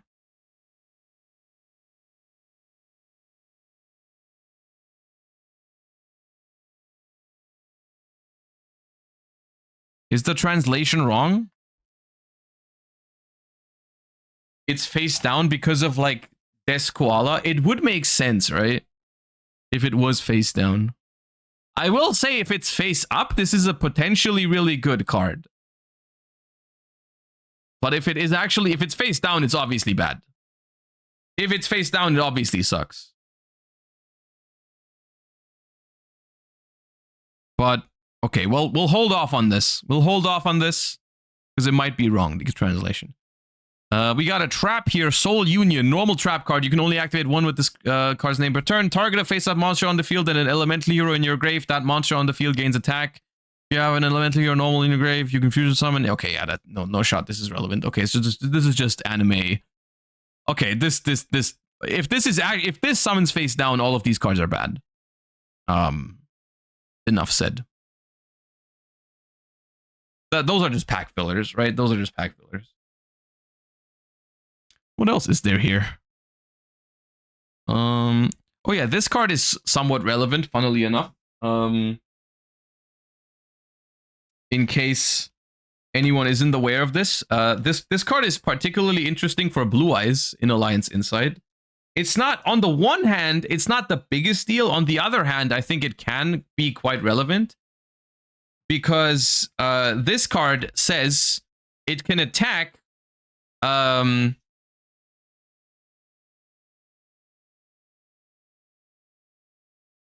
Ancient Fairy Dragon and monsters that mention it can attack while in face-up defense position and then apply their defense points. So what that means is you can tag out into this with Spirit and it just attacks. So that, because Spirit has to summon in defense position, if you attack with Spirit and then you tag out into this, that is just 5,800 damage from one Spirit Dragon, which makes it so much easier for Blue Eyes to just kill. Which is why this card, basically every single Blue Eyes I've seen in the OCG, I think, played this card now. Like, because it just makes it so much easier to go for game with Blue Eyes after Alliance Insight.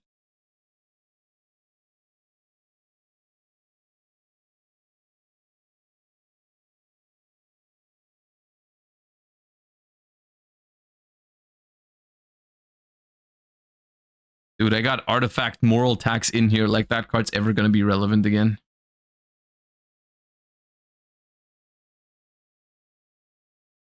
New Life Twin stuff seems so good.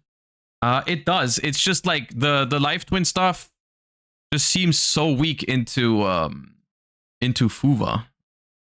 Like Fiendsmith Life Twin seems like a very, very solid concept.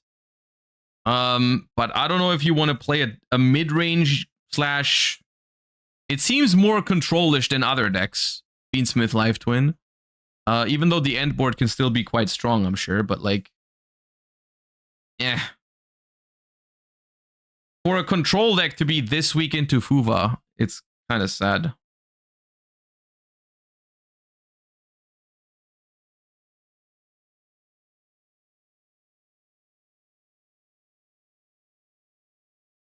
Control its combo. I mean, let's be real.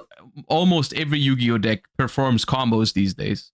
What I say in Yu-Gi-Oh terms, when I say combo deck, I mean like the decks that try to make like the most auto win board possible when you go first. Which I don't think Life Twin Fiendsmith is going to be that. Like, yes, it performs combos, but that does not make it like a combo deck in the traditional sense in Yu-Gi-Oh! I think.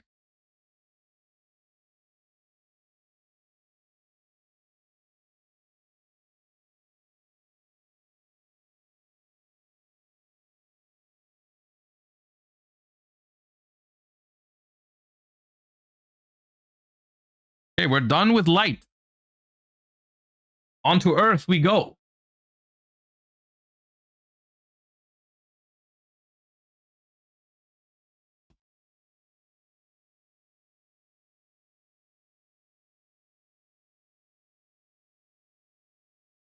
Life Twin Fiendsmith can make a better endboard than Yubel.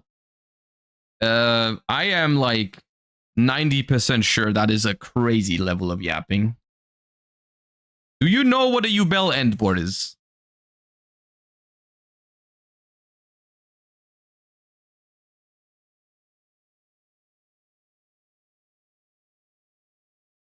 I think that's a crazy yap.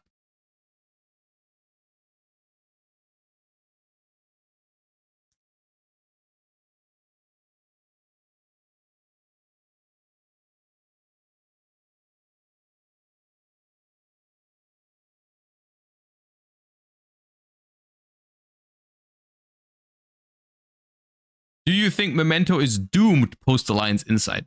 Doomed? No. I think Memento is alright. Memento might be decent. Memento might be a nice call if everyone is on Droll and Lockbird, because Memento, at least I think, is not that bad into Droll and Lockbird. Like, for the most part, Droll and Lockbird is fine. And so is Fuva. So I think Memento is fine. Post.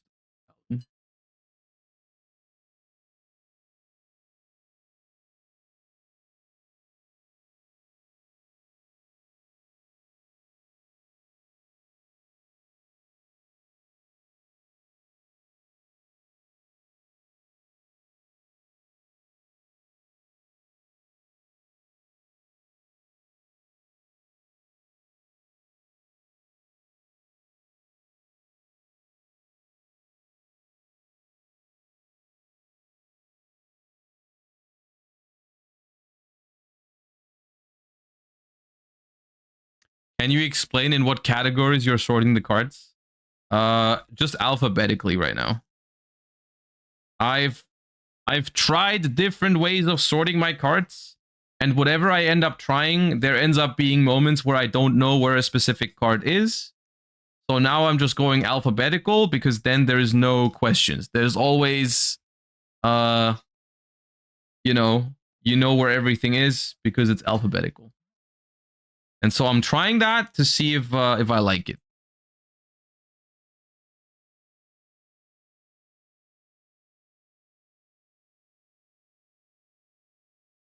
If Worlds happened right now, what 2 decks would you take?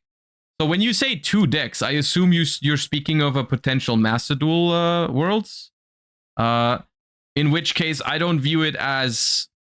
I do not view it as 2 decks. It's more like 6 decks that you bring to Master Duel Worlds. Which it would probably be Snake Eyes, Tenpai, Snake Eyes, Tenpai. Ooh, an X card! Oh no, it's Virtual World though. Why the change of sleeves? Because I don't have enough. I want everything to be sleeved, and currently not everything is sleeved. So I got these sleeves for it because I don't have enough of the white ones. I'll use the white ones for something else. Anyways.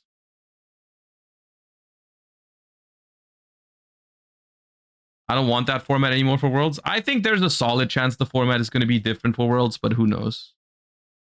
I have this slight feeling that they're going to handle Snake Eyes and Tenpai similar to how they're doing it in the OCG, which is not actually banning anything out of them, which is obviously cringe.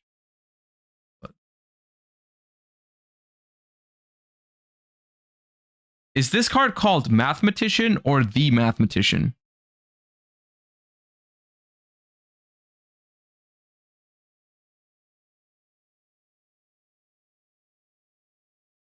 Just Mathematician? Okay.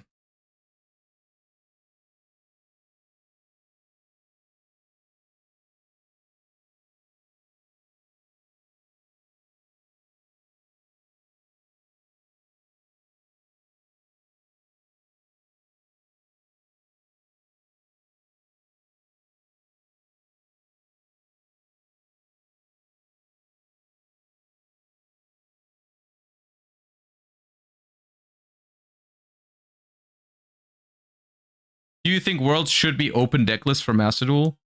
I think that would be fine, as long as you announce it beforehand. I think it's okay. I think it's also okay if Worlds is closed decklist, as long as it actually remains closed decklist, of course. But yeah.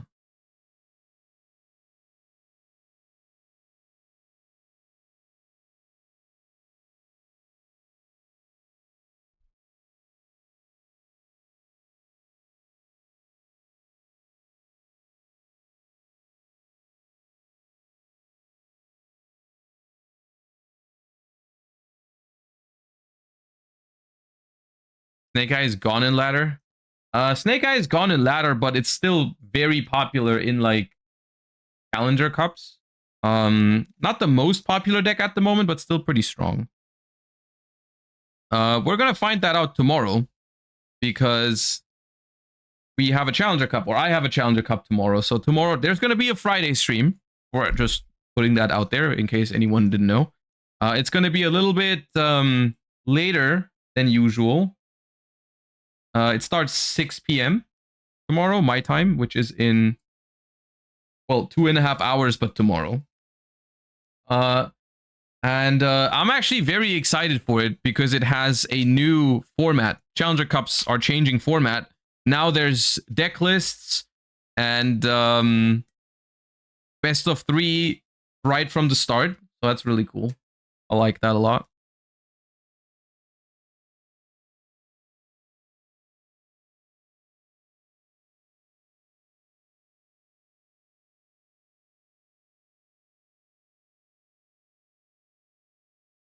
So theoretically, can we get stats from decks?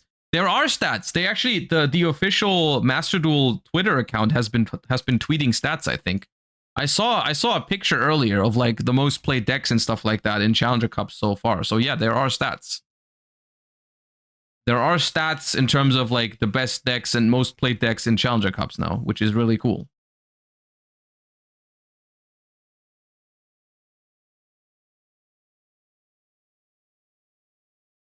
So yeah, I'm really looking forward to the Challenger Cup tomorrow. Because it's going to be the first one I'm hosting with the new rule set.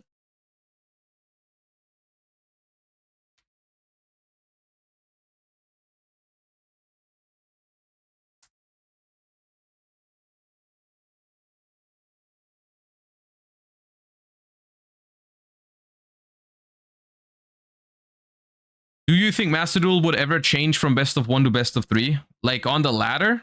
I don't think so, no.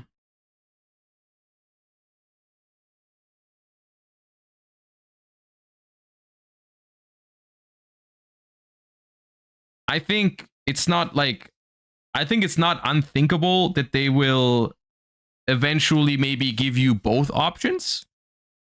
Like play best of 1 or best of 3. I just think for the casual audience, for like the people you want them to be able to just log into the game, play a game, and move on with their day and stuff like that. I think for that, I 100% understand why it's best of 1, because best of 3 is like a significant time commitment for Yu-Gi-Oh, right? Like if someone just wants to play a quick game or 2 and move on with their day, which is definitely a large part of the audience. Not everyone sits down like myself and plays like 4 or 5 hours. I think it just makes more sense for it to be best of 1. I think it would be nice if we had the option to play best of 3, maybe for like ranked duels at the end of the ladder, right? Or for the duelist cups or something like that. That would be nice. I don't know how likely that is though, but I would like that.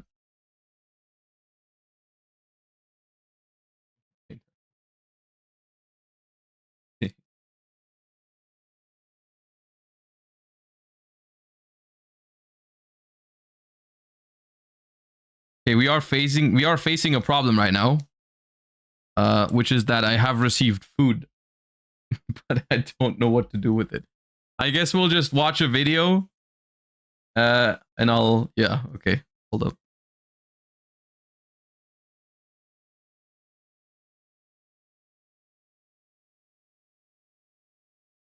Let me finish this pile, and then we'll just watch something together. Are Challenger Cups Conquest now? Do you need to win with both decks? That I actually have to read up on until tomorrow. I'm not entirely sure. I thought that's how it worked, but then I said that on the podcast. I said, like, I think that's how it works. And then people in the comments, they said, that's not how it works. So apparently it's not. Apparently it's just you play whichever deck you want and you need to win 2 out of 3. So you can win with the same deck or whatever. I think.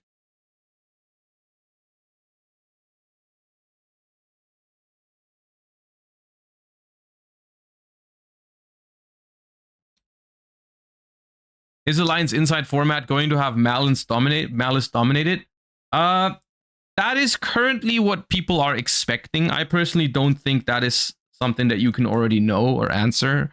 So I'm going to be cautious. I think it's possible that Malice is the best deck. I'm not convinced by it yet. Yeah. Okay, hold up.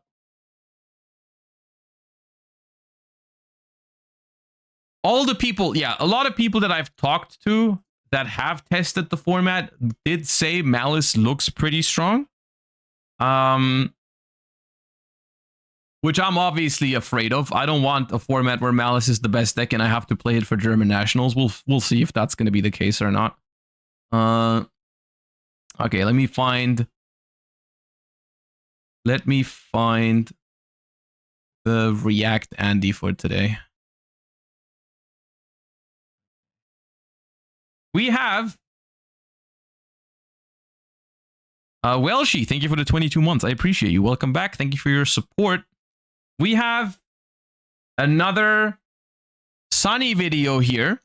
Obviously an OCG duelist that I really liked to watch in previous reacts. So very fun video. Hopefully OCG versus TCG deck building, an interesting topic. The name is very promising. I like it. So let us hop right in while I grab my lunch. Go full screen like that. Disclaimer, since it's a comparison between the OCG and TCG, I want to say that these are my opinions as someone who has played both formats. I don't speak for every OCG player. The content of this video are my own conclusions that I figured out from playing almost 2 years of OCG. Please do not use this video to discredit any other OCG players' opinions. Thank you. A couple of months ago, I made a video talking about differences between OCG and TCG deck building, but I never uploaded it because I thought it stopped being true during Snake Eyes format. Snake Eyes forced players to adopt heavy hand trap strategies, and then the two formats basically just look the same. However, the meta in the OCG has shifted in such a way that breakers should be good again, and you still can't really commit to a breaker strategy while there have been TCG metas since, such as Ryheal or Yubel formats where main deck breakers have been successfully attempted. Okay. It's funny they put up my video or my thumbnail because you could argue whether that was a successful attempt or not, because that particular one, not that successful. Let's look at the 3 Justice Hunter decks. None of them have Omni Negates except for Yummy, I guess, but even in that deck, they don't even always make the Omni Negate because it doesn't stop all of the breakers they care about, such as Super Poly, or Dark Ruler, or Slayer. It doesn't apply to all breakers. Arclight helps a lot against semi-popular breakers such as Raigeki, which otherwise turn into a God Breaker if you don't make an Omni Negate, but it is something to consider that the deck with or without Arclight is susceptible to breakers. K9 is a deck without Omnis. There are probably a lot of breakers that are good, but I'll say for certain that Evenly Matched will do a lot. They'll have the Wolf and Graveyard. Okay, wait, so what's the premise here? What are we trying to discuss? So to me, it sounds like they're saying breakers should be good in the OCG, but the OCG, for some reason, which they're probably going to discuss moving forward, the OCG is kind of like not willing to play board breakers. While the TCG is. And I can say from my perspective, that is true. At least when I prepare for tournaments, very, very often, I will look into potential avenues on how you can maybe play with board breakers, because board breakers are, if they work, they are more promising, because if you find a board breaker that works against a certain strategy, that card will win you the game more consistently than a hand trap. Like, because then you're not forced to play the hand trap mini game, right? Like, the hand traps have a lot of good qualities to them, but if your entire strategy relies on hand trapping your opponent, that is an exchange. That's a mini game that you can lose, right? If you draw Veiler Imperm against Snake Eyes and they have the right ways to play around it, they will do full combo and you're going to lose the game, right? In a world where there's a board breaker approach that beats Snake Eye, that's going to be more consistent because that's harder to mini game, right? You can't really mini game board breakers if your deck is weak to board breakers. If your deck does not have an out to evenly matched, you can't mini game the evenly matched, right? So it just always depends on the format whether board breakers are actually good or not, but it is definitely worth taking a look into those directions and seeing if there's a world where you can play board breakers, because they are promising. They have their own sets of downsides, of course, like whether you can main deck or not depends a lot on your deck's qualities going first and stuff. But board breakers are tempting. Like, it's tempting to play board breakers every once in a while. But they need Izuna in hand or it won't do much. Raigeki would also nuke them now that I'm thinking about it. Dragon Tail. This is another deck where I personally think evenly matched is pretty okay. I asked a Dragon Tail player about this close to release, and he said it wasn't that effective because you just self-bounce and then play with hand traps, chainables such as Dimensional Barrier, and then the Spell Negate. So it might depend what deck you're playing as well, and if your deck is weak to Floodgates. Even Malice has breakers that can do something if they combo suboptimally, such as Super Polymerization, because there are good targets such as Garura, or you can even play the Earth Golem at Ignister to kill the Appaloosa and the Egg Code Talker. In general, I would say you lose every single game you have to play a breaker strategy against Malice though. They just draw way too many cards during their combo. The deck's endboard is just extremely layered and has way too much follow-up to give them a second turn. So we've established that breakers are overall pretty good in the current meta, with one exception. Okay, but that's a big deal, right? If you're saying board breakers are good, but they're not good against Malice, then that's a pretty big deal, right? That's a pretty big reason already to not play board breakers. And I think that is another reason why ever since, I feel like in recent months, board breakers have become, there's still some formats where you play them, but they have become less present. Like cards like Evenly Matched and Super Poly and whatnot, I feel like I see them less often these days. Even Droplet, like there's only so often there's a deck, Dark Ruler as well, there's only so often decks where they actually play these cards. And it's usually because of a lack of space for proper hand trap ratios, right? Like usually people don't play breakers because they want to play breakers. They play breakers because they're kind of forced to, because they don't have the room to play the necessary hand traps, right? Like for a lot of past formats, it was like, well, if you want to hand trap Snake Eye, you got to play like 18 or more. Other than that, you don't have an option. Like you can't play 12. That's not going to work. Because that deck plays through one or two hand traps too consistently, so you have to play something else. Like you're drawing one Imperm is never gonna cut it or whatever, right? And so decks that only have 9 non-engine or whatever, they would always be forced into breakers in the TCG basically, because you just couldn't fit enough hand traps. That is at least a recent trend, I feel like.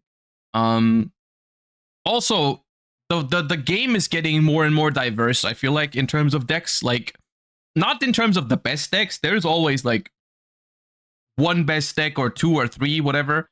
But in terms of, like, the strong tier 2 decks, I feel like the number of capable, strong tier 2 decks that you could reasonably play against in a tournament is just going up and up and up and up and up, because they're just releasing so many solid strategies. They're not quite top tier meta, but they're definitely viable, and you might run into them in a tournament. And that makes it so that the longer the tournament is, there's actually like you go to regionals these days, it can be a mixed bag of matchups that you can actually run into. Like, yes, you'll see Malice. Yes, you'll see Ryziel. I'm talking like before the ban list, but you'll see all kinds of other things, right? Because like, oh, there's an Odeon deck that just came out that's actually at least tier 2. You'll play against that probably, or you could realistically play against it.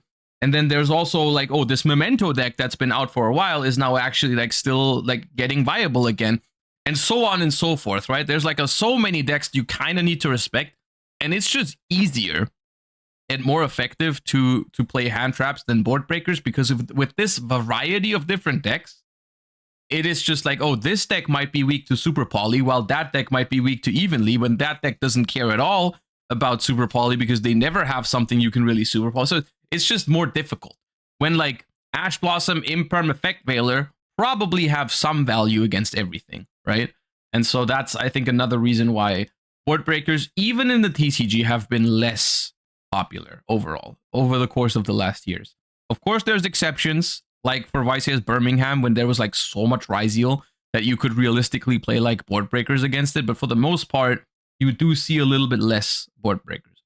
And Tenpai's addition to the game was also a big deal in that sense, because board breakers are obviously terrible against Tenpai. So while Tenpai was in the game, playing board breakers was just like kind of bad most of the time. And the most common hand traps that are used to be played, such as Effect Veiler, are not very good. So why are the vast majority of decks still on main deck hand traps? Even ignoring Dragon Tail, which synergizes much better with Monster Non-Engine, the only breakers among these lists, featured on Road to the King at least, are 2 breakers and Yummy. To be honest, Ghost Bell is basically a breaker, so you can count that as well, but that's a little bit different because it's actionable if you go first. A common sentiment I've seen is that OCG players build to not lose or build to lose less, but they don't build to win, and I understand that this is not meant to be taken literally. The connotation of the sentence is not to say that OCG players have lower IQ and cannot build trying to win the game, but to address that OCG players tend to have deck lists with less engine and are more defensive. Yeah, that is, I see where they're coming from. The way I interpret this is like hand traps are this. If you play hand traps, you have less like games where you just can't do anything, right? Like when you don't play hand traps and you go first and you get stopped by your opponent's hand trap. Let's say you get Imperm Veilered, you can't play through it. Let's say your opponent has Fuva, your deck can't really play through it. In the OCG, even worse. Your opponent has Maxi, you can't do anything. If you have 2 board breakers in your hand, you're probably just being run over the next turn. If you have 2 hand traps in your hand, there's always a chance your opponent can't play through it, depending on how the decks work most of the time. Let's say you're playing Master Duel, you get Maxied, you don't have an answer, you have 1 Imperm in your hand, right? Most of the time, you're still losing that game. But there is a world where sometimes you set that Imperm and your opponent can't actually play through it. So even though it doesn't really make your win rate good, it does make it less auto lose if you get max seed, right? I don't know if that's the best statistical approach to do it, but it is a more like, yeah, it feels like it's the less risky approach, whereas it might not be the most winning approach. And I think that's what they're trying to say is like OCG players want to have hand traps because that gives you a theoretical chance in any game. Right? Like, whereas if you play breakers, sometimes your opponent just makes a board that you can't break. And it feels like when you're hand trapping, you have a better chance, even though it might not be true. Because with hand traps, it's the same thing. Sometimes you draw 2 hand traps, your opponent just plays through it, and then you still lose. But that still maybe it feels like you had a better chance in that game. Like if they just didn't have the right extenders, I would have won. But like, of course they did, right? So like, the way I look at it is always like, what gives me the better chances of winning, not what gives me the better chances of having the illusion of having a chance when I see my opening hand. Like when I see my hand going second and there's 2 hand traps, I'm like, okay, solid chance they just pass. But sometimes they don't. Sometimes they just play through it. And if I feel like that happens too often in the format, I will not be very happy about playing hand traps in that format. And this was something I also thought before I came to the OCG.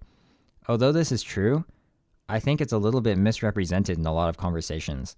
Specifically, I feel as if OCG deck building is characterized by 3 qualities. The first one is that it's close to 40 deck size. It will be very rare to see a deck with more than 41 cards. The 3 different options for deck size in the OCG are basically 40 to 41, 60, or branded. The second Branded. Branded is its own category. It's very funny, dude. Oh my god. Okay.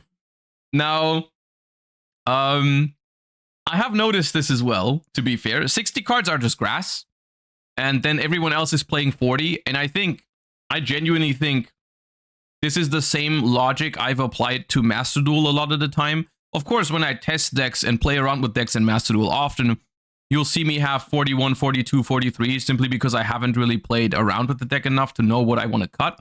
But for the most part, when I brought decks to Worlds, for example, Master Duel Worlds, it was always 40. And you know why it's always 40? Because I want to see my outs to max C, because that card's toxic. So, like, in order to maximize, like, whatever you think your reason is to go to 41, 42, 43, it's not a more important reason than countering max C. And I think that's probably what they're about to say, honestly. Like, they're probably about to say, like, yeah, you play 40 because you want to see that called by, you want to see that Ash. Like, that's just how it is. At a very high competitive level in Master Duel as well, it's usually just 40 cards, because unless your deck is immune to max C. second one is a larger ratio of non-engine, and then the third one are hand traps over breakers in the main. Explaining why OCG players typically play 40 is the least difficult. That's because you have to think, what card could you possibly be adding to your deck that is much better than seeing one of your 6 maxi stops? Yeah. There are important things to think about, such as your ratio of engine to non-engine and number of normal summons, but most lists can adjust the ratio of the rest of your deck to stay at 40 by compromising some sort of your engine. Explaining the other 2 characteristics is much more difficult. I'm going to be giving a very long anecdote about my experience when I first arrived to the OCG. So larger non-engine to engine ratio probably is the same reason, right? Like, it's probably a more in-depth discussion, but for the most part, it probably comes down to the same thing, right? Like, when you are in this landscape where max C exists and you just cannot really play high engine, because what if you play high engine and you get max C or VOD, right? You need defensive cards to be able to sustain that. And because your opponent plays a lot of like, it's kind of like it's a cycle, right? Because everyone plays more defensive cards, so you also you expect your opponent to have more defensive cards as well. So the chances you're actually pulling off combos when you're going first becomes lower and lower and lower, right? So like, if you're expecting your opponent to always Valor Imperm you, then obviously you want to play a deck that, like, there's 2 ways you can solve that, right? There's 2 ways you can solve when your opponent hand traps you to death. Either you can play a deck with such a good and strong engine and a lot of engine cards that they can push through those hand traps, or you play a lot of defensive cards yourself. Option 1 is the more fun one, but it gets destroyed by max C if you just play more engine. So what's left? You just play more defensive cards yourself, so that when your opponent max Cs you, maybe you can pass on, like, Ash, Imperm, whatever, right? Like, that's just how it naturally goes. And I don't know what else there is to... Well, I mean, they're saying this point is more complicated, so... So please bear with me. For context, I played in the TCG from Power of the Elements to Cyberstorm Access, and when I started playing in the OCG, Age of Overlord was already out. The decks I played in the TCG were decks with larger engines, such as Hero, Tier, Plants, and Runic combo variants. Also purely, but that deck's engine isn't as large as the others. The reason is that when you play with a larger engine, typically it means you either have more access to your engine, or your engine has more tools to answer various situations. And I always thought the most fun part of Yu-Gi-Oh! Was when you could figure out how to navigate different game states with your engine. Breaking boards with engine going second is my personal favorite experience playing current. Of course, you're not playing 0 non-engine, but it just feels like when you need non-engine as a necessity instead of a supplement, then it almost feels like draw the out gameplay, which I never liked. And that's why when people always compared Mathmech and Plants, I understand the comparison because they have strong 1-card starters, and you probably lose a lot of game to them when you don't have non-engine. But I never felt the comparison was fair because I always thought Mathmech was cringe, but Rika wasn't, because Mathmech's engine was so small, and part of its end board was Heat Soul drawn to 2 hand traps. When I first arrived to the OCG, the meta was Rescue Ace. Okay, I will say, I get where they're coming from. I basically the reason why the reason why I thought Mathmech was cringe is different from the reason why I thought Plants was cringe.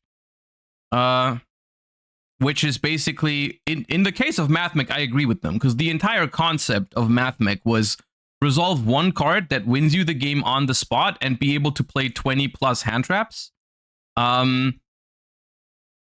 Which is different when you look at Plants, because Plants is a different concept. Of course, Plants is also resolve one card to win the game, but Plants is not as efficient at doing that because you basically have to dedicate way more deck space to it, and it's like all the plant piles are like 50 plus cards and all that. Which is, it's just basically one is an all-out combo deck, which you might find cringe or not. Like whether you like Plants or not is obviously up to you. I personally don't like the all-in combo decks like Plants, but for different reasons than I didn't like Mathmech, because I didn't like Mathmech because it was just like, it felt like an auto-win combo deck, but it wasn't built like an auto-win combo deck. Like the way you were able to build Mathmech was not.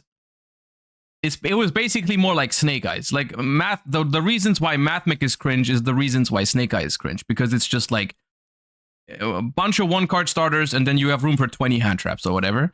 And the combo you're doing is just auto-win as hell, right? Like a Snake Eye combo or a circular combo for their respective times, right? Like you were doing Mathmech combo in 2022 when the rest of the field was also a lot weaker than like the competition that Snake Eyes had.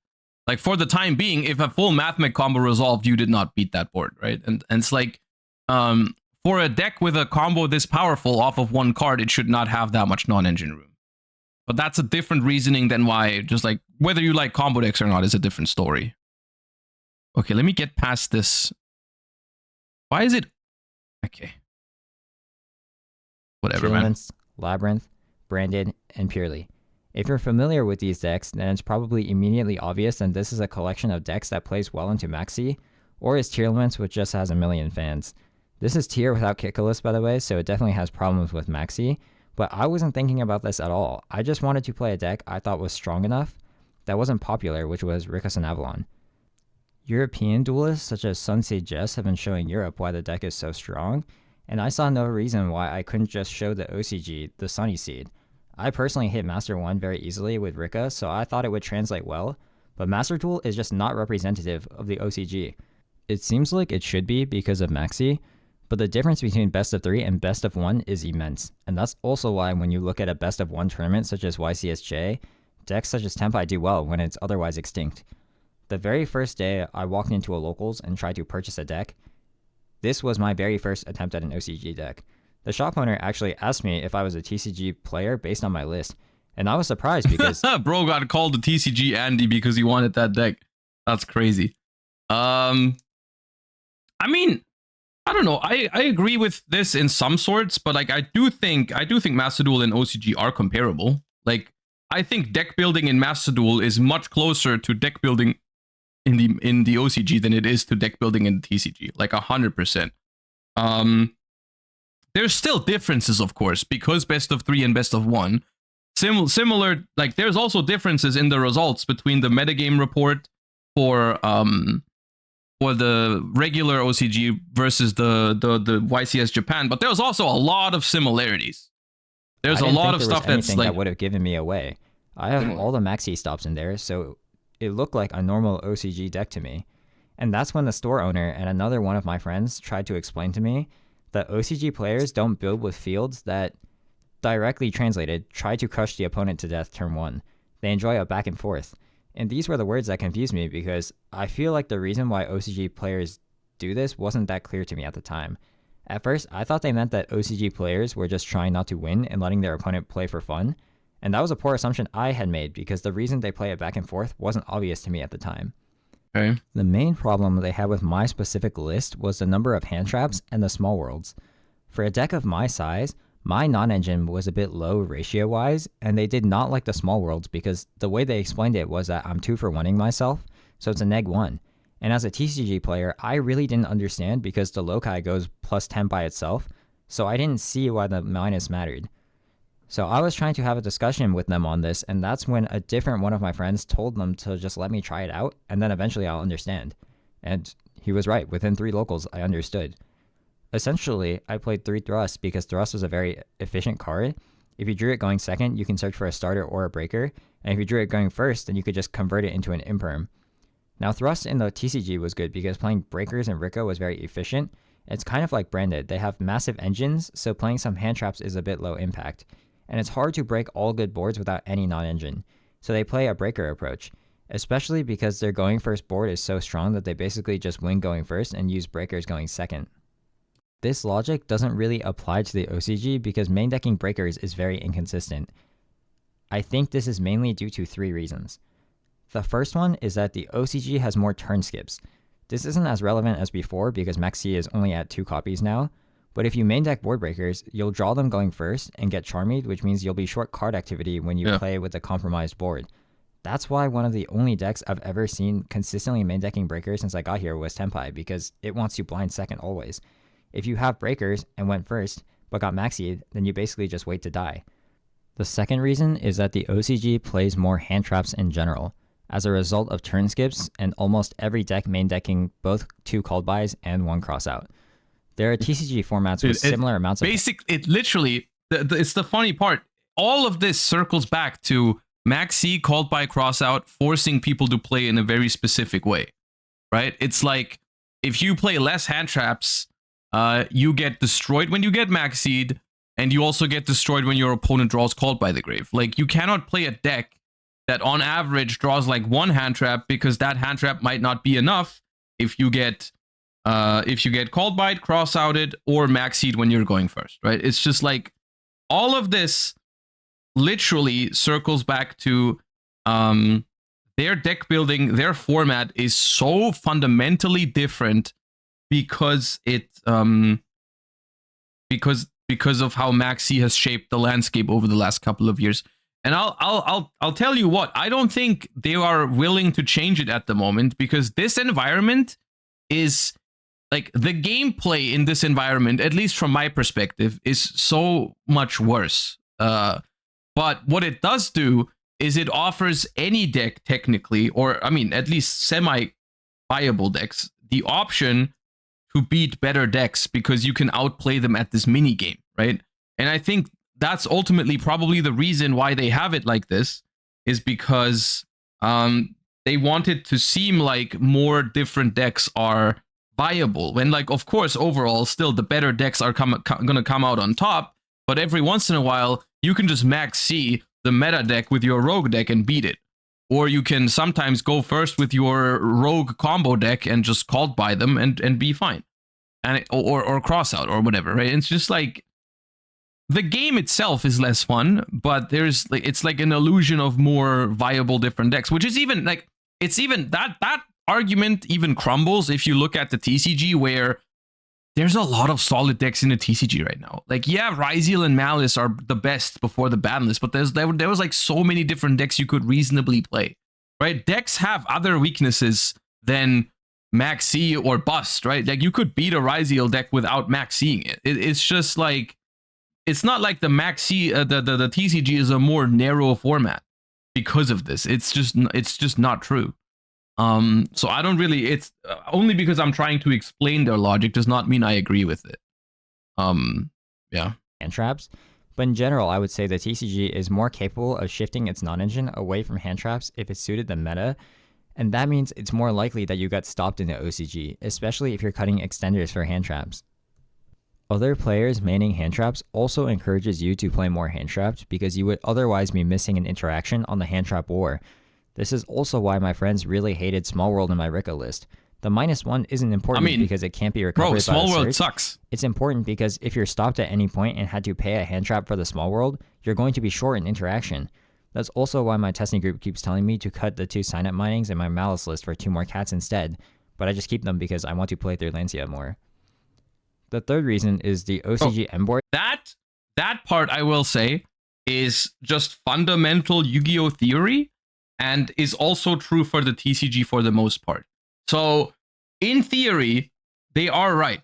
Small World, like you can get back the card advantage that you lose by activating Small World, right? Like you can make up for it by just searching a broken card.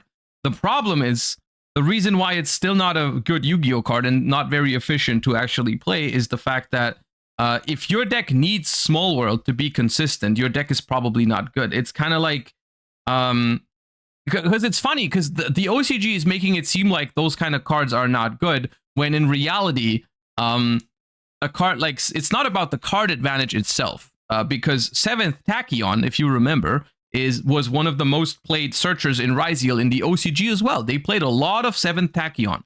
The difference between those two cards is for 7th Tachyon, you didn't have to get rid of a monster. You could get rid of the worst card in your hand.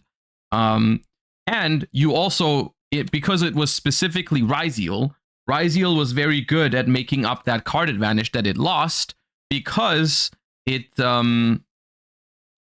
was very hard to hand trap it completely to stop it. Like if you would 7th Tachyon for an X Ryziel, it was very hard for your opponent to keep you completely off of your plays, right?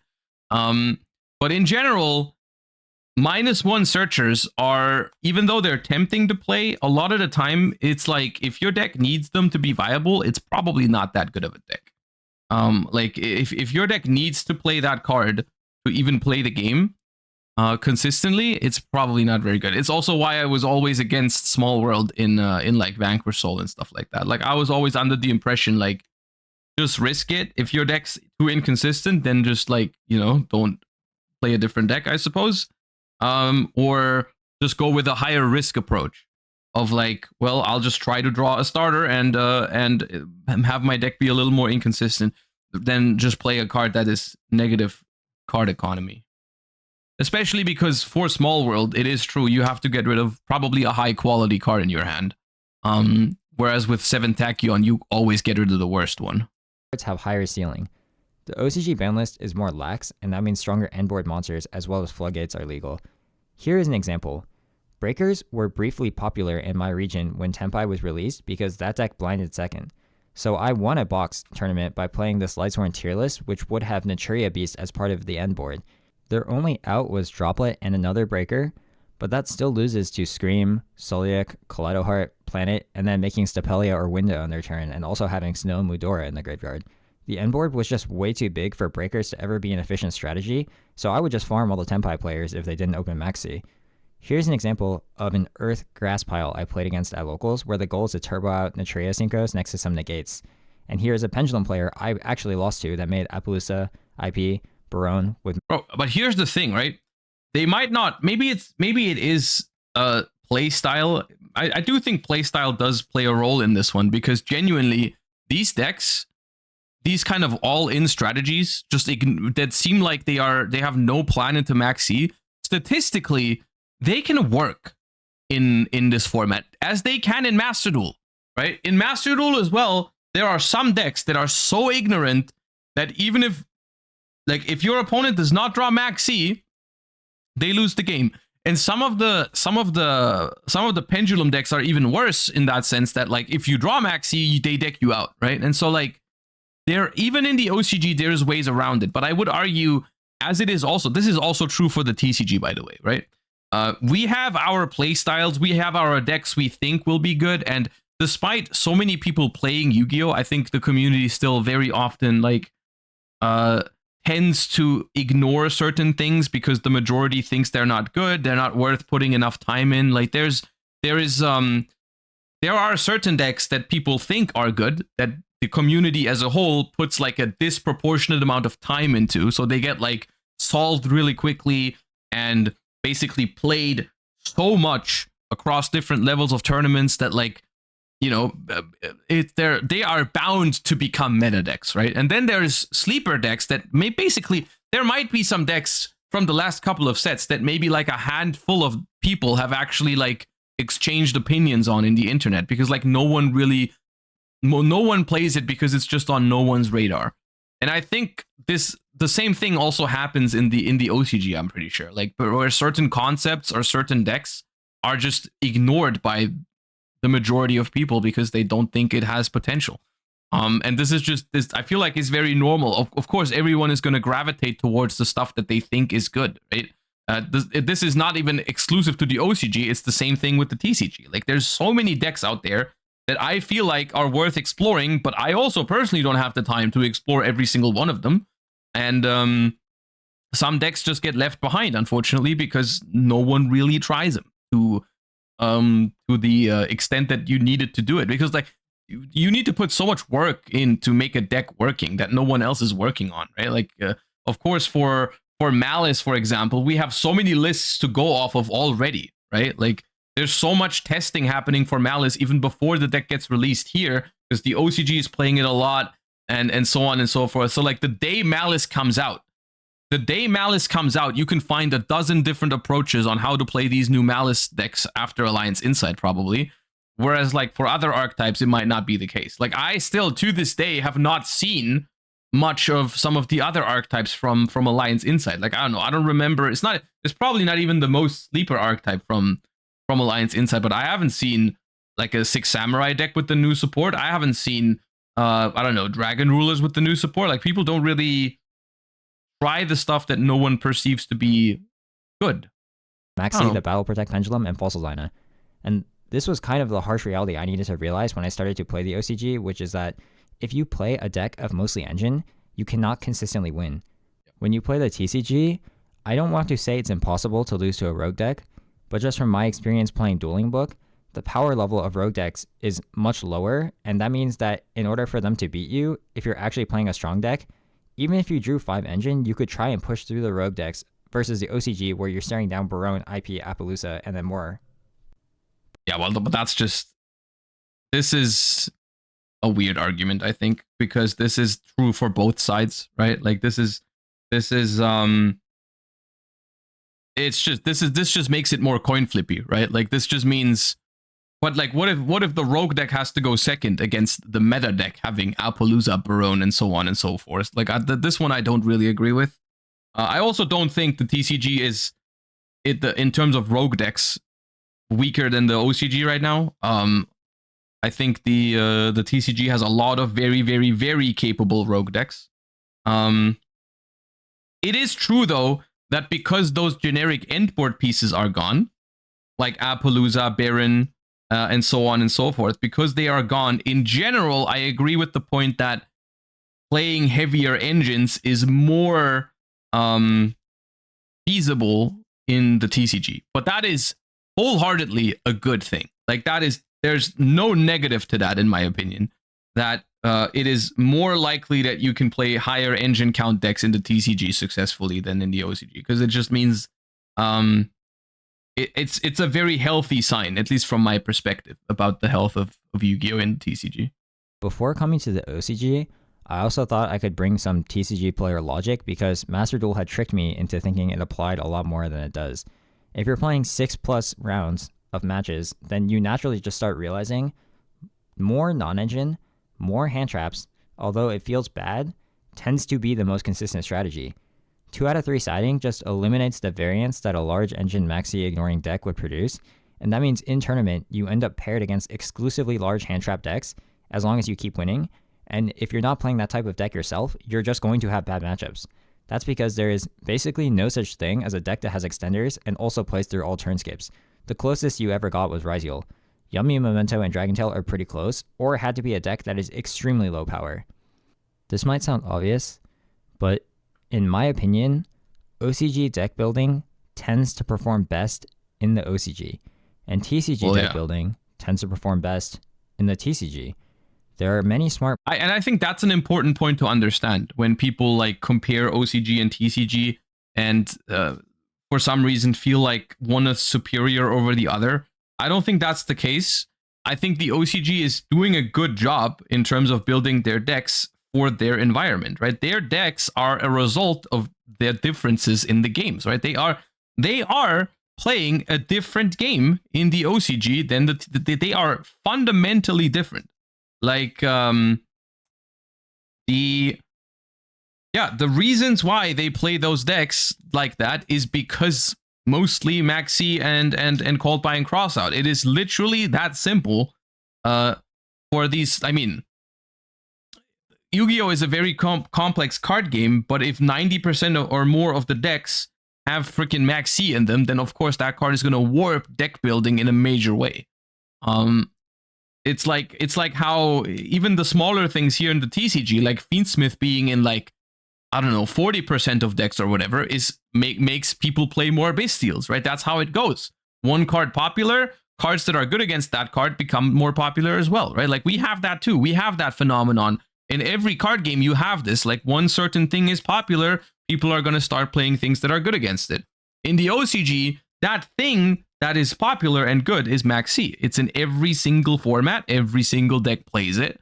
So it warps entirely how this game works, which is also why I think TCG and OCG are not very comparable. I do think OCG and Master Duel are comparable because the factor of best of 3 is something that you can, like, they're not the same, but you can definitely compare them.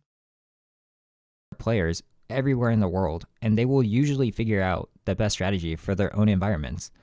I personally still build my TCG list for Dueling Book ladder very similar to other TCG players, even though my OCG lists look very similar to what other OCG players conclude.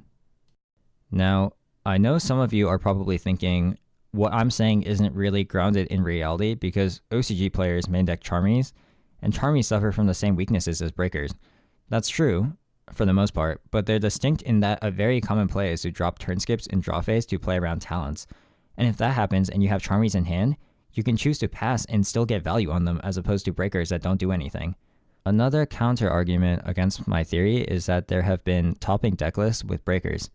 Two that I'm thinking of are Snake Eyes main decking Droplet very often during LED. I do feel like Sunny here is acting like they're dropping a much more controversial take than they actually are. I think I don't know how controversial this even is. It doesn't feel controversial to me that like OCG players build their decks because OCG is different. They build it in a way that suits them, right? Like that, and TCG doesn't because we have different reasons for making. Like that's just very normal, right? That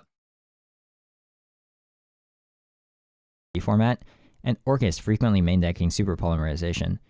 The issue is that these two examples are of Breakers that can be used going first and second, so these cards don't suffer from the same problems that you get with inactive cards. But we can talk about some other examples as well because it does happen sometimes. Two successful examples of main decking only going second Breakers are Tenpai and Flu. But the main reason is because... I think another thing that we haven't really discussed here is how, like, speaking of Mole Charmies, I think Mole Charmies, even though they are popular in the TCG as well, they are even more popular in the OCG, and that is complete, like, this entire logic of you want to play cards in your main deck that are good going first and second, because when you go first, like a hand trap is better than a board breaker, that applies a lot of the time, and it also applies in the TCG. The thing you have to realize is we make exceptions for cards that are very, very powerful and very necessary, right? And Molchami Fuvalos is often one of those cards, right? We make exceptions for Charmies because we realize, oh, this card is good enough or too strong to give up on going second, so we will risk the dead draw going first. And in the OCG, I think that's also what they're doing, right? Like, it's not worth giving up that advantage for something like, or it's not worth taking that risk for Dark Ruler No More. But it is worth for Moltrami Fuvalos. And that is even more true in the OCG because their decks have crazier endboards. So on the one hand, board breakers become less effective. The crazier an endboard is, the harder it is to board break, right? Like an evenly matched is significantly less powerful if your opponent can just keep a 4-material Appaloosa on the field that you have to deal with in main phase 2, for example, right?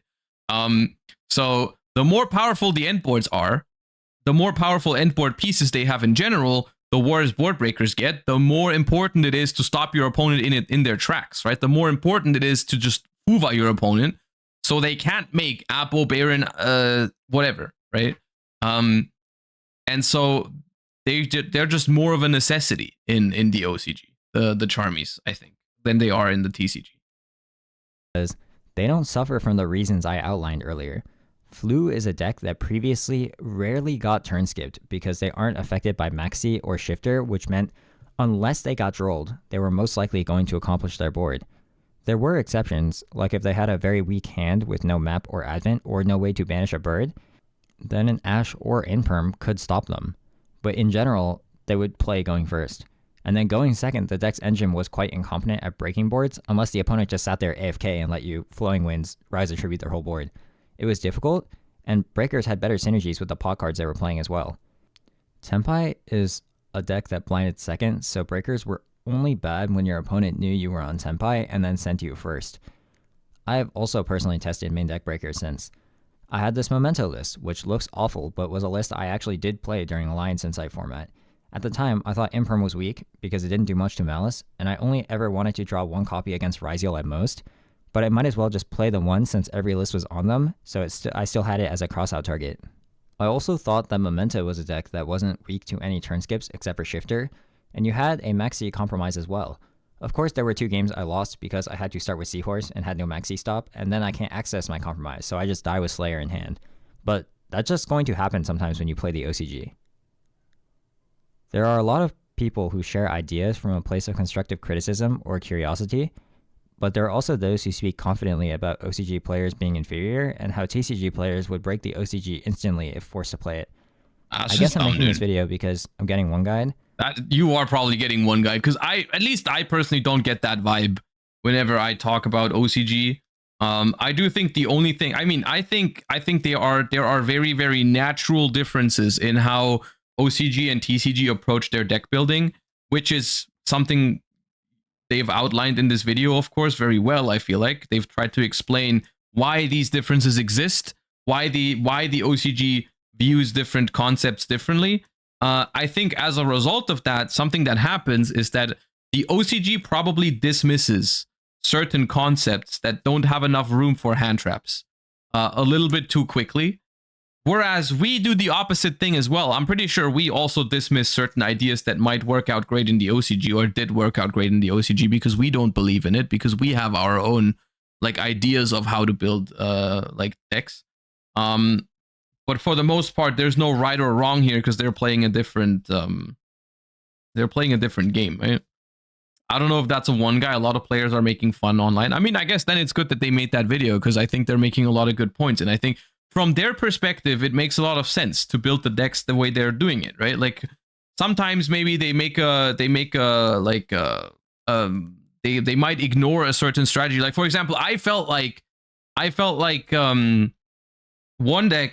one strategy that I almost never saw in the OCG that actually could have been good for certain times was runic combo decks, right? Like runic combo decks, something that I played a lot and I thought was very good, and I also played it in Master Duel a good amount. You know, we brought it to Worlds and ended up winning Worlds with it because it was just one of the best decks in that format, like hands down. Like Tearlament was the best, but like you couldn't play multiple of Tearlaments. And that deck was actually, it had a pretty good Maxi like plan even. Like it wasn't even weak to Maxi. But it was something that I feel like you never really saw that deck in Master Duel or in the OCG. Because I feel like they dismiss decks a little bit too often that have like not enough non-engine, right? Maybe that's what they are also. They also mentioned that a lot, right? The OCG feels like decks with a lot of non-engine are just like too weak, right? I could see that being a thing for the OCG. Well, yeah. But there are a lot of one guys, and I see these comments all the time.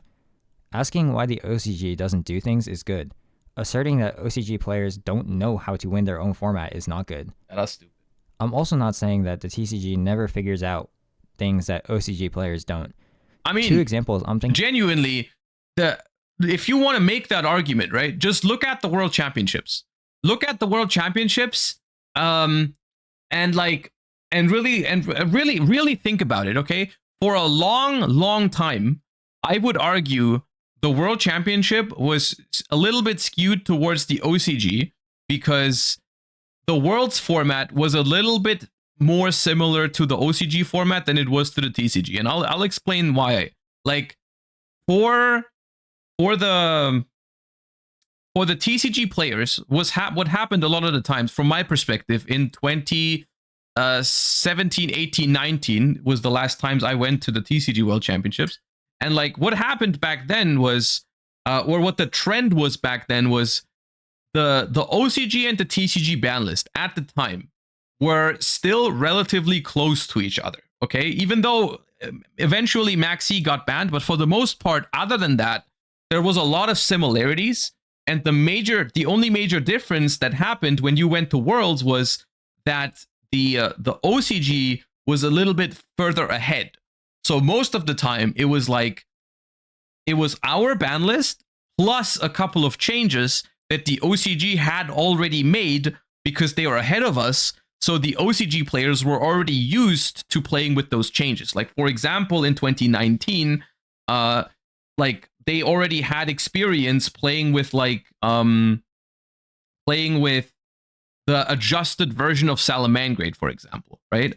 And that was something that was difficult for us TCG players to grasp how exactly that was going to impact the format, because those cards were still legal for us, right? It was still like I don't know exactly what the changes were, but they basically were already used to playing with, I think it was like one Gazelle for a couple of months. And they already had it down basically when they started preparing for Worlds. They already knew like, okay, Salamangre with one Gazelle works like that. We have experience with that. We know how it works.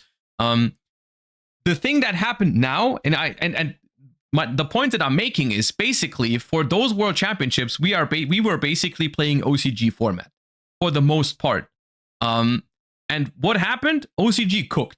Like OCG cooked all of those World Championships, right? Like I think 17, 18, and 19 all won by OCG players, right? Because it was the format at those Worlds was closer to OCG format, and they always won. And what happens nowadays is the other way around.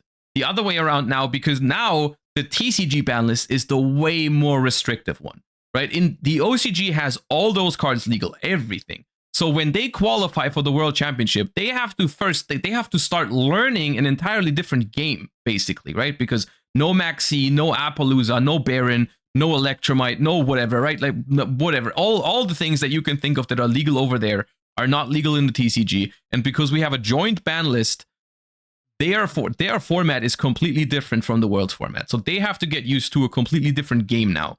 And what ends up happening, TCG wins in 23 and in 24, right? And so ultimately what that means is that the TCG is good at playing the TCG, and the OCG players are very good at playing the OCG, because the years where Worlds is closer to OCG, the OCG wins.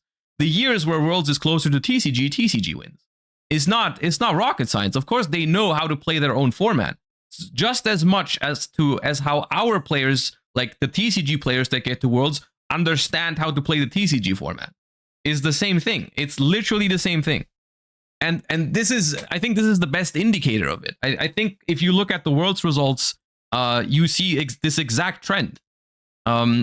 This is why the OCG was so dominant for the most part at World Championships, because for the majority of the time, it was closer to their ban list. It was closer to their format, and so they had an advantage. It wasn't auto win for them. Of course, TCG players still try their best, but it is much more difficult to get into a format, because once you know you're qualified for Worlds, you have like 1 or 2 months most of the time. So you don't have infinite time to learn that, right? So it does work like that, I think. Of right now are Water and Jack Lab. When Poseidra came out, I remember people trying the deck out, but it didn't really go anywhere. But Mermail has been consistently a strong deck in TCG for a while. Even though we don't have Toad, the deck is still very playable, and I'm seeing a lot more players playing the deck recently, to the point where you should probably expect to see one when you go to locals now, and I don't think that's unrelated to the TCG success. Another is Jack Lab. When Dinka Bui first topped with Jack Lab, I remember being really excited and telling people at my locals, I think the deck is really good, and it fixes almost every problem I have with Labyrinth. And one of my friends said this type of list wasn't suited for an OCG environment, and then it started topping. And I would even say it's a pretty popular way to play the deck in OCG now. Now, to be fair, one of these tops is Jack Joe, so it's the same player in the TCG and the OCG, but other players are playing it as well. Personally, I still think it's possible you could index heavier into a Breaker Yummy strategy, because the Yummy turn skip compromise is quite good. I've been testing one to average success. It's not going as well as I had hoped, to be honest, but it's one of my last. I mean, there's a difference between saying like, oh, OCG doesn't know what they're doing, which is clearly not correct and clearly just not something you should say. But what you can say is, I think sometimes there's decks that fly under the radar in the OCG. You know, that I'm sure that happens, as it does happen in the TCG as well. Like no community is basically can say about themselves that we never miss a certain deck, right? Like look at all the retro formats. They're constantly changing, constantly new decks that actually are considered way better than they were back in the day. This is just due to the nature of all of the formats being so limited in time relatively, right? Like there's only so like for how much variety and how many options there are in Yu-Gi-Oh, every format is technically too short. I don't think there's ever a format where you can confidently say like, oh, that was 100% solved. If we play this retro format now for 10 years, nothing will ever change. Like there's always that potential. And I think the same is true for the OCG. I think sometimes the OCG probably dismisses a deck because they don't like it or it flies under the radar or whatever. That happens. That's not a negative thing though. That's nothing to make fun of the OCG for, because that happens to TCG players constantly, like all the time. Considerations for the format along with Malice. But that's partially why I keep making videos. TCG knows the card 6 months in advance. That's another thing, right? That's another thing you got to consider is like these cards come out in the OCG and they get like maybe a week notice, right? They get like, they know a week in advance. Oh, these cards are coming out, right? And so maybe they do some theory crafting with it. And then the cards come out and then it's like, oh, you have like 2 months now until the next thing comes out, right? Like this is your format. This is your Alliance Inside format. And in 2 months, you're getting new cards, right? So have fun figuring this out in 2 months, right? And so and then we get to see those cards 6 months in advance, which has its negatives. Like I personally would have liked it as well if we got cards like right away. I think it's very exciting. But it does have advantages in terms of preparing, right? Like if we want to, for example, German Nationals, right? So German Nationals is in 2 months, and we have sets coming out until then. Literally, there's a set coming out like 2 days before German Nationals, right? But we have the opportunity to test with those cards, to theorize with those cards already, because it's all announced. It's all out in the OCG, and we can take a look at deck lists. We have access to all the card effects, all that stuff. We can test it. We can prepare. It's a much different like situation. So if something goes under the radar in the OCG, it might as well just be the reason that they don't have enough time to test all that stuff properly before the format moves on. Sometimes, you know, that might happen. Someone might have a really good idea, but doesn't have enough time to perfect it in time for the format, and then the format changes, and now it's maybe not good anymore. Whatever, who knows? And asking for feedback, because I think people from all regions have great ideas that we can share with each other. Yeah. But I just hope if you're someone that thinks OCG players are too primitive, that often the more likely explanation is that the difference in our formats is why we haven't adopted successful TCG lists. So please don't make comments about how we're too dumb to figure out Ryzeal Fiendsmith or Striker Yummy or whatever. A lot of times we are trying these ideas and they either don't top or we just physically cannot build these decks to our ban list. Okay. Well, I guess it was just something that I felt like that was obvious. Okay. I felt like that was like, this didn't feel like a super hot take to me because I agree with it and I didn't realize this was a hot take whatsoever. But yes. I do agree. From where I'm coming from, like from where my head's at, I think this was a pretty cold take, even though there was definitely interesting talking points in this video. It just feels like it was something that was very like important to them, right? Because maybe they've suffered from this, you know, like maybe it's just an ongoing discussion that bothered them a lot. So I'm still happy to talk about it. So yes, OCG players, their game is very different. So obviously their philosophy is going to be different. Okay.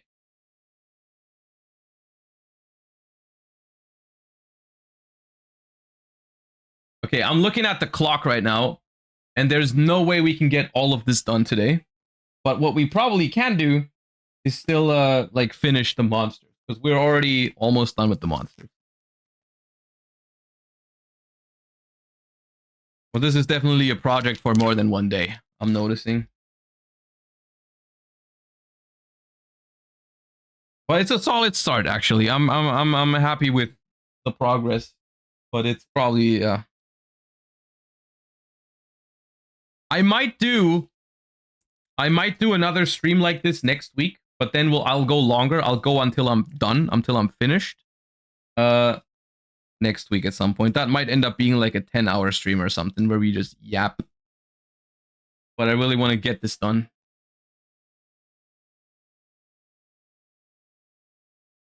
What's your sorting system? Alphabetically is what I'm trying. Now, I haven't had it like this before, but I kind of want to. The Yapathon, yeah. Ooh, Snake Eye cards.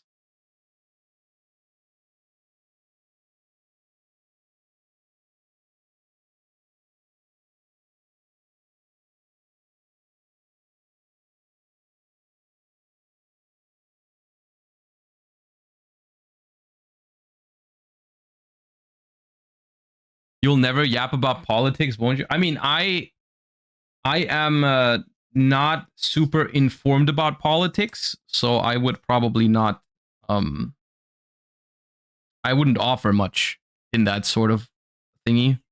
That topic.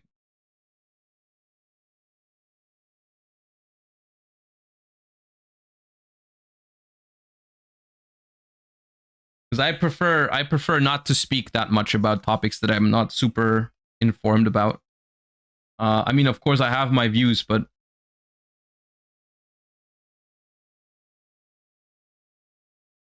not like super informed takes about everything.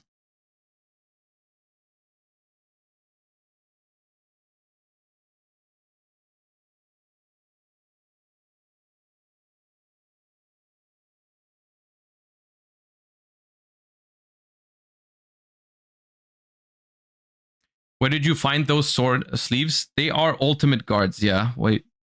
I bought them on Cart Market. These. I don't know.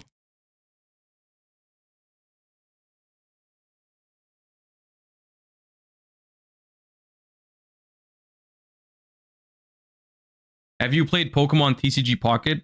No. It looks fun, but I genuinely felt like I feel like I already spent too much time on my phone. I've also recently I've put one of these like limits in my phone where it tells me like after 15 minutes on Twitter and YouTube and stuff like that, it tells me like, hey, you're spending a lot of time. So like specifically like social media, right? It's just like after 15 minutes, it just turns off. And like that was one of the reasons why I didn't want to get into like TCG Pocket, because I don't want to spend more time on my phone. Legendary Fire King. Where is it over here?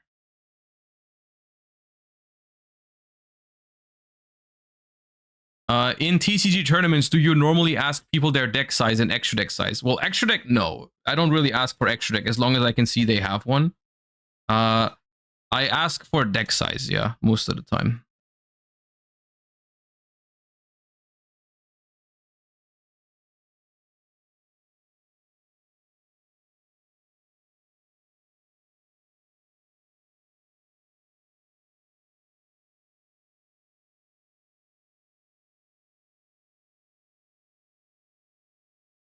Don't hurt. That was a normal question.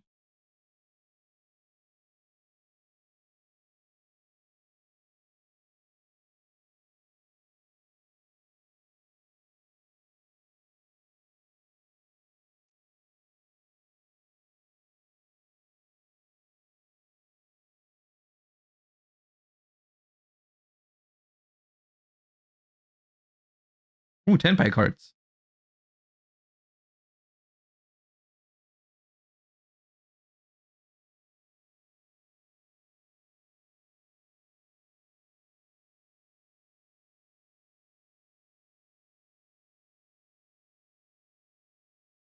Oh. Have Poplar yet?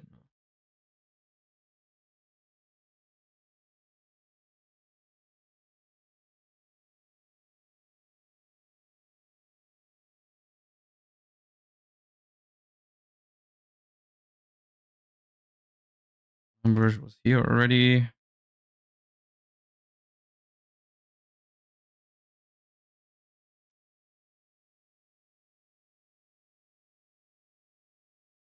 Do you think Vanquish Soul would get another wave of support? I don't. Typically, if they do like legacy support like this, it's only going to be one wave, unless it's a very, very special case. So I wouldn't expect more in the near future. I don't think it needs more, to be fair. That seems like a very good wave of support already. I mean, yeah, it is only, what, 3 cards? But the cards are kind of bangers, dude. Can't really ask for much more, I feel like. As someone who likes Vanquish Soul. Pretty good wave.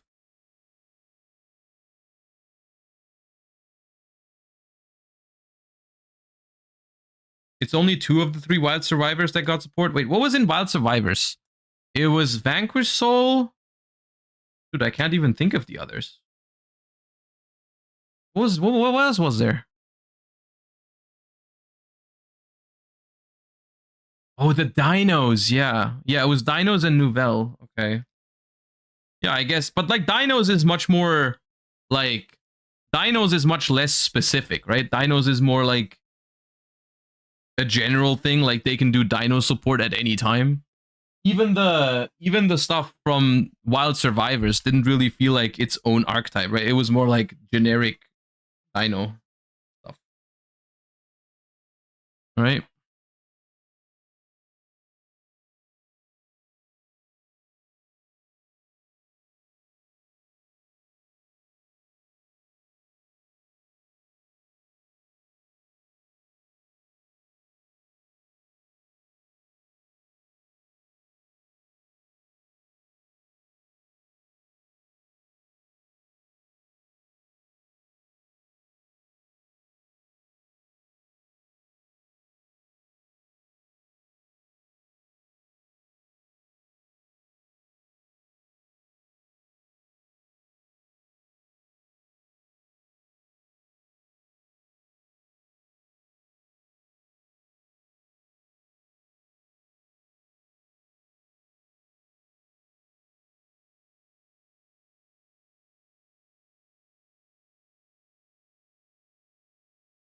Zetronimus, thank you for the 12 months. Appreciate the full year of support. Welcome back.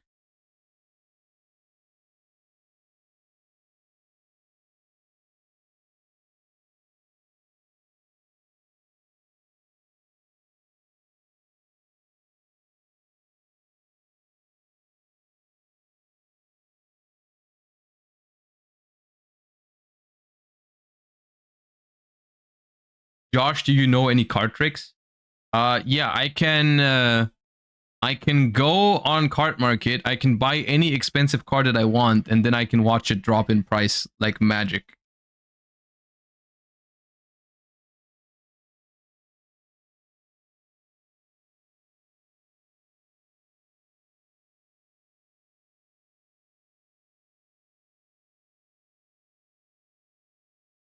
Can you show that to us? Dude, I literally did that. I did that with 7th Ascension like 3 weeks ago.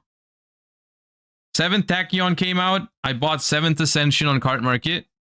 Literally like 2 days after they arrived, they were announced for Rarity Collection 4.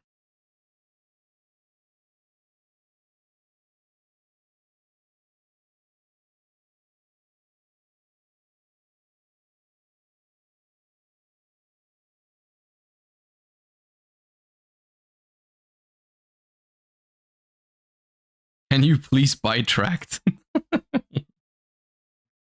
The trick does not work every time, I'm afraid. Otherwise, I would.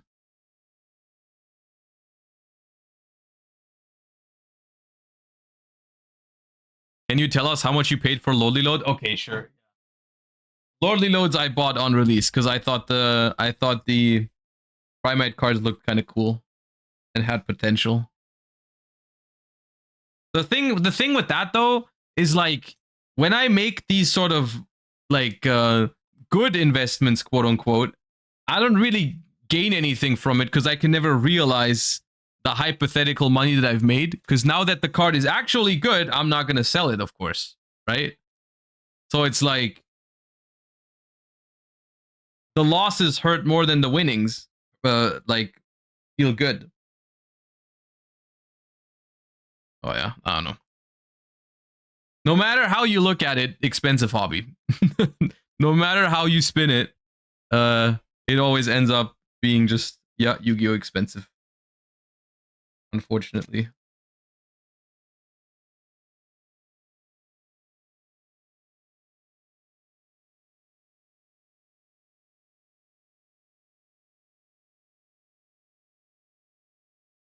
Because like the thing is, of course, you could tell people like, oh, you should have picked up Lordly Load when it was cheap, or you should have picked up even if you couldn't afford Engraver, you should have picked up Tracked in case they reprint Engraver but not Tracked. But the reality is like no one should be forced to make these sort of like soul reads on the freaking Yu-Gi-Oh market to be able to afford a Fiendsmith engine, you know? Because like yes, in theory, you could have gotten a full Fiendsmith core for $10 at this point, right? If you just bought the tracks when they were €3 and then you waited for the Engraver reprint, the total spend on Fiendsmith is probably like $10. The thing is, like, this is not the stock market, you know? This is not something you should have to, this is not a call you should have to make.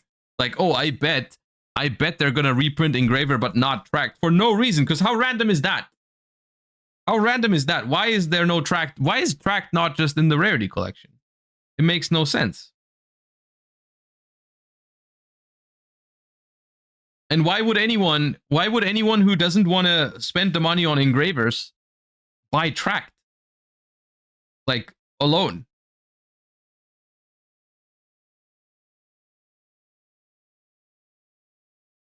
We should yap more about Charlie, like who's his main human. It's funny with Charlie because I don't think he has a main human. I think it's pretty fair. It's a fair distribution. Because he chills with me a lot when I'm in this room. Basically, he always comes here and lays on the mat and stuff, like how he's always here usually when I start stream, or very often. But then like for example at night he always is on the side of the bed of my fiance. Which is probably also because the food is on that side. It's a fair guess, I think.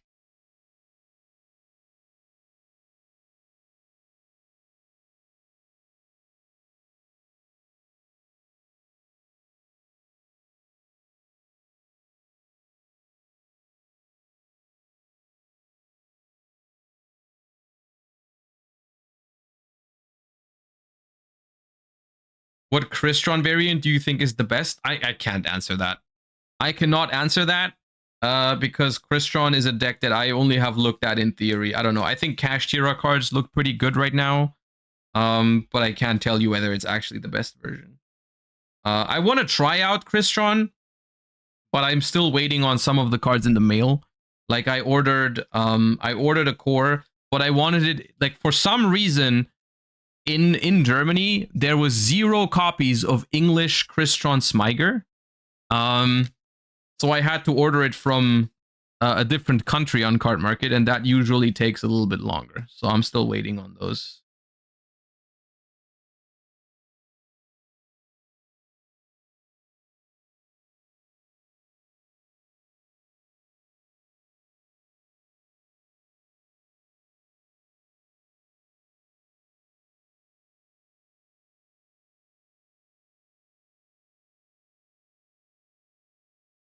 Oh,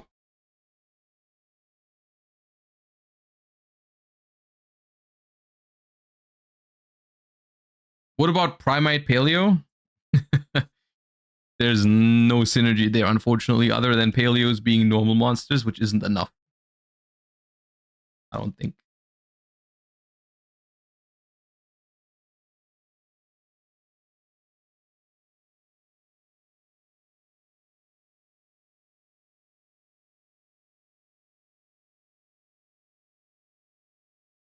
Have you messed around with the new Lifetime support? Unfortunately, I've only theorized stuff from the new set. I'm a little bit too caught up with other things to actually test stuff ahead of time. It happens very rarely that I will play test things before they come out. I would like to sometimes, but I just like, I don't know, I don't have that much time for it outside of the streaming. And like, maybe we can do it more on stream in the future for certain stuff. Like for German nationals, I plan on having some testing, including the new like Orcus stuff and all things, because that comes out very, very short notice before German nationals.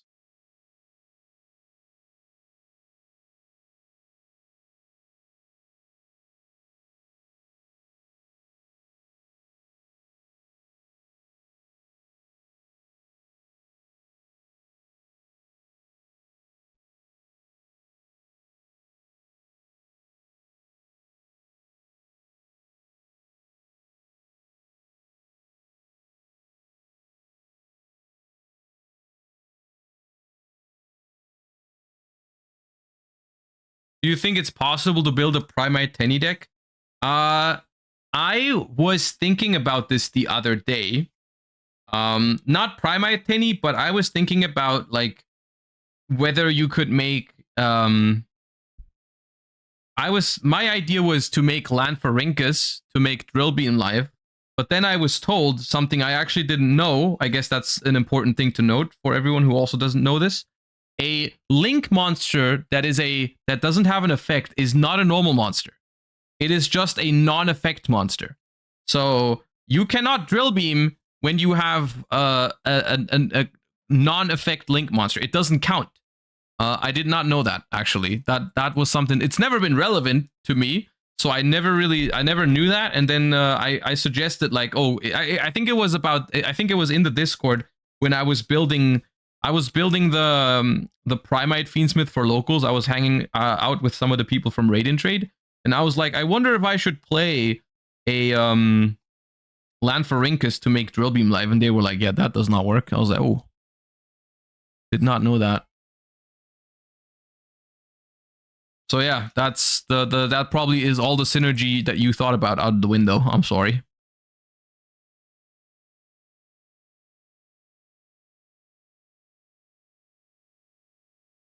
It's because all of the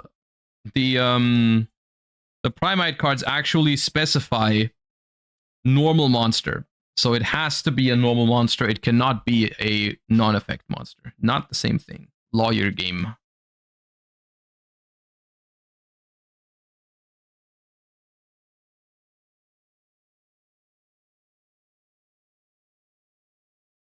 How about Sword Soul Token?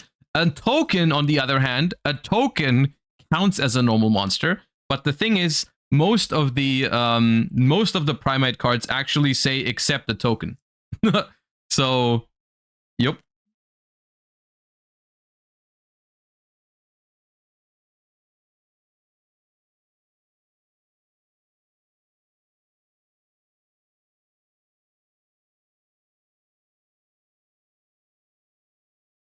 The only Primite that works with a token is actually Primite Imperial Dragon.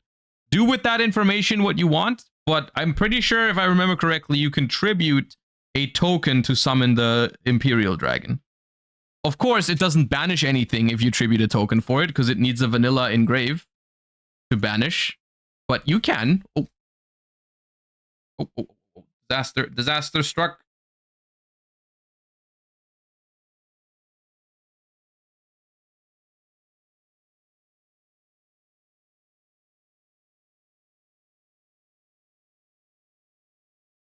Okay. I'll probably sort my rituals into these piles as well, I think. Oh, look at me. I'm ready. I'm ready, guys. I'm ready for the Necros support. Believe me. Trust me. I'm gonna need these.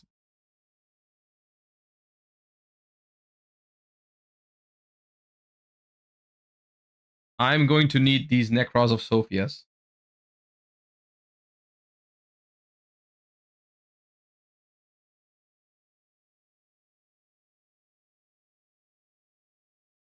that support is mid. I still like it. I still like it, and it's gonna be one of my pet decks. I don't care. I don't care, man. I'm gonna try making it work.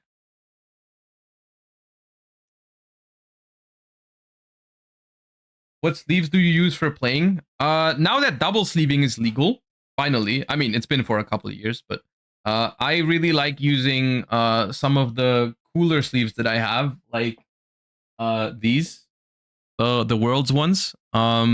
Which if you couldn't double sleeve these, I would never use these because they would be destroyed after one tournament. Because like the quality of these when you actually shuffle them is not that great. They look nice, but you can't actually shuffle them. So I just use these kind of sleeves and I double sleeve them. With Dragon Shield over sleeves, I think.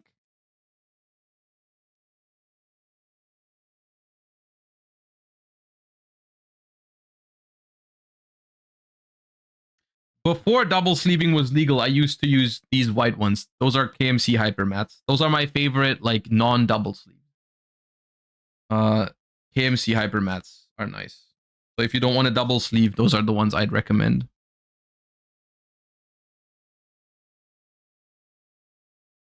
See, this is all it's a good way to mention brands because it's clearly not sponsored because I've just mentioned like 3 different sleeve brands over the course of 10 minutes. Because like there's different sleeves that are good for different purposes. Like I think the Dragon Shields are the best over sleeves. The Hyper Mats are the best like single sleeves in my opinion, at least from the ones I've tried. And the penny sleeves, I think the Ultimate Guards are pretty solid that I picked up here. They're decent.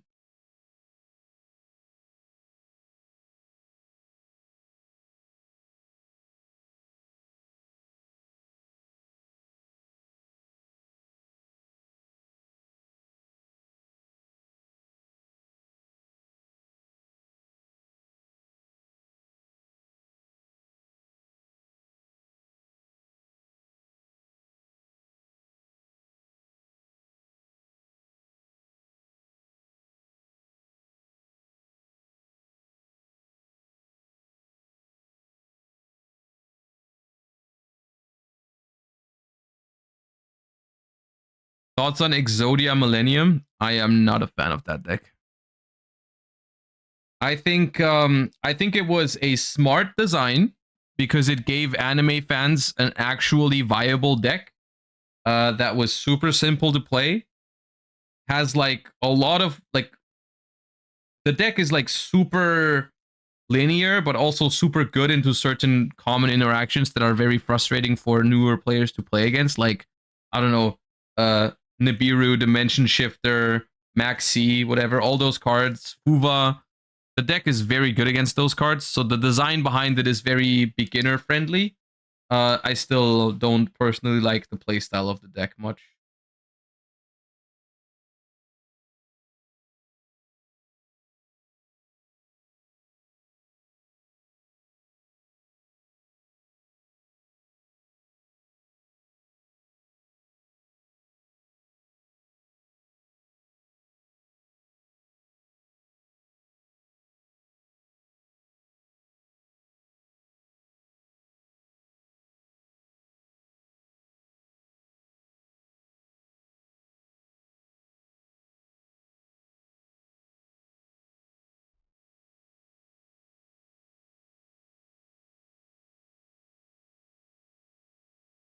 Do you think Mitsurugi Raizeel can be tier 1 after Alliance Insight? Yes, I think there's a world where that happens.